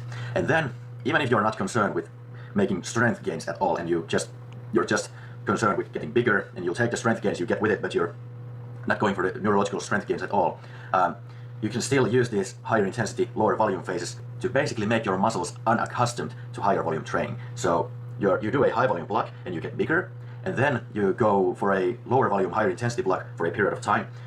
You're going to keep your muscle mass, but while you are doing that, you are also kind of making your muscle mass more responsive to that higher volume training when it becomes like unaccustomed to that. So then later on, when you go back to a higher volume block, then with any given volume you get a bit more gains that you would have gotten without spending a little time in that lower volume range. But again, the actual strength cycles themselves don't make you bigger. They only repotentiate your ability to get bigger later on in your higher volume blocks. At least when you are a bit more advanced. Or if you're like, well, that gets me strong. Why? I don't know. One of the specificity considerations here that I still can't figure out is people who focus on strength training for hypertrophy training because they say a stronger muscle can like lift more weight or something. And it's somehow supposed to imply something for hypertrophy.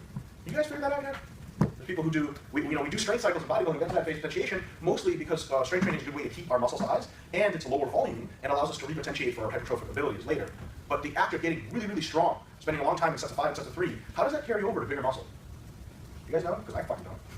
And the very last point I want to make is that accumulative fatigue is a very large factor in determining your performance in the gym. And with this lower volume training, you can is dissipate the right word? You can dissipate that fatigue over time by doing lower volume, and you may even like use lower volume and even lower and lower and lower volume over time, and your performance will go up not because you got stronger, but because you are dropping fatigue, so that that fatigue can't mask your strength that much. So you may think that you are getting stronger and stronger as you lower your volume, but really you're just dropping fatigue, and you're not really increasing the amount of base strength you have. So this is another big reason why just because you can move more weight, that doesn't mean that you have necessarily gotten bigger. The trap that people fall into is, so you have like a certain amount of work capacity, which is like the amount of work you can do and recover from adequately. And you find that with your current training program, you're not getting any stronger anymore.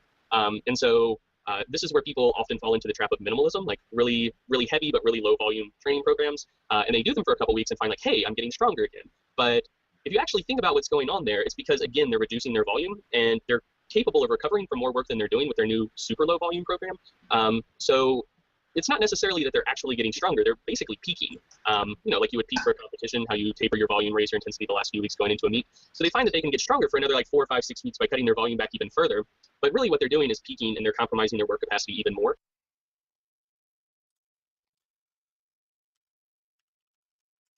What's Kinobody been up to? All right, in this video.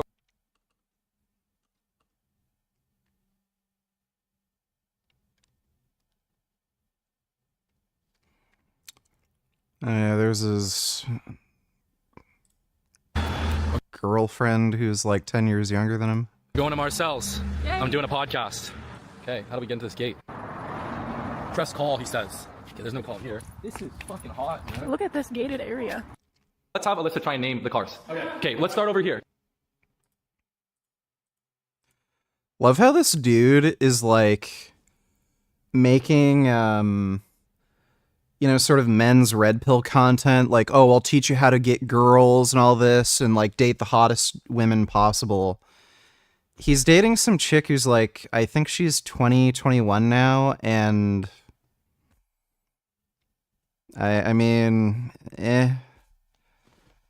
she's young. That's like the only thing you could say about her. But like he acts as though he's this like, fucking men's, dating wizard who will teach you how to get some like 10 out of 10 chick, and then he's dating some chick who has like no ass, no tits, meh face. Okay, let's start over here. What is that? Porsche. That's a Porsche? Okay. This one. Ferrari? Yeah. Okay. This one. Ferrari. Porsche. Yeah. Ferrari? Yeah. Ferrari. Yeah, Ferrari. And this one. I don't know. Space people, so we're going to rip a solid podcast. Richard's pretty lean, man. With good depth. Damn, let's do it. You got this down. Slightly. I am going to guess that he is going to get 0 reps.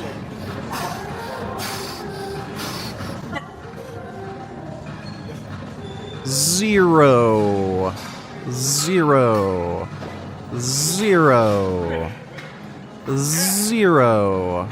Yeah, I was right. Yeah, full ROM. Why do you need full ROM when you can lift a weight that you can't handle and then do half reps?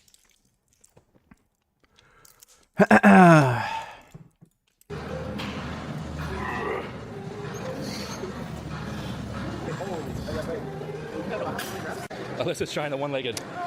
Yeah, I mean, looks are subjective. He might find her attractive, but again, like, this guy's making content where he's like, oh, I'll teach you how to get, like, a 10 out of 10 super hot babe. It's just silly when I see that kind of horse shit. Like, she looks like a child. She literally has the body of a fucking 12-year-old girl. The one-legged squat. Nice, come on, balance Bro, it. 10 pounds. Like, she literally looks like she doesn't eat enough. 3. Chest up, chest up. My man just crushed the hundreds. Very nice. Bridger hit 4 on the hundreds. Not bad, we're getting stronger. I'm gonna rep the 110s. I wonder if he's making her do that intermittent fasting bullshit. Like, does that look like a chick that needs to only eat 1 meal a day? Alyssa did the 10-pounders. All right, 15. Here we go. Damn, strong, Alyssa. Very strong. Shit, Bridger, look. 0. She's hitting the 15s. Amazing. Easy. You're strong. Why isn't he telling this chick to, like, do full range of motion? Like, I know he wants to do this ego lifting bullshit where he does half reps just so he can brag about lifting the heaviest dumbbells, but, like, why doesn't he tell her to just go down all the way? You know that 2 months ago, you couldn't do 1 rep of that. That's okay. 10 reps. Only touch it if I say help. We're getting a list of spot me here. We're gonna go intense.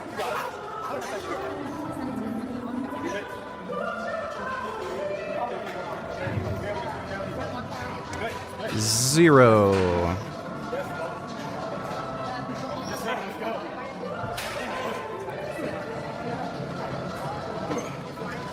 Honest fuck. How you feeling, Greg? Zero. Okay, Alyssa's going for 20s. Yeah. 3, 8, Jack, 4, damn, 5, 6, 2 more, 7, yeah, 8. Hold her hands for the next 2 reps. We do 10. Hold it, smooth. 9. Why would you do that? Awesome. And Why go is down she slow. doing assisted Amazing. reps? It's rubbing off. Easy. Come on, man. You got it. None of this makes any sense. He's making her do assisted reps when she doesn't even fucking need to. Animal. There we go. Animal. Machine. No pish posh. It's probably harder because you don't have the stabilization of the bar. Yeah. You know? Come on, come on. Yes. Yes. Yes. Come on. Yes. 0. Come on, come on. Yes, sir. Let's go, Greg. Oh, shit. One of the first things that really amazed me about Greg's program was like, it's not that a good physique just has a lot of muscle, it has muscle in the right areas. So you work on packing muscle into your shoulders, into your delts, into your upper back, into your chest, and that allows you to do these much bigger lifts, like bench press, for instance, with relative ease compared to other people. So when I was in college at SMU in Dallas, I was one of the only people in the gym that was doing weighted pull-ups. Hell yeah. I snap on 2 plates, and people were like, what the fuck? People would stop their set and be like, what the fuck is this guy doing? And I'd be like, you know, That's Bruce Wayne shit. It's Bruce Wayne shit. All right, let's rep it, dude. Let's rep it. All right, we'll smash the incline dumbbells. Get some machine flat. We're gonna hit some biceps. Come on, Greg. 0. 0. Excellent. This time. Bro, like, why? Just why? I don't get it. Like, especially now, we know how important the lengthened position is for hypertrophy. Like, he's on a machine. Like, nobody knows how much weight this really is. Like, oh, 130 pounds. Like, no one knows how much that is because it's a fucking weight stack. And he still has to, like, ego lift and do fucking half reps. Full reps, 10 half squeezes. Good. It's a heavyweight though. Hold. Yes. Come on, Greg, come on. Push. 0, 0, 0. Nice. 7. Yeah, that's right. Get those half reps in. Yeah, baby reps. Baby reps. Yeah, that is just totally pointless. Okay, that gets him going. There we go. God damn. I don't want to hurt your feelings, okay? But we have to work on this. We have to work on the rear delt machine, okay? Because we're neglecting this. You're going to injure your shoulders. We got to keep it balanced, okay? You're doing the heavy presses, but now we got to do the rear delts. You know what feels good? Do the lunge version. 130. I got too strong. I got to go heavy. Excellent. Excellent.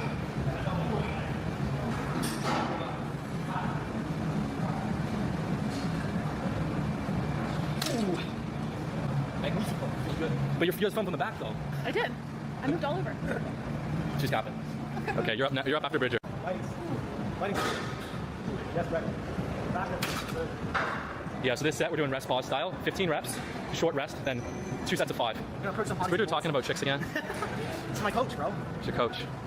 Film, so my film person. Verified, approved to film. Okay, we're finishing off. Literally 1 set. Pull-ups to the chest, hit the mid-back. We're gonna go for like at least 15 reps. Okay? You gotta get at least a 90. Yeah. The here doesn't count. At least a 90. Lean back, build the back thickness. The back grows like a weed. Just a little bit of effort. Yeah, it's like techno. Count it up.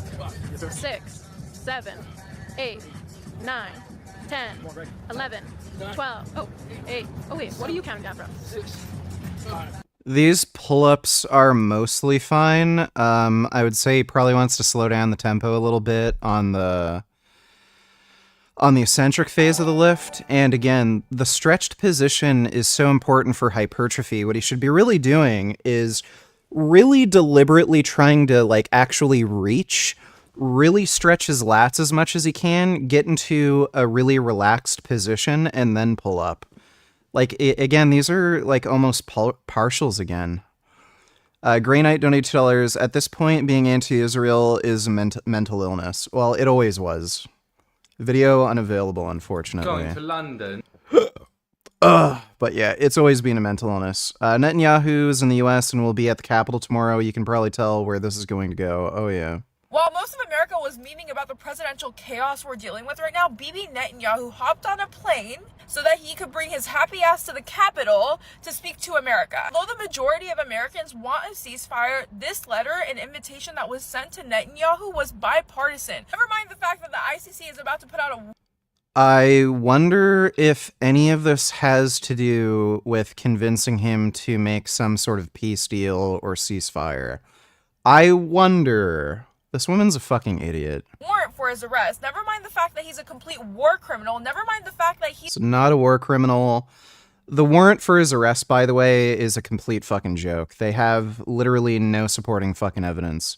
This is like arresting a black guy for having certain tattoos. He's killed about 200,000 Palestinian people. We are inviting him onto our soil and we're saying, hey, everything that you did is okay. Come speak and address our nation. The last person we want to hear from right now. Quite literally. If you are against this as much as I am, you can go to DC or you can spread the word that people are going to DC to protest his arrival. Many Democrat lawmakers are also planning on boycotting his speech, so it's very important to see how people move come Wednesday when he's here. If you want to do your part, here's the flyers. You can screenshot, you can do what you need to do, send it to whoever, but if we pack the streets in DC on Wednesday, that's going to show him that we really don't like him.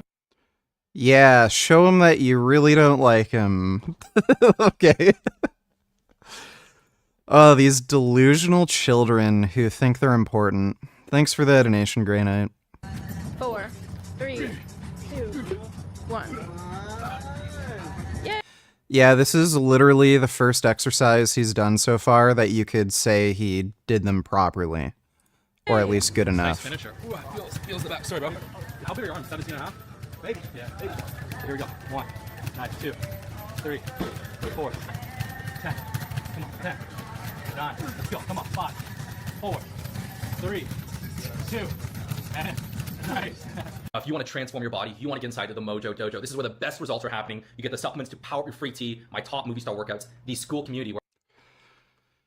There is no supplement that's going to boost your testosterone to any meaningful degree. None. If you want higher testosterone, you know, just good diet, good lifestyle practices, sleep is massively important. If you're not sleeping enough, that will lower your testosterone massively.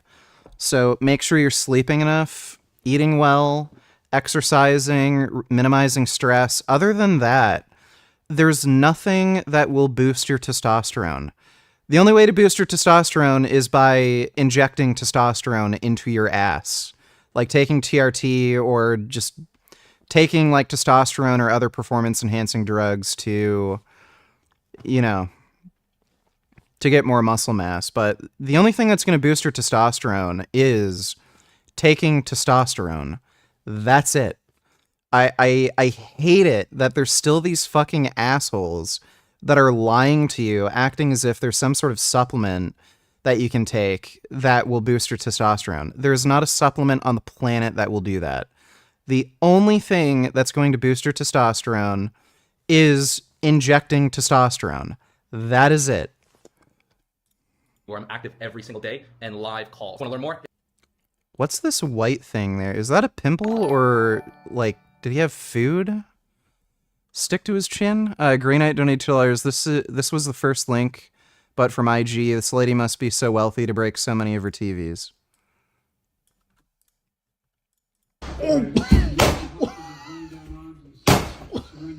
I don't break the TV! Don't break it! It's the third one! Well, looks like she does have a nice house. Yes, break your own belongings. That will definitely show Netanyahu. What a fucking idiot. Thanks for the donation, Grey Knight. Hit the link over here, and I can't wait to see you inside the Mojo Dojo. Now back to the vloggy. Okay, we had an amazing workout. Alyssa smashed 20s incline press, insane. And she finally worked on her weak point for little rear delts. Just kidding. But we had a crazy workout, hit some insane PRs. Now we gotta rush back. I gotta hit a post-workout meal before I go to Ty's event. So we're gonna be late again. If I'm not late in a vlog, it's not a Kino vlog. We're gonna be probably 30 minutes late to the event. Am I gonna have time to get ready? No. But you can bring your makeup and do makeup there. Hey. Eyes are like this, hunter eyes. Is illicit camping? Comment below. So Joe Manganiello was at the gym. Which each? Who was looking more? This, like, I don't know how we can date this girl. She literally looks like a child. I think she is actually like 10 years younger than he is. But she literally looks like she's 12 or 13 or something. Like, she has this baby face. She's so fucking skinny and small. Like, oh, it would just gross me out. Yeah, I literally feel like I'm committing a fucking crime. Alan donated $2. You know what's retarded? Vegetable Police did a 8-day dry fast. There's no way he'd be dead. If he didn't drink anything, he'd be dead within 8 days. He didn't do a fucking 8-day dry fast. He was consuming something that had water in it. Yeah, that's stupid.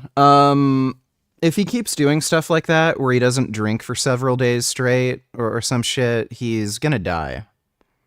Which I wouldn't be against. Thanks for the donation, though, Alan. The event, we're only gonna be an hour late, but I got Alyssa some mojos to boost her free testosterone and her immune system. You think it's good for me to take testosterone though? Because like that could give me acne, right? No, it's not testosterone. Well, dude, she's not just petite. Like, Riley Reid is petite. She's a small girl. She's like 5'2" or something, and slim. She looks like a child. This is natural ingredients that support your own hormonal balance. Like, this isn't petite. This is child. It's not testosterone. I'm giving you 10 extra minutes. All right, here we go. Let's do it. Yeah. Well, Kinobody doesn't know how to train. Hi, we got my compartment. This is gonna be a pretty incline dumbbell today. I might try and go for the 60 kilos. That's 132 pounds each hand. It's more than Alyssa. All right, we're kicking things off with the incline dumbbell press. Now this is my third build-up set. I'm just doing about 40 kilos, 88 pounds, 4 or 5 reps to get me for the heavy set. Now, for fun, I decided. Like, why does he not do full range of motion even when he's lifting lighter weights? To go for the 60 kilos. This is 132 pounds. I haven't been doing incline dumbbell press. Oh, he's gonna get 0 on this for sure. Very often. So this is heavy, but we're gonna try and hit it for my heavy set. And boom, that first rep was like it's only the first rep that you could technically count as one, like an actual we're gonna rep. Try and hit because the dumbbell is in the lowest position. For my heavy set, and boom, 1, that first rep was like butter. 0. And I'm gonna go for like 6 reps here. 0. I'm not gonna go crazy deep because the weight's even so more heavy. 0. I'm gonna just negative keep the range 2. motion sort of around negative 90 3. degrees or so, maybe slightly below ideal. Negative so maybe 4. Next week I'm gonna try and go a little bit lower with this weight. And that felt incredible. I was impressed. 132s for 7 reps, even if it's not super deep, is amazing. Okay, that was crazy hard. Oh my God. That was not easy. All right, now we're doing my second set. Here I'm gonna go lighter, so 50 kilos, 110 pounds, and I'm gonna go nice and deep. And so this is feeling awesome. Just hitting nice quality reps, breaking below 90 degrees to really produce some solid muscle growth. And I managed still 0. to get like 12 reps here, which is freaking awesome. And boom. Now I'm just love how he doing says 2 sets boom on this. and That's then all does you need. 0. Going this intense, 2 sets is perfect. Now I'm gonna get a couple extra sets here on a flat machine press. This machine felt really weird. I'm guessing he only wanted to do 2 sets on this because he'd have to do like literal half reps to do any more work. So this actually felt pretty heavy, even though it's just 2 plates on the machine. Now I'm getting Alyssa to do some hip thrusts. She's working on some. She did some heavy Bulgarians and she did some hip thrusts. Yeah, she's gonna need a lot of Now, those. One more set, a little bit heavier. Just smashing this weird machine in London. This was much harder than a hammer strength. It's hard to explain. Now, we crushed the chest. I'm going into some bicep 0. training. Didn't have the bicep machine, so I'm doing the preacher curl. 0. And I don't even know. I think it's like 15 kilos each side, so. He's literally never considered lowering the weight and doing a full range of motion because that would mean he can't brag about lifting more weight than somebody else. Maybe like 88 pounds total. And now we're gonna go a little bit lighter and just get some solid reps. And this movement really adds lots of tension at the bottom of the rep where the biceps slightly stretch, which is a nice stimulus. Why would he say this when he's doing like partial reps? He's not going into the fully lengthened stretched position. And, you know, felt pretty solid. And now everyone's been talking about the this sort of cross-body rear delt machine, so I'm giving it a shot. It feels pretty good.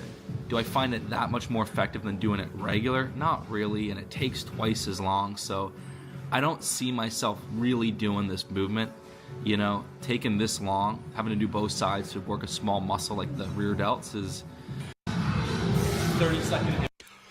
If you're doing an adequate amount of back training, you don't really need to hit your rear delts. I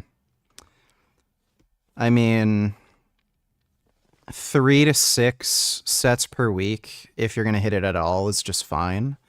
You get a lot of rear delt training when you do back work. All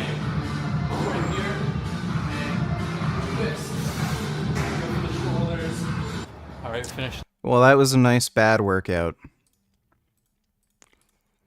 Is that they work, like really work. That's probably irresponsible for me to say, but if we're going to talk about the steroid epidemic, we need to do it honestly. Here's a 3-week trend cycle update for you guys. Volume trend in Thailand.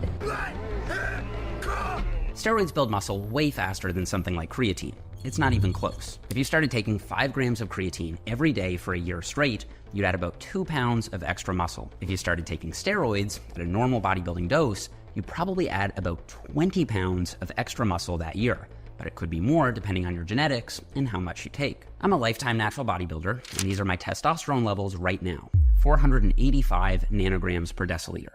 That's right around the middle of the normal range for someone my age. This is bodybuilder Chase Irons, the world's most honest, enhanced bodybuilder.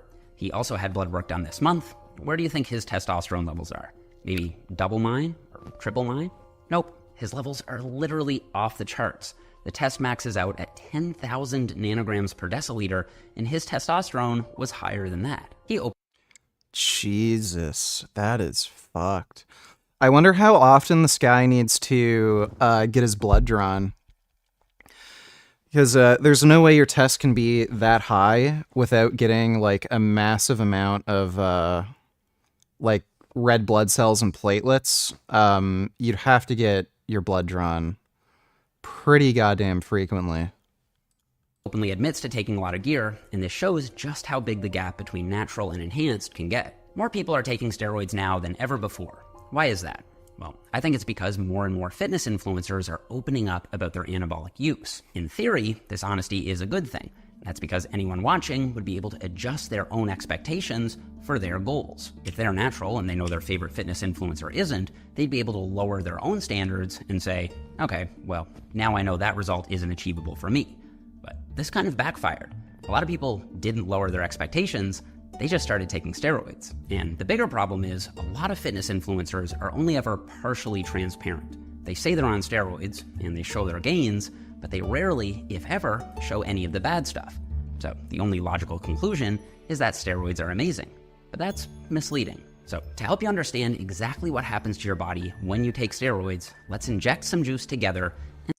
I wonder what's in that needle. Do you think you just put poop water in it? Because it's like brown colored? And see what happens next. Good and bad. This is testosterone enanthate. It's one of the most common forms of steroids that people take.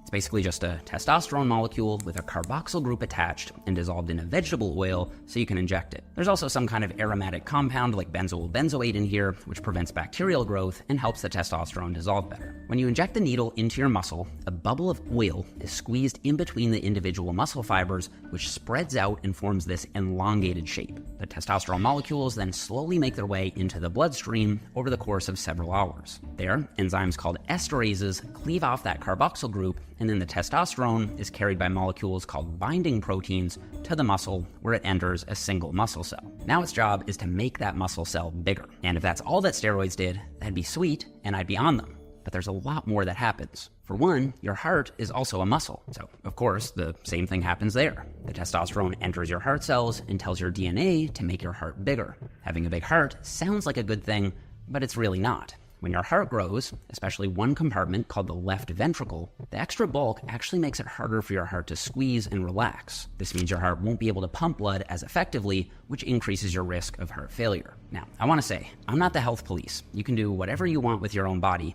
and I've got no problem with people who enhance. But I want people to at least be aware of exactly what you're doing and the full effect it has, good and bad. For example, not many people realize that steroids affect your brain. To explain this, I wanted to find someone with scientific education and firsthand experience with steroids. Mike? Yeah, there we go.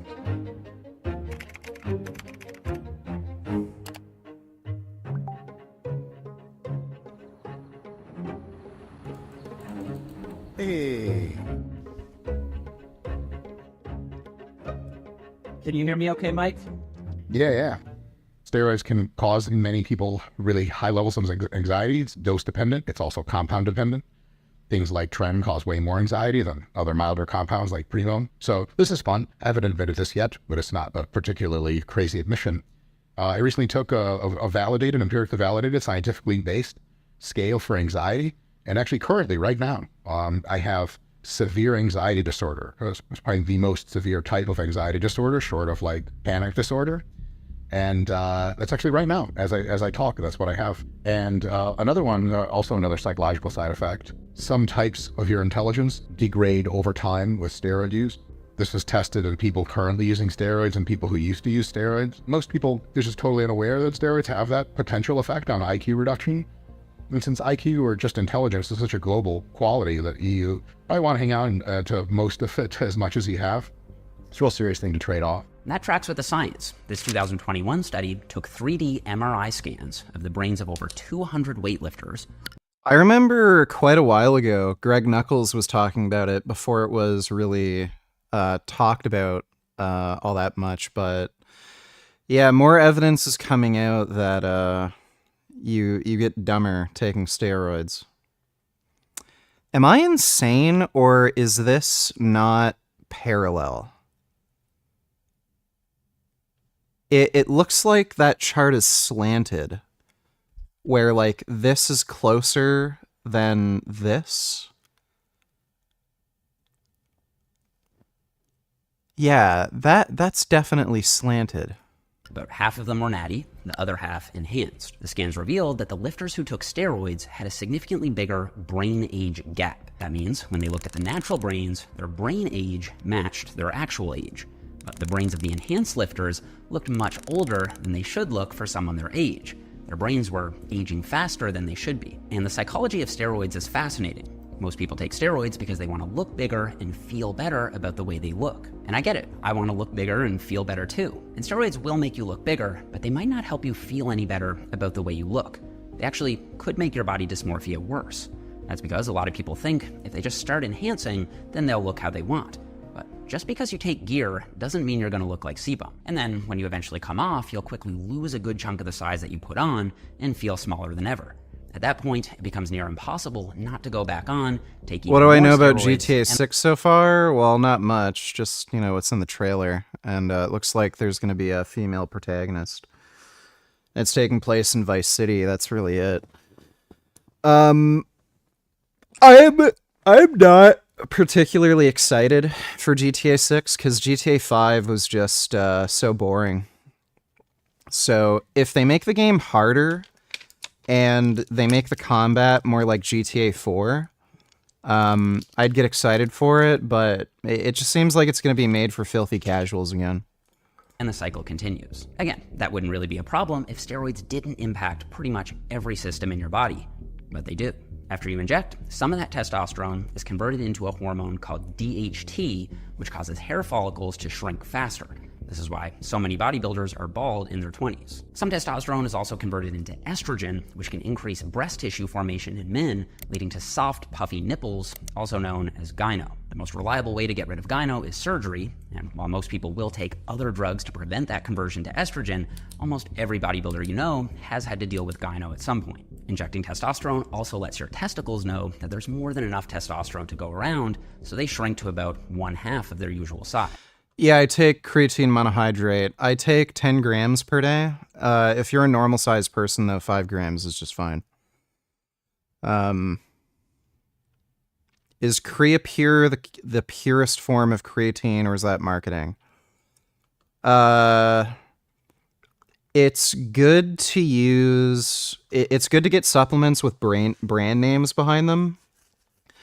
So Creapure is a specific brand name of creatine, where if a brand is using something that says Creapure on it, you're pretty much guaranteed that it's a good quality creatine monohydrate supplement. If you're going to like Walmart and you're just getting something that says creatine, there's a greater likelihood of it having impurities or not really being creatine, and it might have some fillers in it or something. So it's good practice to, you know, get higher quality supplements that have that has like a brand name or what is it? Some sort of copyrighted property like Creapure. The shrinkage quickly shuts down your body's natural ability to make its own testosterone, which is why some people will need to inject testosterone for the rest of their life. Steroids also make sebaceous glands on your skin grow bigger, which causes them to overproduce a sticky, oily substance called sebum. Sebum moisturizes and protects your skin in normal amounts, but causes acne when overproduced. Steroid users will try to combat this by taking other drugs for acne treatment, but then they have their own side effects. What would be a side effect that most people wouldn't be aware of until you've kind of done it? Yeah, it's a good question. There are a few of those I can think of. Because anabolic steroids are mostly gotten in, at least the United States and Canada, through underground laboratories, some of the gear you get is like damn near farmer grade. It goes in smooth as butter, never does anything, no inflammation. Some of the gear goes in there and boy, does it mess you up. And I have been personally hospitalized at least once for a non-infected but insanely immune responsive abscess. My quad was like half a foot out to one side. I've had friends get hospitalized for abscesses. The doctors have to cut your skin open, they have to drain it. And lastly, the term roid rage, but it's really aggression. And it very infrequently displays itself as actual violent acts, but the thoughts you get on steroids are disturbing. You might like war movies and stuff, but if there's a war movie playing in your head every single second you're awake and asleep, it gets a little old after a while, but you have big muscles, so I guess that's cool. So that's how the cookie crumbles. Let me get a second opinion on that.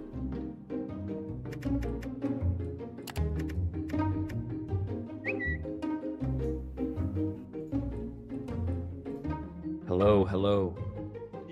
Yo. A pretty common reported anecdote is feeling like you just hit puberty again. For the first 6 to 8 weeks, it literally feels like you're 16 years old again. Is that a good thing or a bad thing? It's probably not a good thing overall, because you're now an adult with the libido of a raging 16-year-old, and you have responsibilities and things to keep up with, and all you can think about is your perpetually erect penis, basically, which is not ideal. Increased probability of injury. This is sometimes talked about. When your strength is skyrocketing, your connective tissue cannot maintain the pace of your muscular strength, and often this will lead to unnecessary injury in the gym, because, if your bench goes up 50 pounds in 6 weeks, you're not, typically you're not gonna hold back. You're gonna. I've already had that problem without steroids. My bench increased pretty fucking rapidly over the last few months, and it was hard to manage the injury risk while trying to, push those heavier weights. I keep pushing because this weight feels like a feather now. You're gonna, go as far as it can take you, but your connective tissue is not keeping up with that. Hey, Raffaello, what's up? Pace, and this you'll see often bodybuilders that end up with Brutal injuries. It's hard to say how much steroids shorten your lifespan, but they definitely do. One 2024 paper followed over 1,000 steroid users for 11 years with an average age of 27. During the same time frame, they also followed 60,000 people of the same age, but not on steroids. 2.8% of the steroid users had died by the follow-up, while only 1% of the non-steroid users had died. That's a lot of excess deaths, which led the authors to note that the excess death rate in this young adult population is striking. Of course, this depends on the dose that you're taking. I think what a lot of people think is, I'm not going to go crazy with the juice. Like, I'm just going to do a little like sports TRT or whatever, like 150, 200 milligrams a week. How do you feel about that? I think the word TRT is very conflated with like baby cycle essentially at this point. When you're on TRT, even if it looks on paper like a normal total testosterone, it is not representative of what you could do naturally. So even if you're on like, you know, low dose TRT, on paper you could define it as such, but it's certainly like you're essentially on mini enhancement territory perpetually, which I'm not to say that that's bad, because that's almost like the boat I fall into myself essentially. It's just a matter of managing the risk to reward on it, and if you feel it is worthwhile for yourself, considerate of all of the factors that underlie it. Would you say there is a healthy way to use steroids? So everything is a spectrum in this case. So there are healthier and less healthy ways. And if you want to use steroids in a healthier way, then what you're going to do is start with very small amounts of them, check your blood work, do various heart scans and procedures, consult with a professional coach who does this for a living, have a medical doctor on retainer to make sure that you're getting every several months or twice a year blood work. You check your blood pressure all the time, you cycle properly, coming on and off. You take as little gear as will accomplish the effect you're interested in. If you do that, you can definitely do it healthier than not. But, you know, there are ways to race a car and design a race car and design the suit and the crumple zones that make it safer. But as soon as you pass 200 miles an hour, safer is the term. It's not safe. It was never safe. And so steroid use is less safe almost always than not taking steroids, but you can make it very, very safe, or you can make it pretty roll the dice risky. The real big decision is on how you approach it. I notice people at like a really young age coming up to me and being like, hey, like I might hop on, like, you know, I've been training for a while now, like teenagers. Do you have like an age in mind where it's like, this is where, you know, you're old enough to... Yeah, the big reason I don't take steroids right now is just sourcing them. I can't go to like a pharmacy and, you know, get Anavar, Winstrol, and any kind of...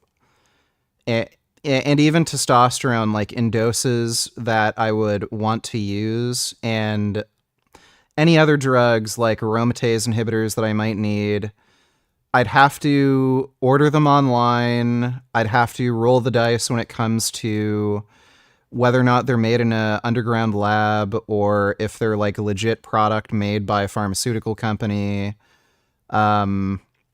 I'd also have to roll the dice when it comes to like just getting them in the first place, because I'd have to get them like shipped in from places like Turkey, and they might get stopped by Border Patrol, and then I'd have to like go off cycle like completely out of nowhere, unexpectedly. Like that's the big thing that's like really preventing me from taking them, because if I could just go to a local pharmacy, get whatever the fuck I wanted safely, like there's a very, very fucking good chance that I would just go on them. But aside from that, like I'd just be worried about the mental health side effects, because I've had mental health problems for so fucking long, and I've just finally gotten over it.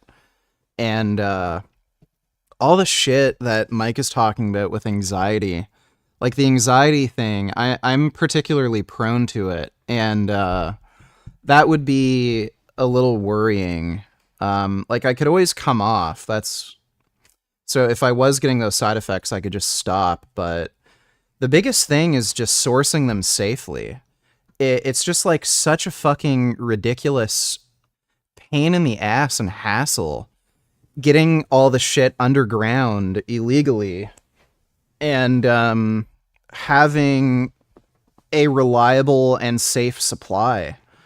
So I don't think, like, until they're legalized and you can just get them at a pharmacy, I'm just not going to do it. To even like consider it, and before that, just figure out your training and diet. Yeah, there's a couple things that go into that. One is some kinds of steroids close your growth plates early, and that means they'll prevent you from reaching an adult height. Some men don't stop growing until they're 22 years old. And if you start taking it when you're 16, you're probably going to be a short king for much longer than you anticipate. Well, actually, a shorter king than you ended up should have become with your genetics. And, you know. Good morning, afternoon, or evening, my niggas and chat. How do you do? Did you hear about this vegan story? Similar to that Chang guy that got jailed that you interviewed. Skip to 1951. Well, yeah, the guy got arrested, right? Or is this a different story? For now, we're gonna have to wait to see how this plays out. And then, this is gonna sound made up. Two cows have accidentally kicked off a culture war that has engulfed New York State. Right, so their names are... Oh, yeah. Blacky and Horny for their black hair and horns, respectively. And 2 summers ago, they escaped from their farm in the rural town of Newfane in western New York, with them then wandering into a neighbor's property a quarter mile away. But the thing is, that property, it wasn't just another farm. It's an animal sanctuary that protects cattle from slaughter. And its owner is Tracy Murphy, a socially conscious vegan who actually started the venture several years prior. Right, and so you can probably see where this is going. She finds the cows in her yard the next morning, she herds them into a pen, and immediately calls animal control, with an investigator coming over a week later to check on the cows, then interviewing her neighbors and learning that Scott Gregson is missing 2 cows. So Gregson, he talks to Murphy and he's like, hey, I'll swing by after the weekend to pick them up. So when that happens, right, when Gregson shows up, being a state trooper himself, he brings a fellow trooper with him, as well as the animal control agent and his family members. But when he asks for his cows back, Murphy refuses. Right, because in her mind, she can't just willingly send these living, sentient beings to their death. Well, I'll come here at the animals. And then No, you're not coming to get the animals unless you have a warrant. No, but you need my property.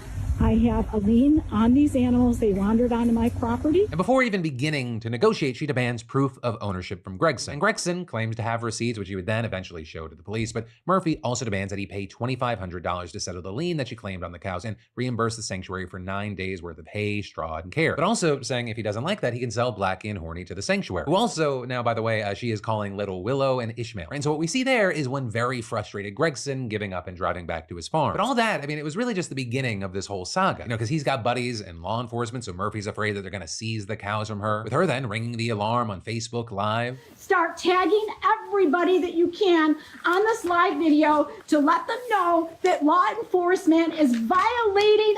Yeah, these are sweet cows. Cows are such nice animals, dude. They're just sweet and peaceful and just want to eat hay and chill all day. Are my civil rights. With her then in another post putting out Gregson's home address and telephone number, which is when things really start to go off the rails. Because according to the district attorney, Gregson starts getting phone messages at his house threatening to rape and kill his children. So the war was just on. Absolutely based. Why is this a problem when he rapes and kills animals? So he's acting like a victim when he does this to fucking animals? Someone then doxing Murphy in return, with her receiving threatening voice messages, emails, and comments on Facebook calling for her to be lynched. But then also pretty much the entire town lined up against her, since she's basically the only vegan sanctuary in a sea of farmers and ranchers. And so pretty quick, people start showing up outside her property with signs reading stuff like not show cows or commandments not to steal and covet your neighbor's property, with a parade of cars, trucks, tractors, and motorcycles driving back and forth, blaring their horns.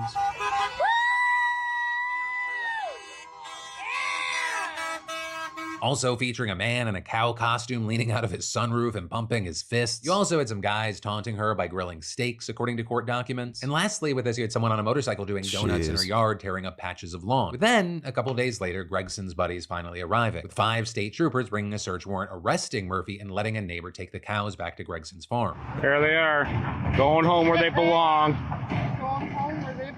And with all this, we saw Murphy charged with 3rd-degree larceny, which is a felony punishable by up to 7 years in prison. And this is the judge also imposed a gag order that barred her from posting any content on any subject on any social media platform. And all the while, Blacky and Horny, or Little Willow and Ishmael, depending on which side you're on, they were sold and slaughtered shortly afterward, which could have been the end of this story. But still, we are not done. Because at this point, of all people, Joaquin... terrible, dude.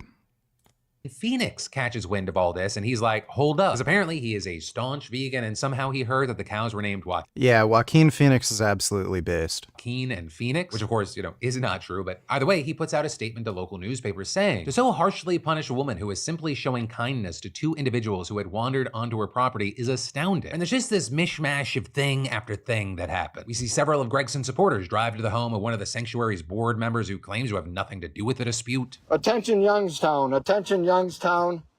I'm sorry if I disrupt your dinner that was provided by farmers while I'm here. Well, Mage Night Tellers of The Simpsons predict about Harris winning the election, then it must be true law. Let me see.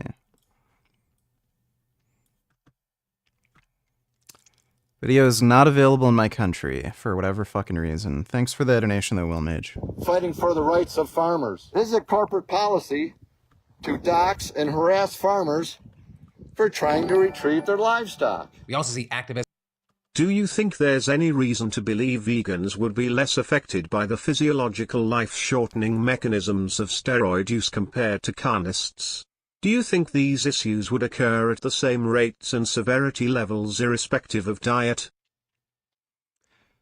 Well, if you have a group of vegan steroid users and a group of meat-eating steroid users, the vegans would live longer because of the cardioprotective benefits of a vegan diet. So they have lower cholesterol, lower blood pressure, shit like that.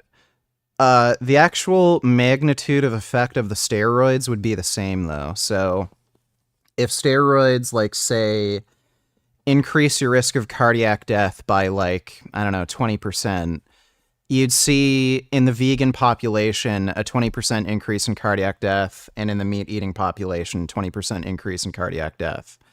It's just that vegans would live longer than the meat eaters, assuming they're both taking steroids, just because the risk of cardiac death among the vegans is lower. If that makes sense to you. Thanks for the donation, though. Fuck you, 5,000. For the open rescue movement, which enters corporate farms to free suffering animals and document the harsh conditions, inviting Murphy to a summit in Buffalo. By which time, it's been almost a year since her arrest. She's out of jail. But then you have a local resident criticizing the event's attendees. 50 chickens then go missing from her farm just 2 days later. Also, that same week, another Jesus. Farmer chases 2 trespassers off his farm after he spotted them filming his livestock. And so at this point, you have people scared, they feel unsafe on their own property, which is when Rob Ort comes in. And he's the New York Senate Republican minority leader, and he holds a news conference at the farm that was trespassed on. And there, he made what many perceive to be a veiled threat against open rescue advocates. You are not welcome on these farms. I don't care how passionate you are about your cause. I'm just as passionate about upholding the rule of law here in New York State and in Niagara County. And the Second Amendment exists to protect person and property. And I would remind these advocates of that fact. With them also reportedly working on legislation to increase criminal penalties against farm trespassers. And all this is now... Yeah, that's a fucked retarded situation. Everyone's a fucking asshole. To almost the same group of people to whom jacked lifestyle is important, being as tall as possible is also important, seemingly. Another thing is the brain develops in very, very high-level ways, well into your late 20s, and in subtle ways through your entire lifespan. And so until about your mid-20s, I would say there's a high probability that steroids will stunt your brain development to a significant extent. And so I would say my cutoff age generally, as the conversation for responsible medically supervised steroid use for serious goals by a serious individual begins at age 25. The answer I usually give is get at least 10 years of natural training under your belt, because you'll have figured out what works for your body. And then from there, you'll also by default be at least in your mid 20s. Most people don't start lifting until they're at least, in their mid teens. So, it kind of ticks both of those boxes. And so, yeah, I always encourage people. It's have you been training hard and smart for 10 years? If not, then I don't think it's decision time for you yet. And I'll be honest, there have been several moments in my own bodybuilding career when enhancing has been very tempting. Even now, especially with the fitness standards increasing rapidly and more fitness influencers juicing. And I think the standards have shifted so much since, we started out 6 years ago, I was in the natty or not conversation as a physique that's like almost too good, and now six Now years they're like, later, "You're small, it's like bro." it's like you're the guy who doesn't lift but knows, you know. But instead of enhancing, I've decided to do something different. I keep thinking maybe I've reached my natural limit for muscle growth, but have I actually? Am I actually at my natty limit, or have I just not been training as hard and smart as I could be? I wasn't going to reveal this, but this year I'm doing an experiment with McMaster University here in Canada to see how much muscle it's possible for me to build naturally this deep into my lifting journey. If I do everything perfectly, can I still make gains naturally? So for this entire year, I've been doing everything 100% perfectly in the gym. I'm tracking every single set, taking the last set of every exercise to true technical failure. I'm not skipping any sets or any workouts. I'm also committing 100% to my diet. I haven't missed a single day tracking in macro factor. This guy eats like a fucking 12-year-old. I remember I was reviewing his diet. He eats like so much fucking cheese. It's just weird. And I've hit my calorie and protein goal every single day. Now, I'll be sharing my full results at the end of this year, but I can say that I've definitely made some solid gains already. This doesn't always show up as well on camera, but I've gotten more compliments about having put on some solid size at my local gym than I've gotten in years. But similar to me, what happens to a lot of guys is that they think they're at their natty limit and only steroids will help, when in reality, they're probably just not being as diligent with their training and their nutrition as they could be. Why not dial that up to 100% first? Nigga, know your place and stream at a normal time and not first thing in the fucking morning, you fucking clown. Jesus, you're so fucking annoying. Nigga, you. Nice try. I am going to be streaming later today too, so don't worry. Thanks for the donation, nigga, fuck you. You can make that decision. That's how I feel anyway. And if you want to commit and join me on a year-long journey to truly dedicated lifting and eating, consider downloading my nutrition app, Macro Factor. You can try it for 2 weeks for free to see if you like it first, and it's really like having me as your own personal nutrition coach, but for a tiny, tiny fraction of the cost. We're about to hit 150,000 monthly users, which is pretty crazy, and we've gathered some incredible transformations from users of the app. Unlike other diet apps, Macro Factor uses science. Dude. Gathered some incredible transformations from users of that. Yeah, bro. This guy is probably on fucking gear. Unlike other diet apps, MacroFactor uses science-based algorithms to tailor your calories and macros to your metabolism specifically. All you need to do is track your food and your weight, and the app will automatically update your nutrition each week. So I'll put a link to the free trial in the description box. All right. Let's play some games. I think we'll play some Tekken. Haven't played Tekken in a while. I still gotta beat the campaign in Tekken, so let's do that.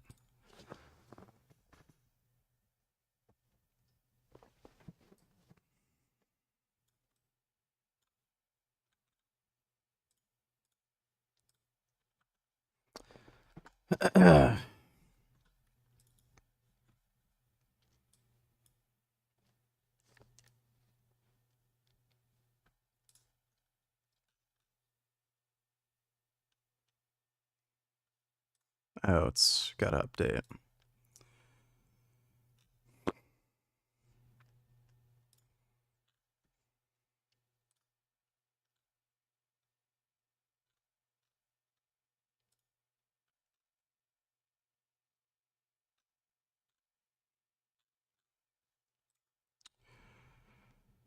All right, that's just gonna take a few minutes.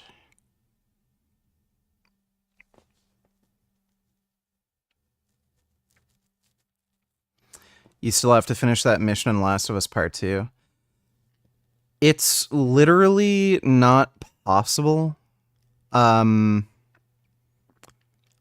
genuinely convinced that that playthrough I was on, I was stuck in a way where you can't possibly do it. You just don't have enough ammo. There's so many enemies, and it's literally impossible to sneak by. Hello, non-cookie cutter Richard. Never see you stream this early. Yeah, I I just went to bed really early last night, and then I woke up fairly early, so figured, since I'm not doing anything anyway, I'd just stream. Thanks for the donation, though, Cookie Cutter Sarah Safari. She is a cookie cutter. Her channel is so goddamn boring. Who cares? You'll scale Dale Chance back to the mountain. Turn to the other side. My load is taken. Who's they? Leather Daddy. Who's that? Lube Daddy. He's almost standing straight up. He really doesn't work out. Look at you. What do you do? Look at you two. Look at me like that. I can slam anything I want, baby. Never ends with you. Ah, never ends, poster boy, you male prick. You're looking awful thick today, bro. Since I ate that shitty Golden Corral. Yeah, Golden Corral is shit. I've noticed. It's the first and the last time I'll ever eat that. It's garbage. It's the most disgusting. Oh. I'm gonna have to poop. I have a nauseous feeling I want to throw up. No, I'm not using it, bro. You can use it. Most disgusting food in the world, man. What do you? I think. Listen. I think the food is absolutely disgustingly gross. How many times have you eaten it? I ate there once. I got sick. The time I ate there in 2000. Okay, I'm gonna have to go poop. I'll be right back. Just need to go do a poo-poo. Then we'll play some Tekken. I don't know how long this is gonna actually take to install, but hopefully it's close to done by the time I get back. Alright, I'll see you in a second.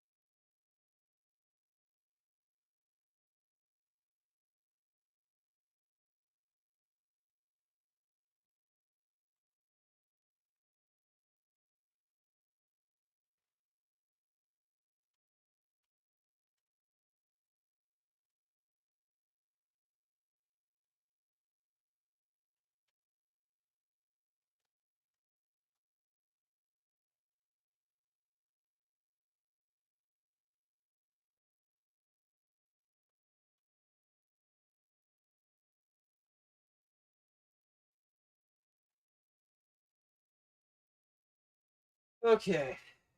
I just completed my. Oh my god. Yeah, okay. I know. I love you too, Finn. Yeah, I love you too. That's a good boy, Finn. Okay, relax, relax, relax. Lie down, lie down. Finn. You're not gonna stay on my lap if you're gonna be annoying, dude. Alright, let's play this game.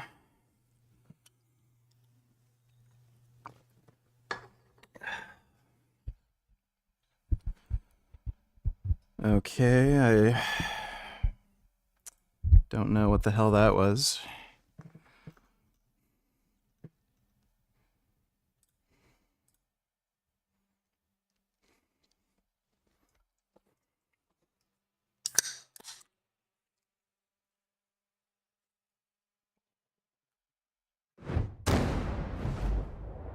Good morning, Alawali.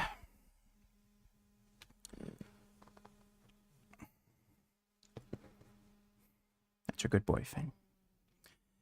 Did you guys know that Finn is a really good boy? Did it crash again? That doesn't seem quite right.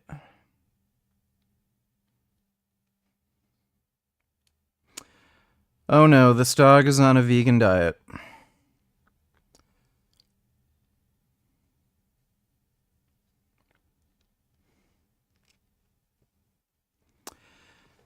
Yeah, I think the fucking game crashed again. Yeah, it crashed again.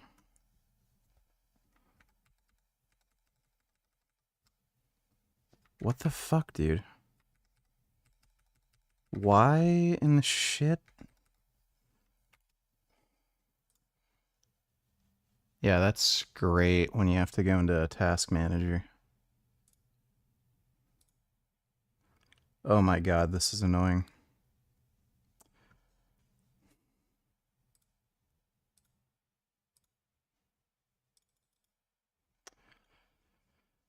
Do you know that Finn is a Pomeranian? Well, we think he is a Pomeranian Chihuahua mix.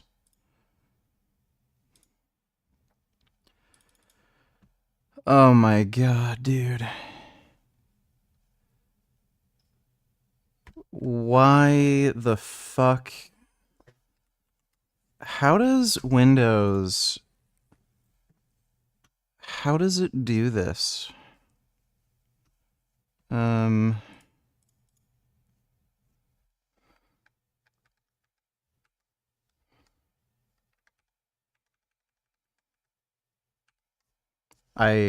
It won't let me...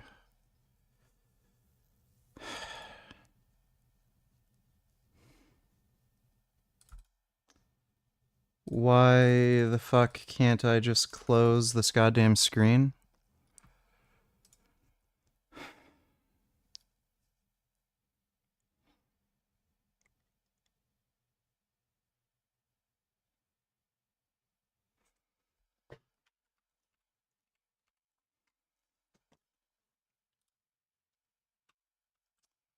Still no.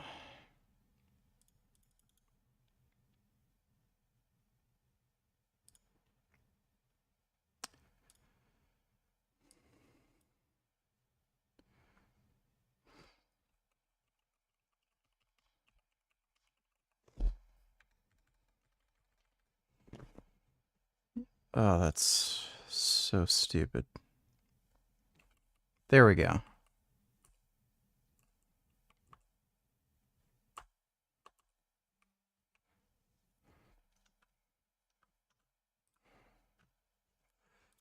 Okay, well, we're not playing Tekken.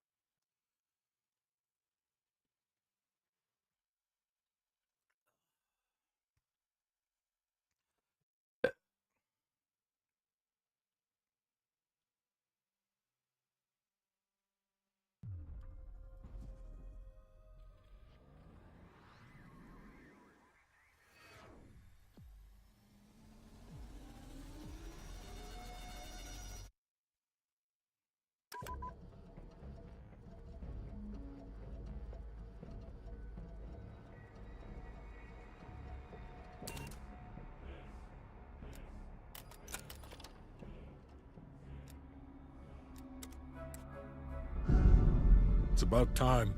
But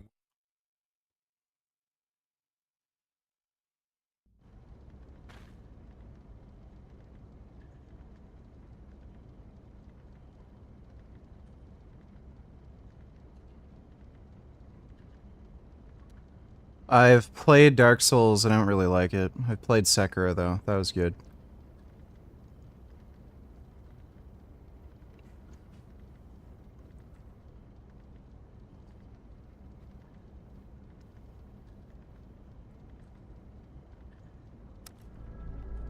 This is it. The recent movements of Theodore Hastings has led us here. Cuba. Right in our backyard. A vacant government facility in the Cuban countryside has become a hub of activity for Perseus, and the likely location of the stolen nuke. no doubt Castro allowed it. $20 to anyone who can bring him down before me. Who? Castro or Perseus? Whoever. We are not gonna let him move this nuke inside the States. It's time to take down Perseus, once and for all. Team, wrap up any unfinished business. Once we strike, there's no turning back.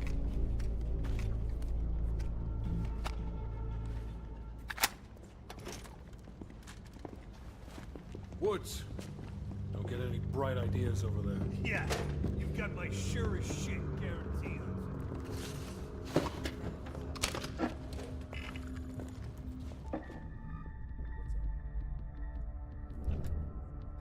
You available? All right. I'll let Mason and Woods know that we're ready.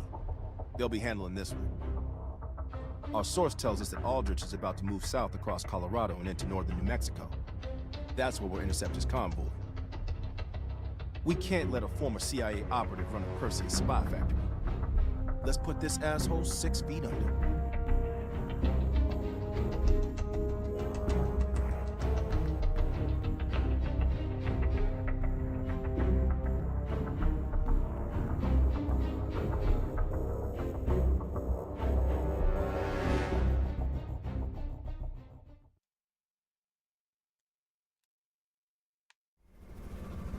I can't believe Aldrich betrayed the CIA. Betrayed the whole fucking country. Phoenix 2-4, this is Phoenix 2-1, 30 seconds out. We're up, Mason. Locked and loaded.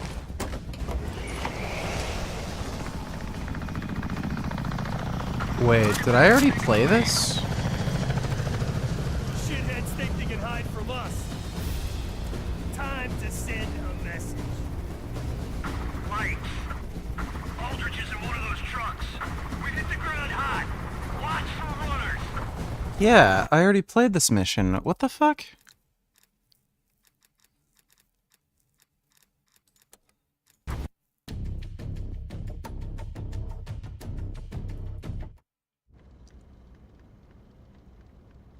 Available?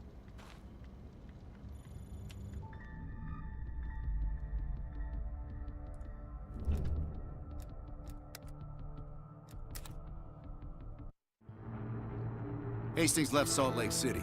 We tracked his movements all the way to Cuba. We have to assume Perseus moved the nuke there. Langley believes Castro could help Perseus smuggle it into the U.S. in exchange for a peek at the hardware, of course. That isn't gonna happen. What's the plan? The last read we have on Hastings came from 30 miles south of Havana. We suspect Perseus is using an abandoned compound there to hold the nuke. They're working under the radar, so expect moderate security. I say we smash and grab. Parachute in, grab the nuke, skyhook out. And what if the nuke isn't there? It's there. The only reason Perseus needs Hastings in Cuba is to prepare it for arming and detonation.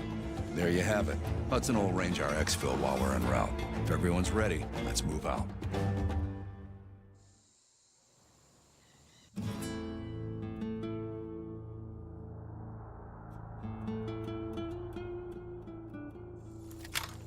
Adler's late. No, love, we're early. Adler should be checking in right about... Park, we're in position. Copy that. We're moving to flank. All teams, we do this fast and loud. Find Hastings, grab the nuke, get the hell out. Woods, light up this joint. About fucking time.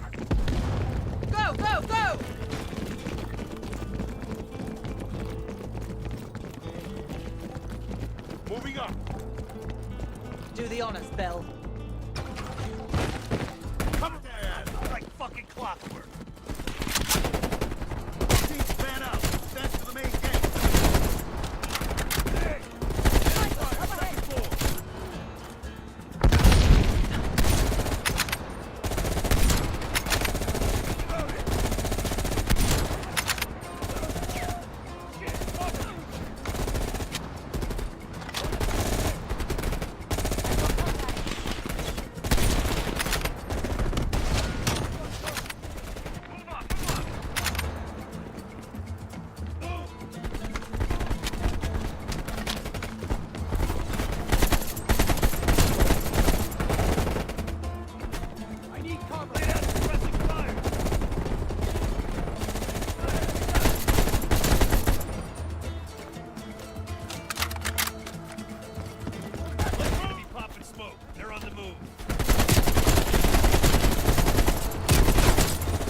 Fuck.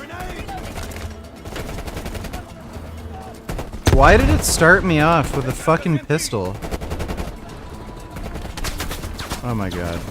It's fucking stupid.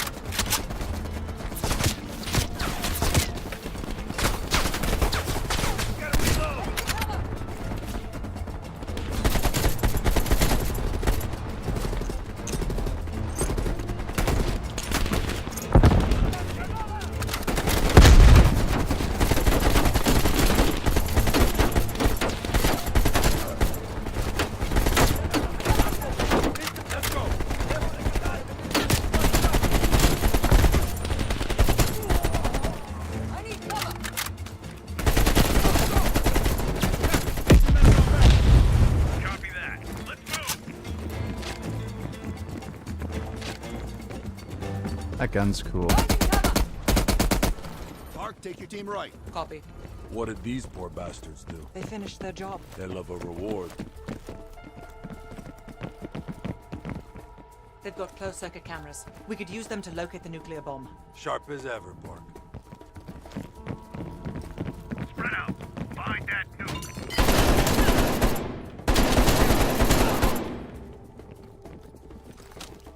It's quiet all of a sudden. Stay sharp. Contact.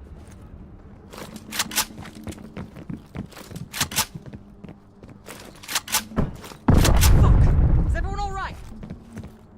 Bell, sweep command.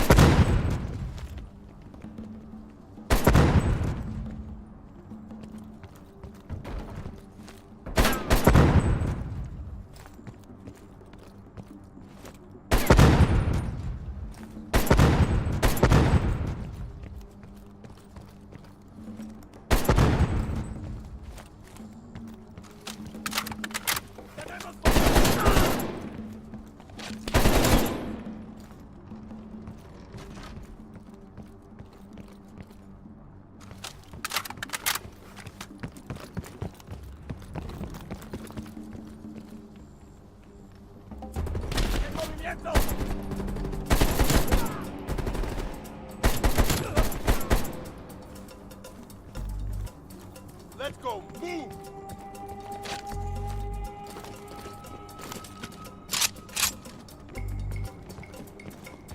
RPG on the balcony. Ready to cover. Let's move.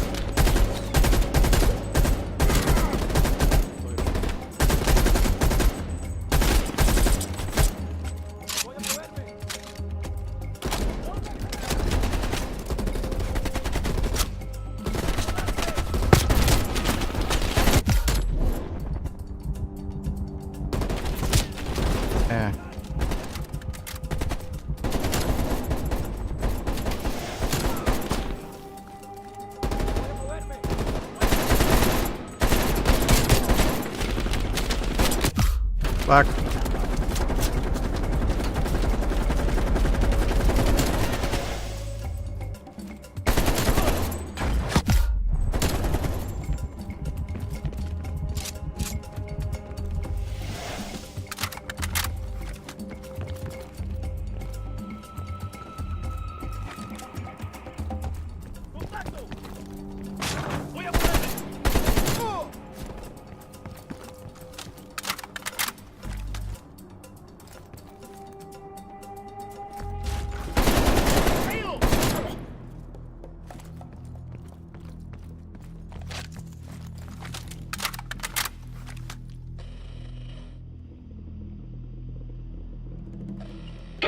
Mason, you missed one behind the counter.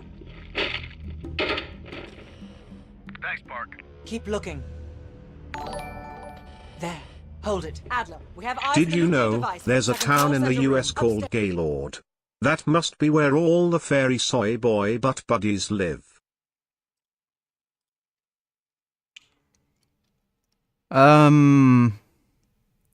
Maybe. Thanks for the donation, Frankie Eyeballs. Let's move. Huge load leaking from Vegas. Donated $2. Skip to 351. React for a few seconds.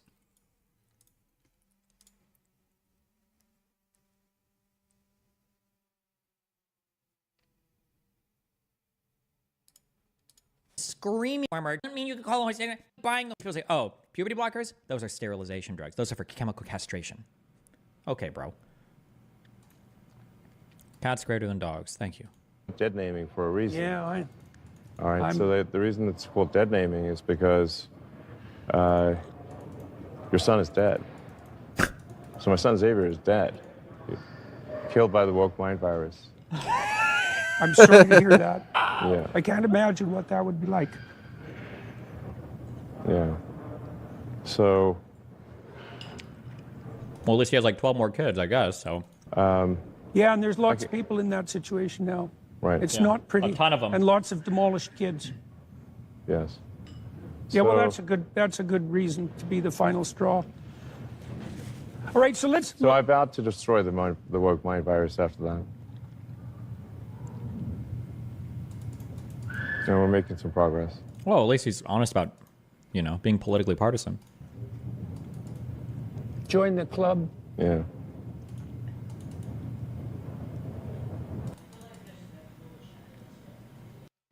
Dude, what a fucking deranged lunatic. Fucking Elon Musk is a piece of shit. Thanks for the donation, huge load leaking from VG's ass. Crude, but effective. Can't keep your eyes off me, huh, Park?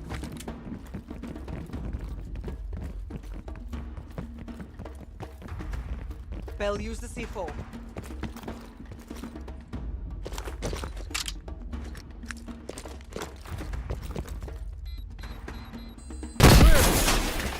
Adler, we're moving to the second floor. We're pinned down. Move ahead. We'll catch up.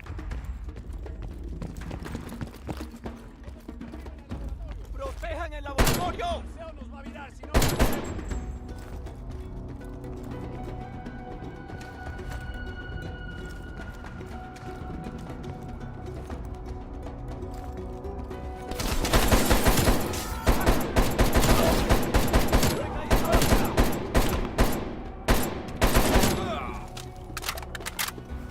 Get moving. Moving!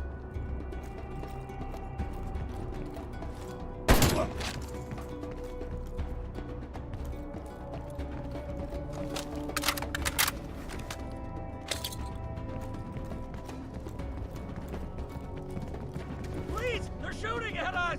No! Stay away!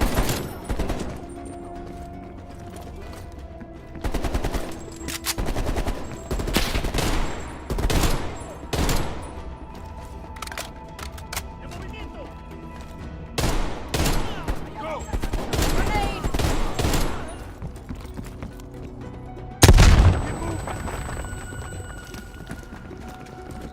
Finding cover.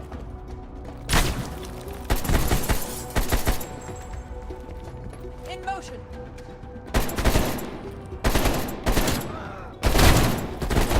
Holding cover!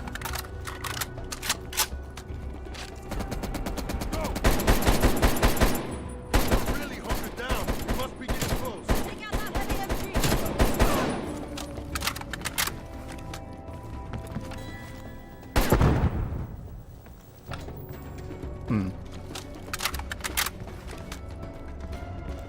Get me some cover! Cover me! Let's go. Hey, Finn. That's a good boy.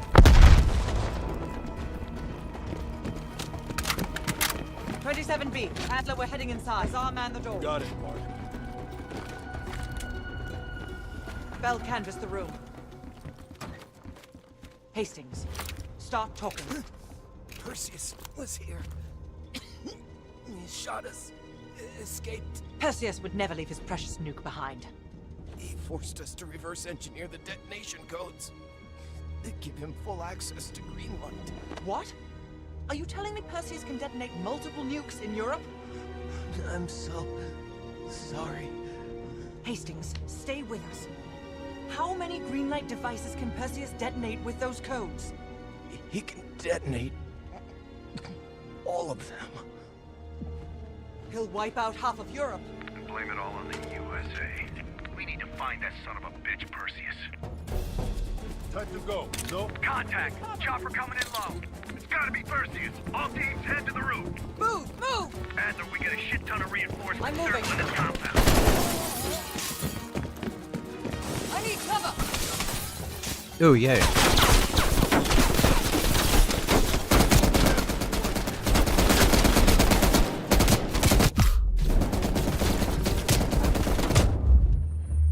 Okay, well, that wasn't spectacular. Time to go. No? Contact! Chopper coming in low. It's gotta be Perseus. All teams head to the roof. Move! Move! Adler, we get a shit ton of reinforcements circling this compound.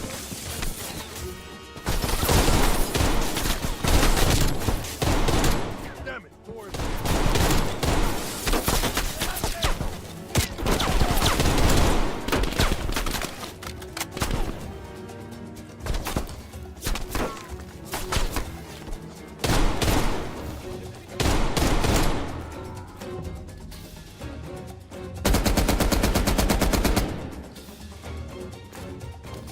clear. Out of the way. Adler, I got eyes on an HVT. South rooftop. Could be Perseus. He's climbing into a chopper. Take him out.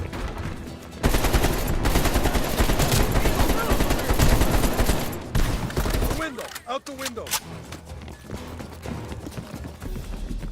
Go, Bell. I'll bring up the rear. Fuck me, the chopper got away. Fuck Perseus, we got bigger problems. Log down, don't wait for us. This is Prep for ground team. Skyhook. Confirm you have visual. Roger that, ground team. We have visual. Fasten your harness, cross your arms, and remember to keep your backs to the wind. Inbound in 2 minutes. RPG. Heads up, Bark, you got snipers on the roof. Copy that. Bell, take out those snipers. They're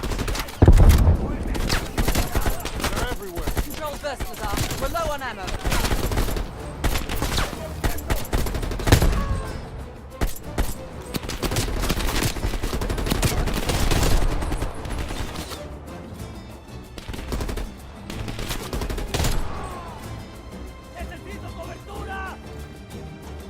You know what, Lazar? I think I'm ready for that drink now. Don't need me, Park. But we'll have none of that horse piss you call beer. It'll be a proper drunk. Get ready. Here they come.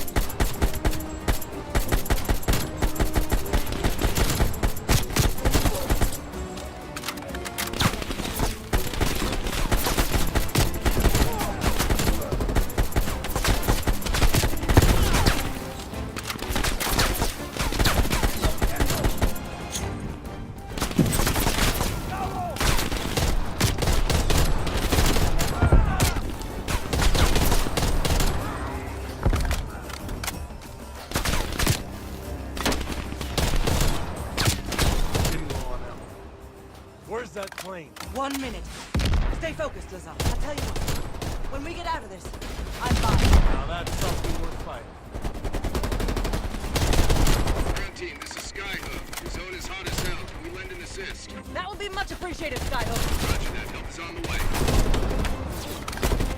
Ground team, Skyhook. Ah, sweet. Roger that. Clearing the roof now. Bullseye. Good impact. That's a hit.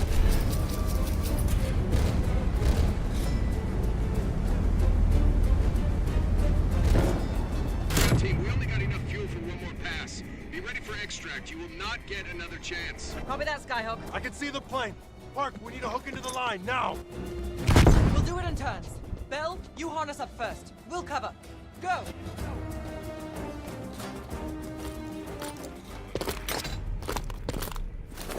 Let's cover!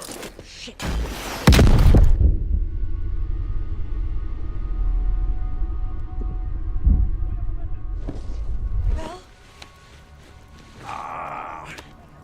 My legs. I'm gonna secure the sexy girl.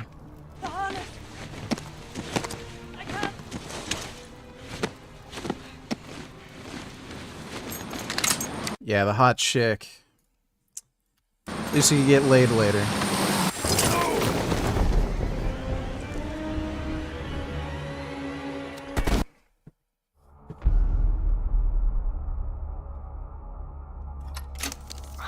Well, that was a goddamn fiasco. You go in with the intel you have, not the intel you want. We paid the fucking piper down there. You think this is Bell's fault? I don't know whose fault it is. I just know that Perseus doesn't have a single fucking nuke. He's got dozens. Millions of people are gonna die, and the United States will take the blame. You need to find out where he's planning to broadcast the activation signal. How are we gonna pull that out of our ass? Bell knows where it is. Bell? This goddamn science project was a failure! Don't count Adler out yet. The man has a deep bag of tricks.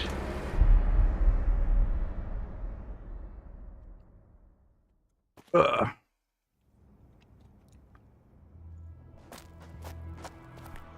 Come on, a little further.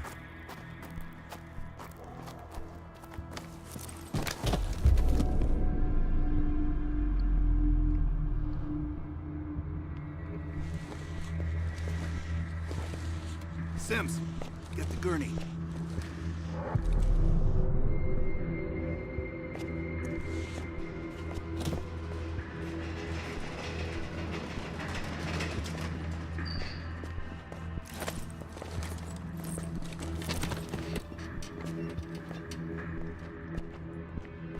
Bell.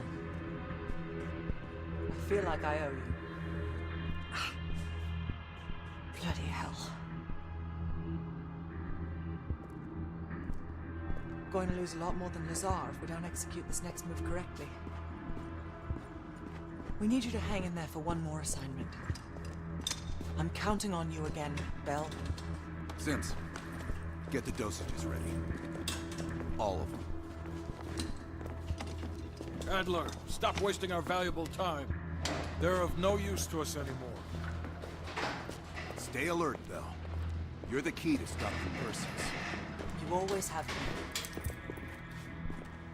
No more half-assing it. We're doing an intracerebral injection. Injecting directly into the brain could provoke seizures, or worse. Right into the eye. The eye socket. You sure about this, Doc? Ugh. That'd be rough. The memory should begin almost immediately. Bell, listen to me. I need you to remember. Think back to our time in Vietnam. One more time. We need to finish what we started. We had a job to do.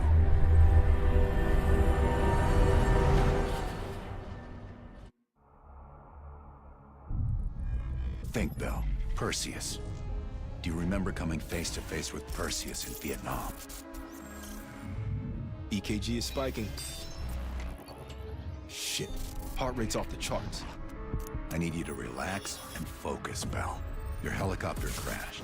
You made your way through the jungle, alone. You found a bunker.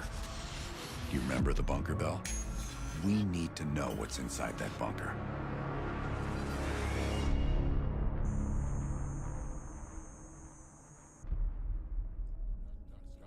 Do not trust Adler. Adler is lying to you. Do not trust him. Do not listen to Adler. He is lying to you. He is lying to you. Do not trust Adler. During a mission to investigate reports of a Soviet bunker, your chopper was hit by ground fire.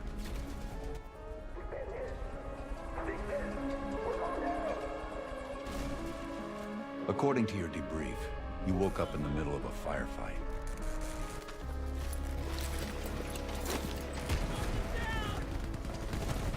The crash survivors were defending against a VC attack.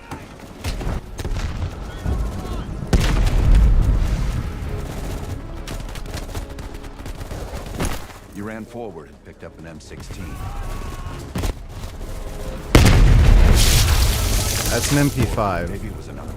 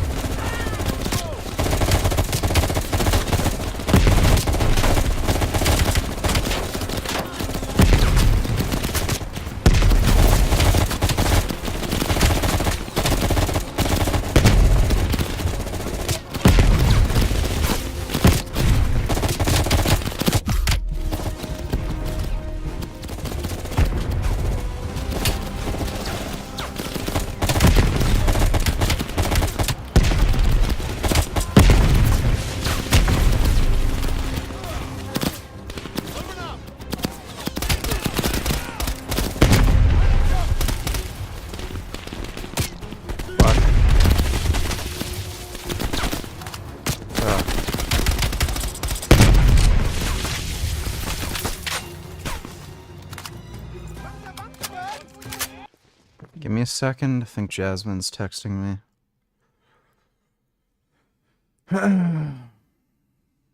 No, it's just some bullshit. Alright.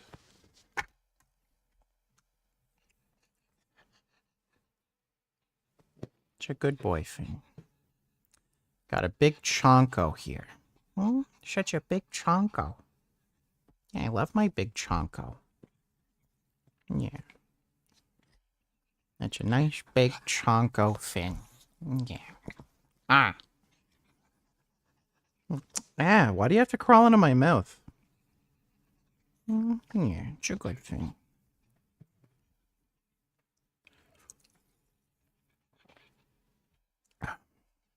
Okay, relax. Relax. No, no, relax. Relax. It's a good pooty boy.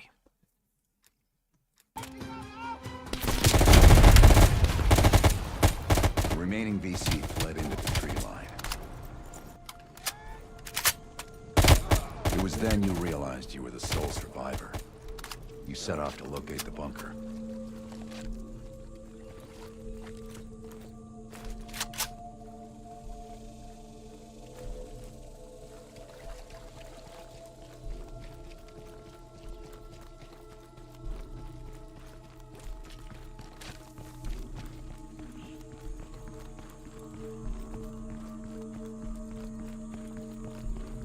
The path split near a ruin, so you took the right fork, not the trail to the left.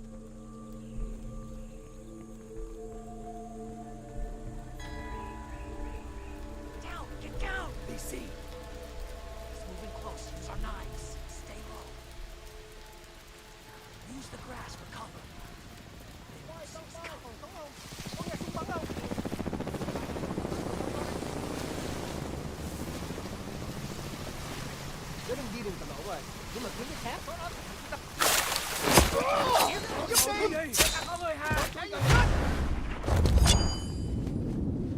The fuck?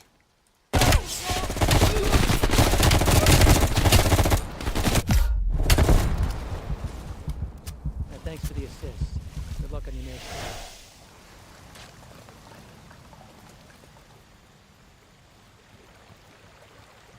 You heard Russian voices from a cave across the river, so you went to investigate. Bell, I need you to turn around and go into the cave. Okay, whatever. I'll just follow the instructions this time. There's Vladimir Lenin.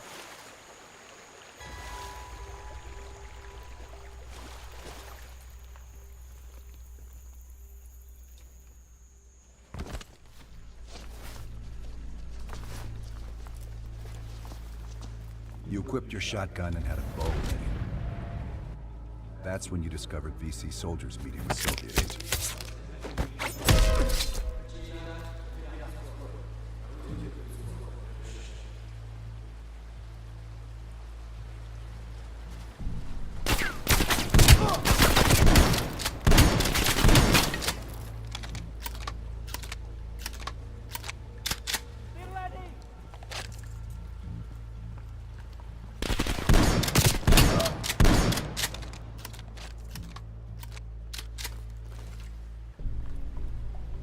Huh.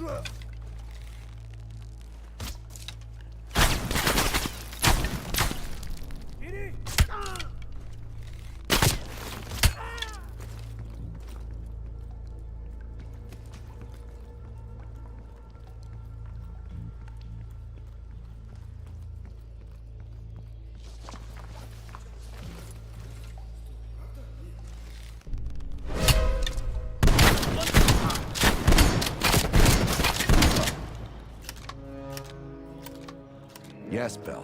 That was the door into the Soviet bunker.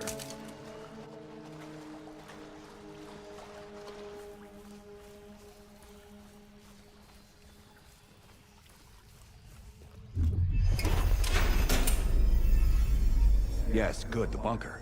Now tell me about Perseus.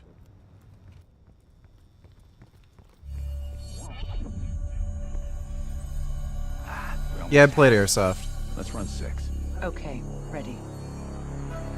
Bell, I've got an airsoft gun. It's 1911 according to your debrief, green gas you gun. woke up and the rest of your crew was missing.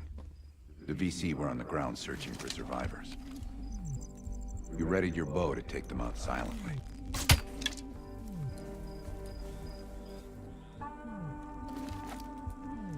Ooh.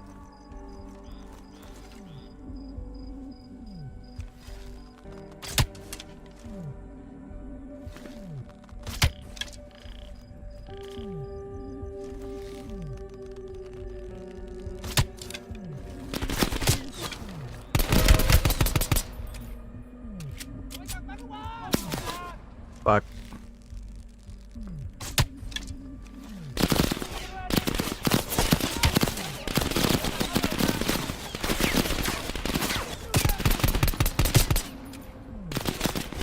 Why can't I fucking go prone?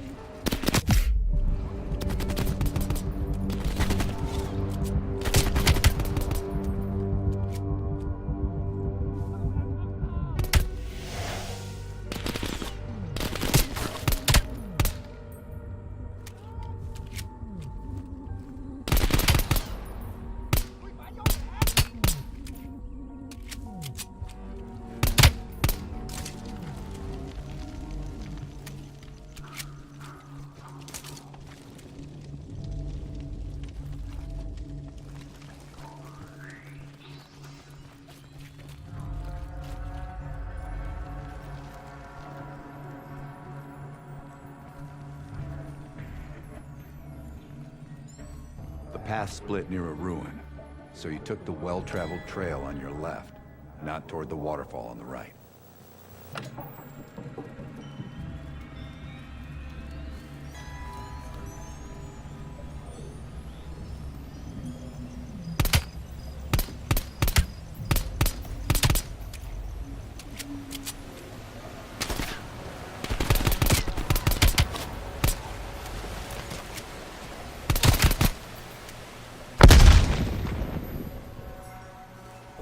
You mentioned crossing a bridge near a village. The bunker was somewhere on the other side.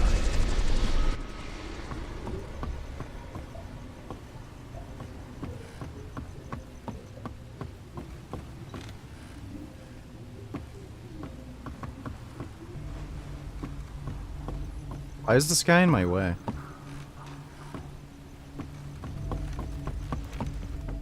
Bell, your report distinctly mentions the village as your destination. It doesn't mention a zip line.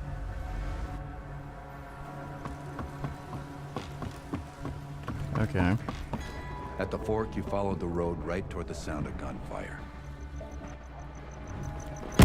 Seeing a firefight, you readied your M16. He stirred up a hornet's nest. We need chopper support. Roger that. Chopper inbound. Coming from the window.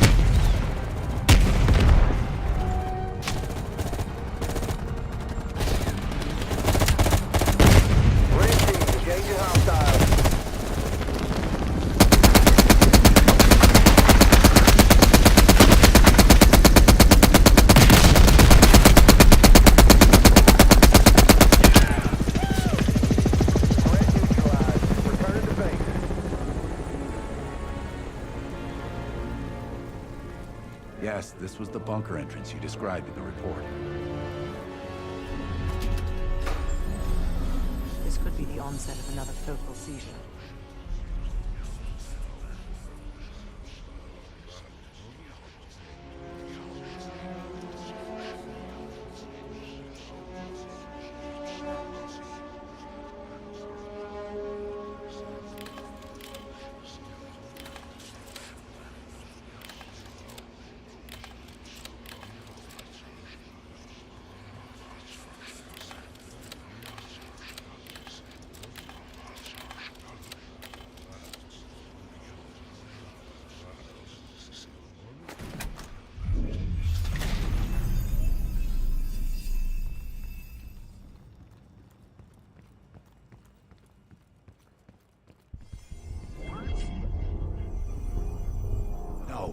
Don't stop, Bell. Fuck! Hand me the fallback scenario manual. Here it is. Bell, we've got a job to do.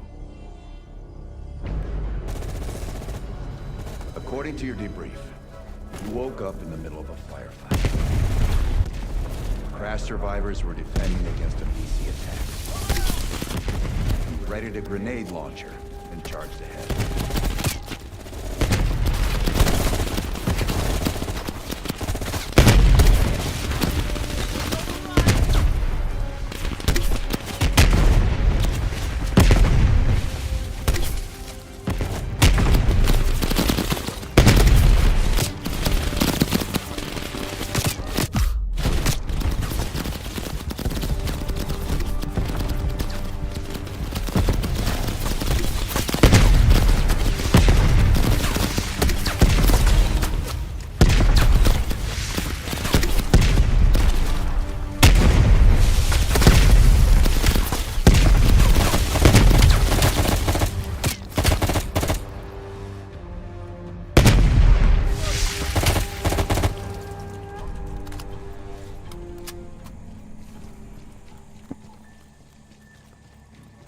Frank just released a new video.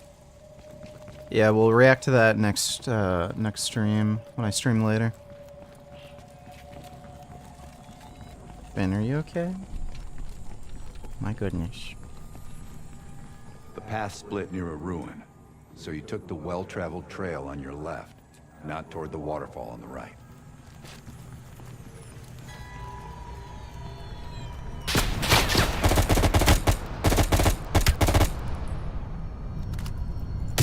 Ah, shit.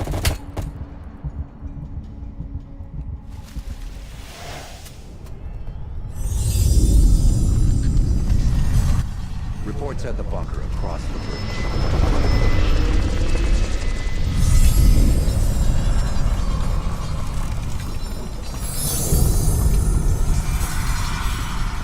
You went left at the fort, not right.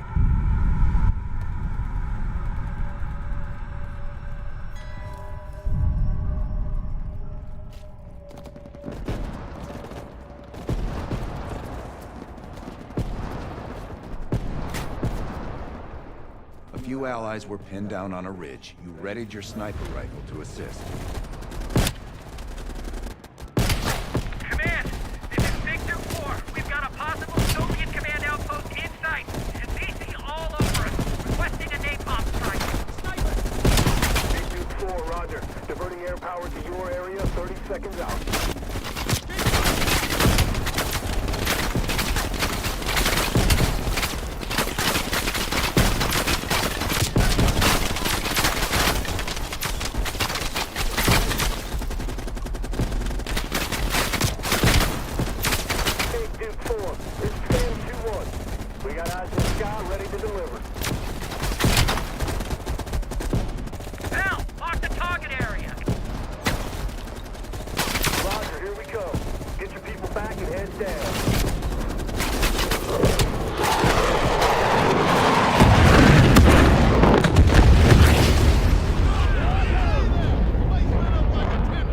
Inside the house hit by napalm, you'll find a hidden bunker door. Go check it out, Bell!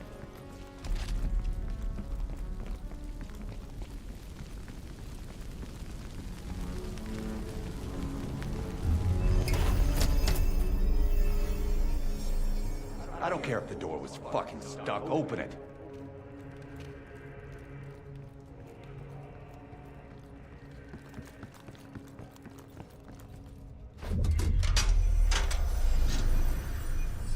Park, give Bell another injection. That And- could be lethal. Do it Bell's now. heart rate is already... Heart rate is spiking. I'm not sure how much longer Bell can last. Would you kill King Kong because he kills animals? Well, no, he's killing carnivorous animals. Everything's stabilizing. Heart rate is coming down. Finn, what are you doing? Back up. Look at this little son of a bitch. It's a good baby. Yeah. You're just lying down on me weird. Just... my little baby. Okay, relax. Lie down. Lie down. Lie down. You're being weird.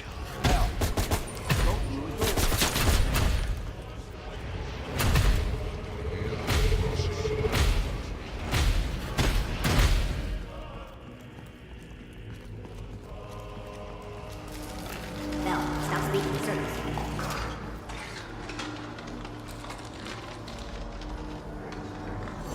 Bell, stop speaking in circles.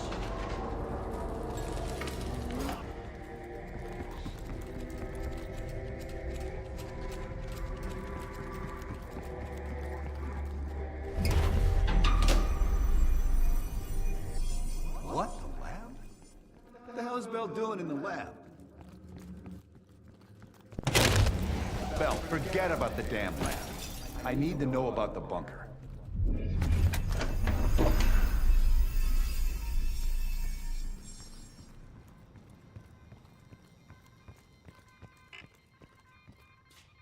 Comrades, the United States and its allies slowly consume them.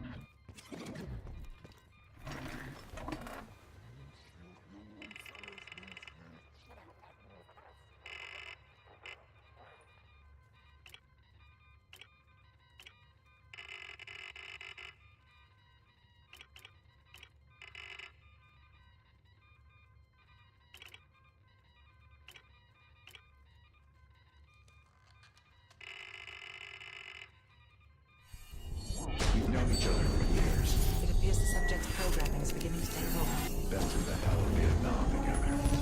We've got a job to do.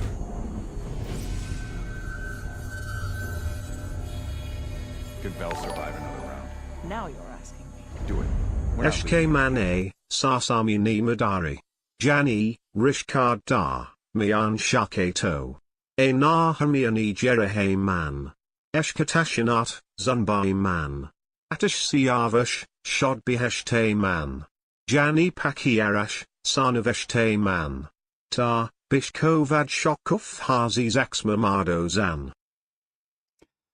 I don't speak Spanish, but thanks for the donation, Mandalam. Appreciate it. Early stream start, did you sleep well? Any new Frank vids to watch? I did get some good sleep. There are new Frank vids apparently, but we're gonna watch the Frank vids later. I'm gonna start a stream later on, probably between 2 and 4, and we'll react to Frank then. Thanks for the donation though, James. I'm just gonna finish playing the campaign on Call of Duty, and then we're gonna end the stream, and then I'm gonna stream a few hours later. Thanks for the donation though, James. Appreciate it. Script 17. Ben. Ready. You're in my way. Just lie down. You're a good boy. We've been over this already. Skip ahead, next one. The bunker door was right there at the ruins, Bell. You went in. Bell, go into the bunker now.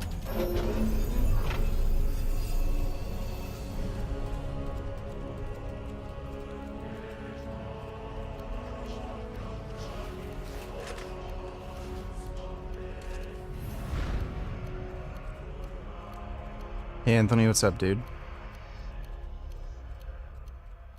You're the only one who knows where Perseus is, where he'll detonate the nukes. Where is he, Bell? Comrades, the United States and its allies slowly consume that which is dear to us. Our leaders continue to weaken under this threat. It is the moral duty of Perseus to act when they will not. Soon we will possess an American nuclear bomb. The key to unlocking their entire green light arsenal. Once we control the green light arsenal, we will detonate them all from the safety of Solovetsky.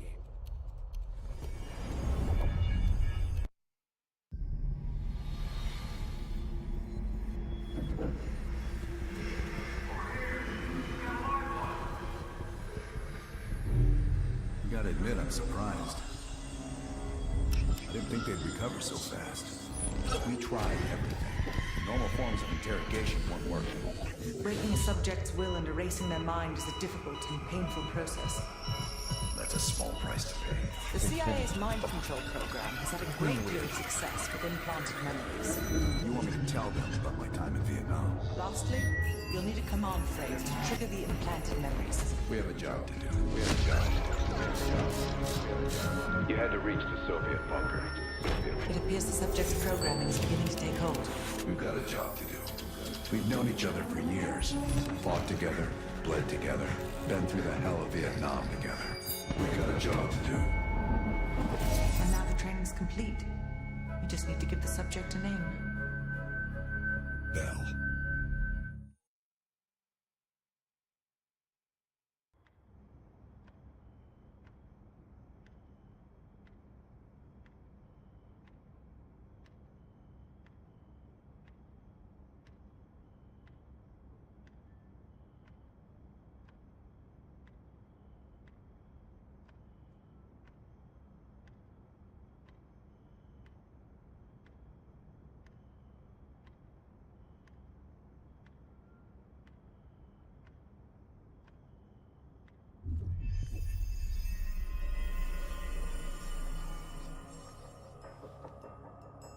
They're coming too.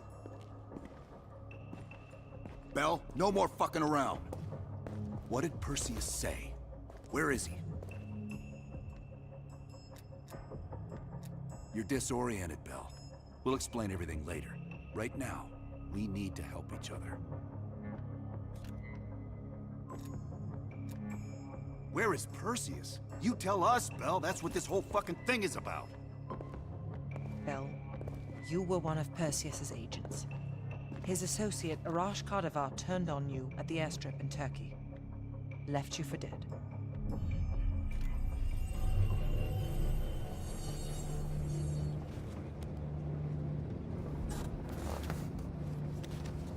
When the plane leaves Trabzon, it's stopping in Duga. This you know. Here's what you don't know. Perseus won't be there. None of these hired guns are going to leave Duga alive. We'll dump their bodies in the forest. Then we will move the weapons to Volkov in Berlin. From there, we fly to Solovetsky. But I have other plans for you. Perseus thinks too highly of you. I don't want the competition.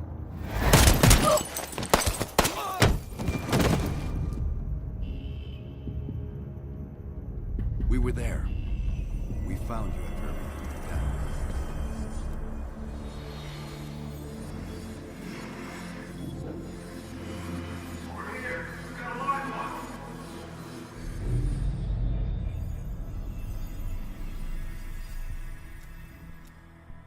The CIA reinvented you, Bell.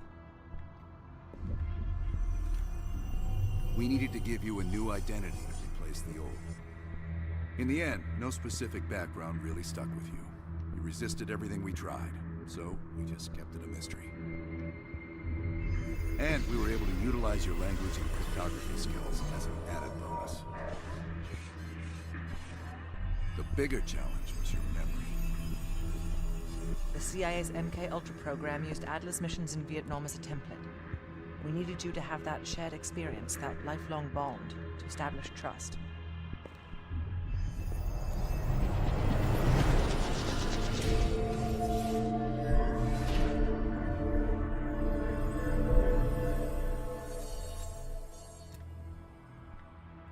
Interrogation didn't work with you, but thanks to MK Ultra's research, we had a backup plan. If you believed you were someone else, we could lead you to a place where you'd give everything up. Enough to get us where we are today, but we're not finished yet. We have a job to do. Bell, come on, we've got a job to do. You've got a job to do. The trigger phrase kept you in line, but it didn't get us everything we needed. Your innermost secrets were always locked behind a door.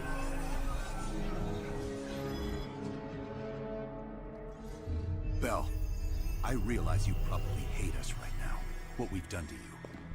I just need you to fully understand the stakes here. What you do right now is not about me, it's not about you, it's about millions of other fucking people. It's about stopping someone who, in the end, has no true allegiance to anyone other than himself. So tell me, where is Perseus? Once we control the Green Light Arsenal, we will detonate them all for the safety of Solovetsky. This is your chance to find out who you really are, Bell. Where is Perseus? From the safety of Solovetsky.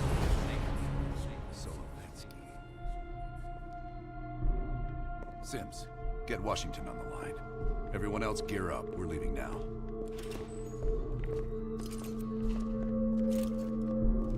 You made the right choice, Bell. Come on. There's still one of us.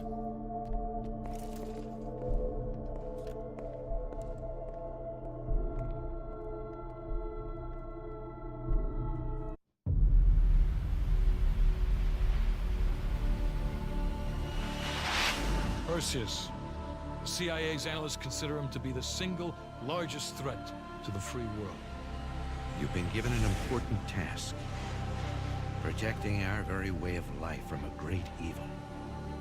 The United States and its allies slowly consume that which is dear to us. We are hours away from Perseus detonating nuclear bombs in every major European city. We'll do whatever it takes. Some of us will cross the line to make sure the line's still there in the morning. No one's gonna brand us heroes or villains. They don't know us. As for me, I've been chasing this ghost for 13 years.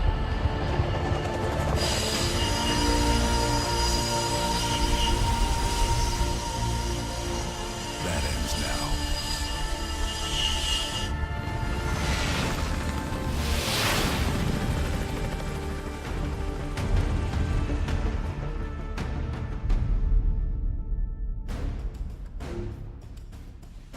Which Call of Duty has the best campaign? Probably Modern Warfare 2019. No way I'm missing this.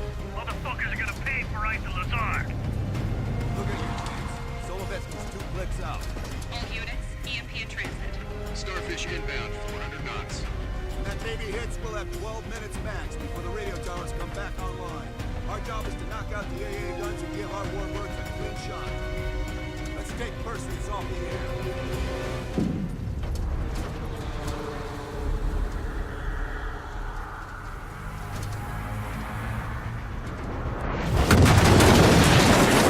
Fuck me, that loosens the filling.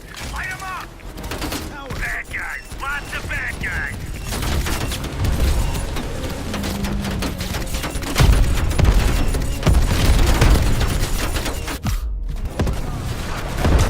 Damn it.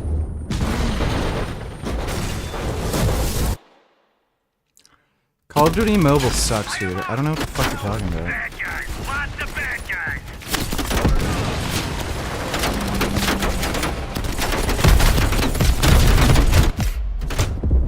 Oh my god, dude. I can't tell what the trajectory of this thing is? Oh, there we go.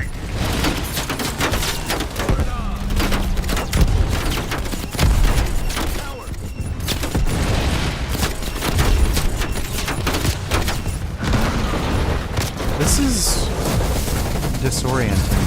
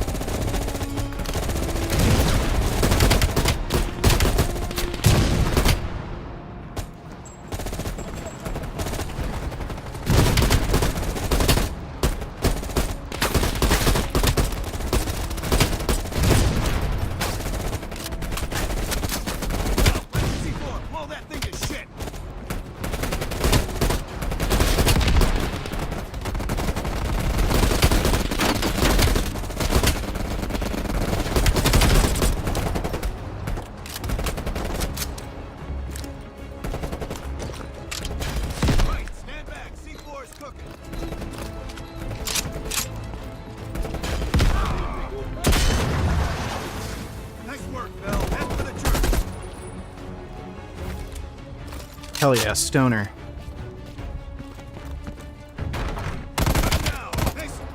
Clear out any AA guns on the west wing. We're on it, Adler. Adler, this is Hudson. Have you cleared the AA guns? We need to launch these bombers.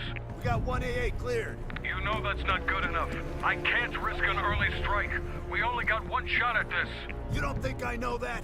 Just be ready to launch when I tell you, Hudson.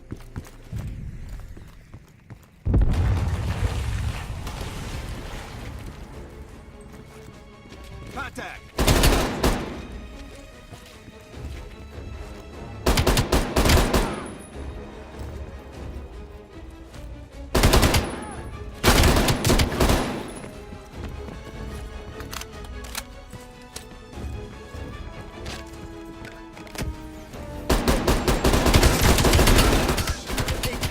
Take him down, quick!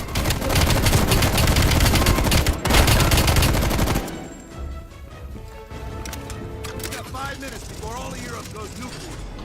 Pick up the pace! The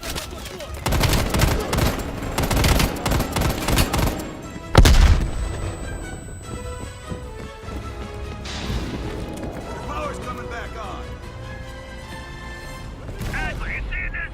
Woods, we're running out of time. I gotta tell Hudson to launch. That's a big gamble if that gun ain't cleared. Watch it. Heavy MG on the ridge.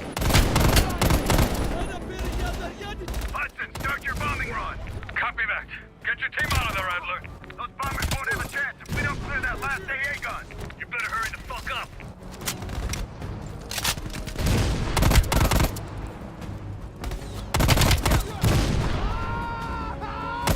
Hell, take out that MG.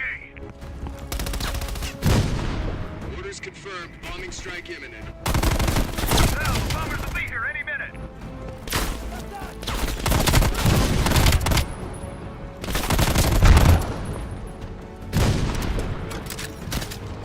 Oh, hey. Now that's something.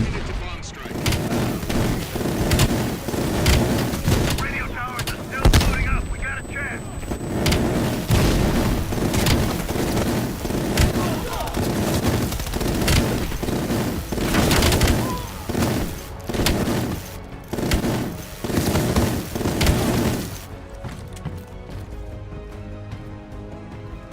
Ground team, zone is hot. You are danger close. Repeat, you are danger close.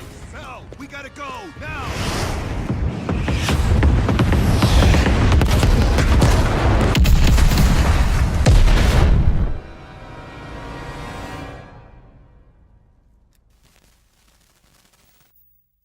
They did it, Mr. President. They stopped the nukes. Thank God. And the CIA. Did they get Perseus? No, sir. His whereabouts are unknown. And a Russian response? Nothing yet. We're seeing signs of confusion. It's possible this was all a rogue operation. Perseus may not have been following orders from Moscow. Well, I'll be damned. Maybe we have something in common after all.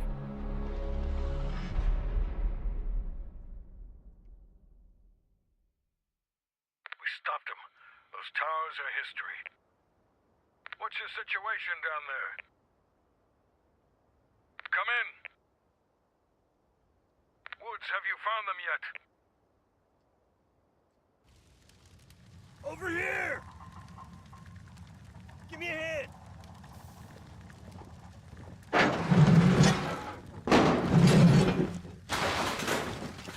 Take my hand, Bell. We did it. This is a message to Perseus, and those that'll follow him. We don't just sit back and hope for the...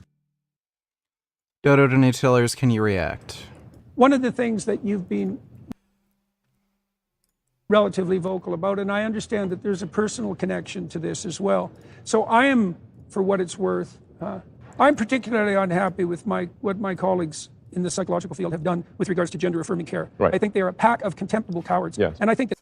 Yep, so Jordan Peterson is a bigot, and he flat out denies that there could possibly be people with trans identities because he is a fucking retarded maniac. Everyone who's been involved in this in relationship to minors should go to prison. I agree. Okay. Why do you agree? What's your oar in the water in this particular? This is the worst medical and psychological malpractice I've ever seen anywhere, including what I've studied in reference to historical atrocity, eugenics, what do you call those, prefrontal lobotomy. Wow. He's comparing gender-affirming care for minors to lobotomies. What was the other one? What do you call those, prefrontal lobotomy, eugenics. Good morning, VG. I hope that you are doing great today. So, one of my co-workers was telling me about their roommate having ear problems that needed to be treated before it gets worse, and I ended up saying that, and Trump thinks that his ear problems are worse. They laughed. That's a pretty good joke.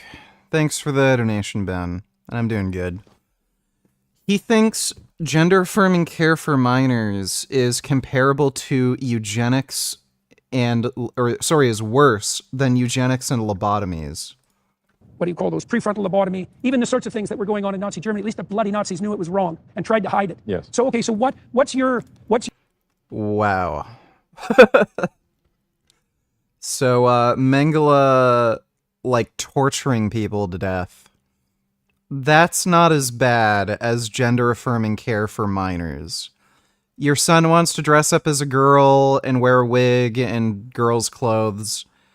That's worse than Nazi experiments, lobotomies, and eugenics. Why are you engaged in this particular battle? I mean, you said you're going to move a couple of your company headquarters out of California because of the last legislative move that Gavin Newsom pulled with regards to the trans issue. So yes, I mean, to be clear, there were many things leading up to that point. Yes. I was feel like, look, it's not that it's the one straw; it's just the final straw. Yeah. Okay. So it's a cumulative issue. Fair enough. It's a cumulative issue. Right. So it's not dramatic grandstanding. It's no, and moreover, I've had conversations with Gavin Newsom before, where I said, if you pass legislation like this, if you sign legislation like this, that in my view puts children in danger, I will move my companies out of California. And he knew that ahead of time. Okay, and so you've talked to him directly about this. What the hell is he doing? I cannot understand. He's moving out of California for lower corporate taxes. None of the reasons he's moving out of California have anything to do with this gender-affirming care shit. I really cannot. Grey Knight Donny Tellers, that Grapist from Fresh and Fit said he would rather bring black slavery than have Kamala Harris as president. That's not paradoxical, lol. Man, they got me up. I wouldn't dare vote for no black. Now, listen, I was raised by black women. I got a grandmother, I got black sisters, but I wouldn't dare put no black woman in no motherfucking position of the White House. The commander-in-chief of the military, a black woman. Not only that, a mixed black be married to a white man. Her pH balance is way off with that white. And you can't make me believe. Hell no. If Kamala Harris got a white boy, her pH balance is off, and her mental stability got to be off. Or without pH balance, unless she's sneaking in. Now, if she's sneaking in a nigga, then we might can let her be vice president. But there's no way. America, I'd rather for black people to go back to slavery than let a black woman run this goddamn country. Don't do it. Jay, listen, man, I'm against anything with a black woman running shit, motherfucker. Back in that bedroom and in the kitchen. But the White House, America, we can't do this here now. Hell no. Hell no. I'd rather have another motherfucking civil war before we let a motherfucker. Got me fucked up. Go back and get Barack, if anything. Find another mixed baby. But don't put no in there. Well, that was pretty racist.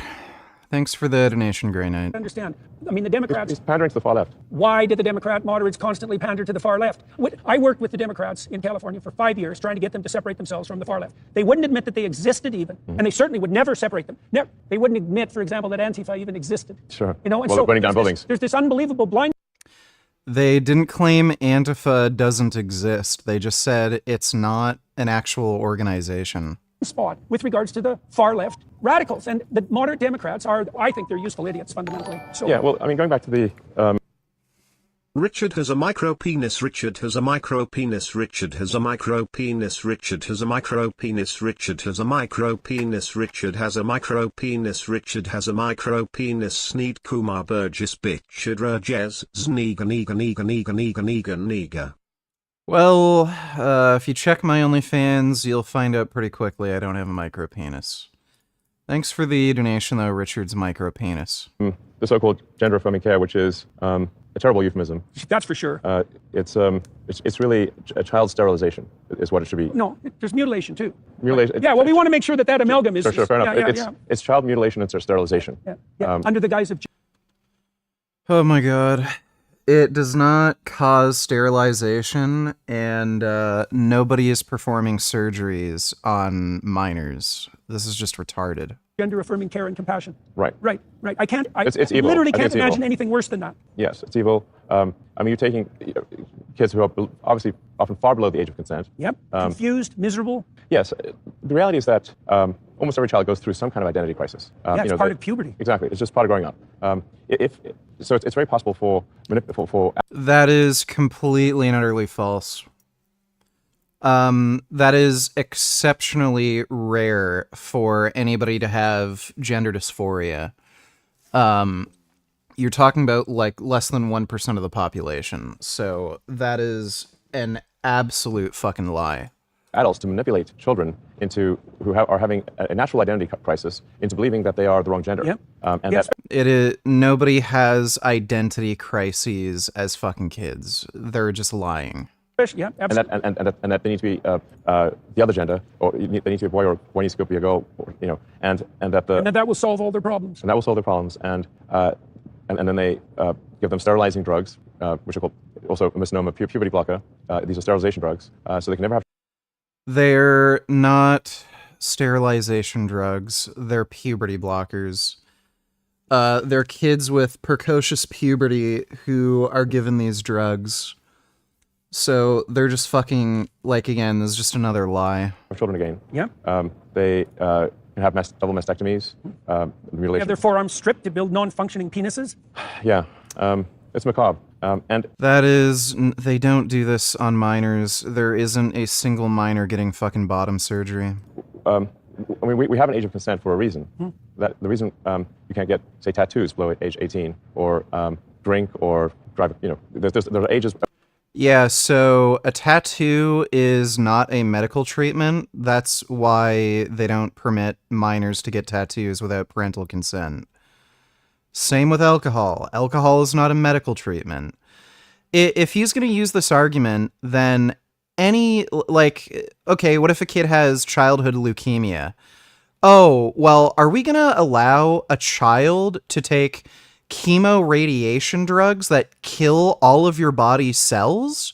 Like, it's literally radiation. It's designed to kill. that's the same argument. So I guess because a kid can't get a tattoo, a kid also shouldn't get chemo radiation therapy if they have leukemia, right? Like, this is just idiotic. I wish you could do things because if we allow children to take permanent actions when they're 10, 12, 14 years old, they will do things that they subsequently greatly regret. Yes, I've interviewed a couple of people who've done exactly that, and it's Right. damn painful. So I think you By the way, the people that he interviewed that are detransitioners, they're liars. They deliberately lied to their caregivers, so their parents and their doctors, about having gender dysphoria because they had this like weird idea that like the one girl was autistic and she was afraid of getting pregnant because she was hearing adults talk about pregnancy and she was terrified of getting pregnant, so she deliberately lied to her parents and lied to a group of psychologists and psychiatrists to mislead them into thinking she has gender dysphoria so that she could become a man so she wouldn't have to get pregnant. So, yeah, great example there, dipshit. Why are you willing to make this an issue, do you think? Well, it's sort of like the happened to nameless issue. it happened to one of my older boys, where I was essentially tricked into signing documents for one of my older boys, Xavier. This is before I had really any understanding of what was going on, and we had COVID going on, and so there was a lot of confusion. Yeah, right. Okay, so this is just a fucking lie. I was told, Xavier might commit suicide if he... That was a lie right from the outset. No reliable clinician ever believed that. There was never any evidence for that. And also, if there's a higher suicide rate, the reason is because of the underlying depression and anxiety, not because of the gender dysphoria. And there's pretty goddamn good proof at this point that the increased risk of suicide in transgender individuals is in large part due to the gender dysphoria. Not it being related to some form of psychosis that they have, which causes higher suicidality. On top of that, the kind of bullying and shit they go through, that also plays into the suicide risk. But we have pretty clear evidence right now that people who have gender dysphoria, who undergo treatment, have a lower risk of committing suicide. goddamn clinician knows that too. And they're too cowardly to come out and say it, right? And so that, and then we end up in exactly, when I saw that lie start to propagate, it just made the hair on the back of my neck stand up. It's like, I see. So you're telling parents that unless they agree to this radical transformation that their children are going to die, and you think that's moral, and you think that's true. That is so pathological that it's almost incomprehensible. I can't imagine anything worse. I can't imagine a therapist doing anything worse than that, or sitting by idly and remaining silent while his colleagues are doing it. It's pathetic. It's incredibly evil, and I agree with you that people that have been promoting this should go to prison. It won't stop till that happens. Yeah. It'll just go underground. Puberty blockers are being accessed online by kids all the time through non-medical channels. So yeah, Right. It's not going to stop. Yeah. You could say that about any drug. So, okay. Okay, so I see. So that's So I was tricked into doing this, He was not tricked into doing this. This is a fucking lie. He signed off on it knowing full well what it was. He just changed his mind later on. It explained to me that puberty blockers are actually just sterilization drugs.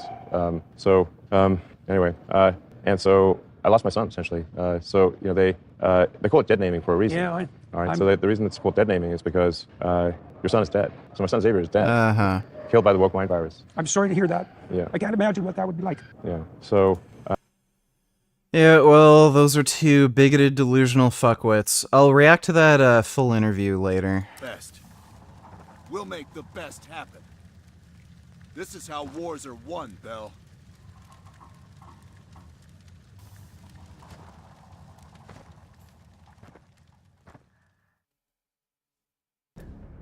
Do you have an update on Qasim Javadi?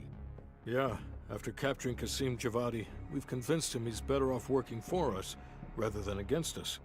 The death of Arash Kadivar opens a path for Qasim to take control of their network.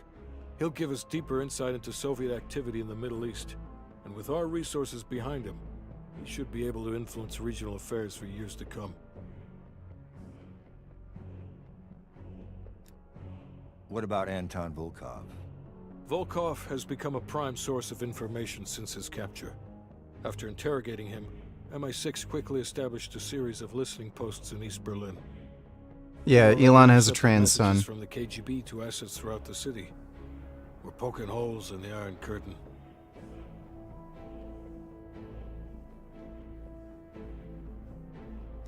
How did the cleanup in Havana go? We were able to recover Agent Azoulay's body from the compound in Cuba. President Reagan personally reached out to his family, and his casket's in transit to Tel Aviv. As you know, Helen Park returned to London. She'll continue to recover from her injuries there. Afterwards, MI6 plans to give her a task force dedicated to finding Perseus. What about the rest of the team? They got off Solovetsky before the Soviets could send in forces to investigate. It'll take some time to heal up, then it's back to work. We may have stopped Perseus, but his rats are still nesting all around us, thanks to the help of one of our own. Well, we did finally get Aldrich. That son of a bitch. Perseus' network is still intact, though, and they'll eventually rebuild.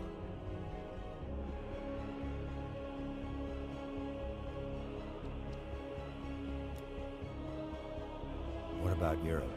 Not only did we stop a nuclear attack, we managed to take out Major Vadim Rudnik. That should be a significant blow to Perseus' European network. We didn't eliminate any of Rudnik's key assets, though. We'll have to deal with that problem down the road. And Bell?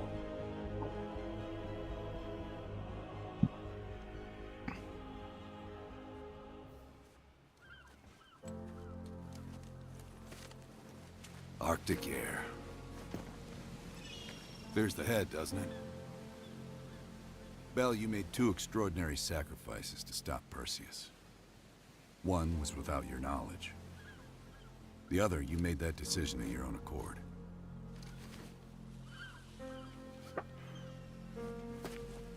I just want you to know that this little thing that's happened with you and me,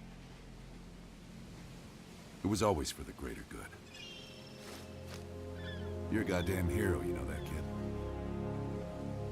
Heroes have to make sacrifices. That's why when I ask you for one more, I hope you understand. It was never personal.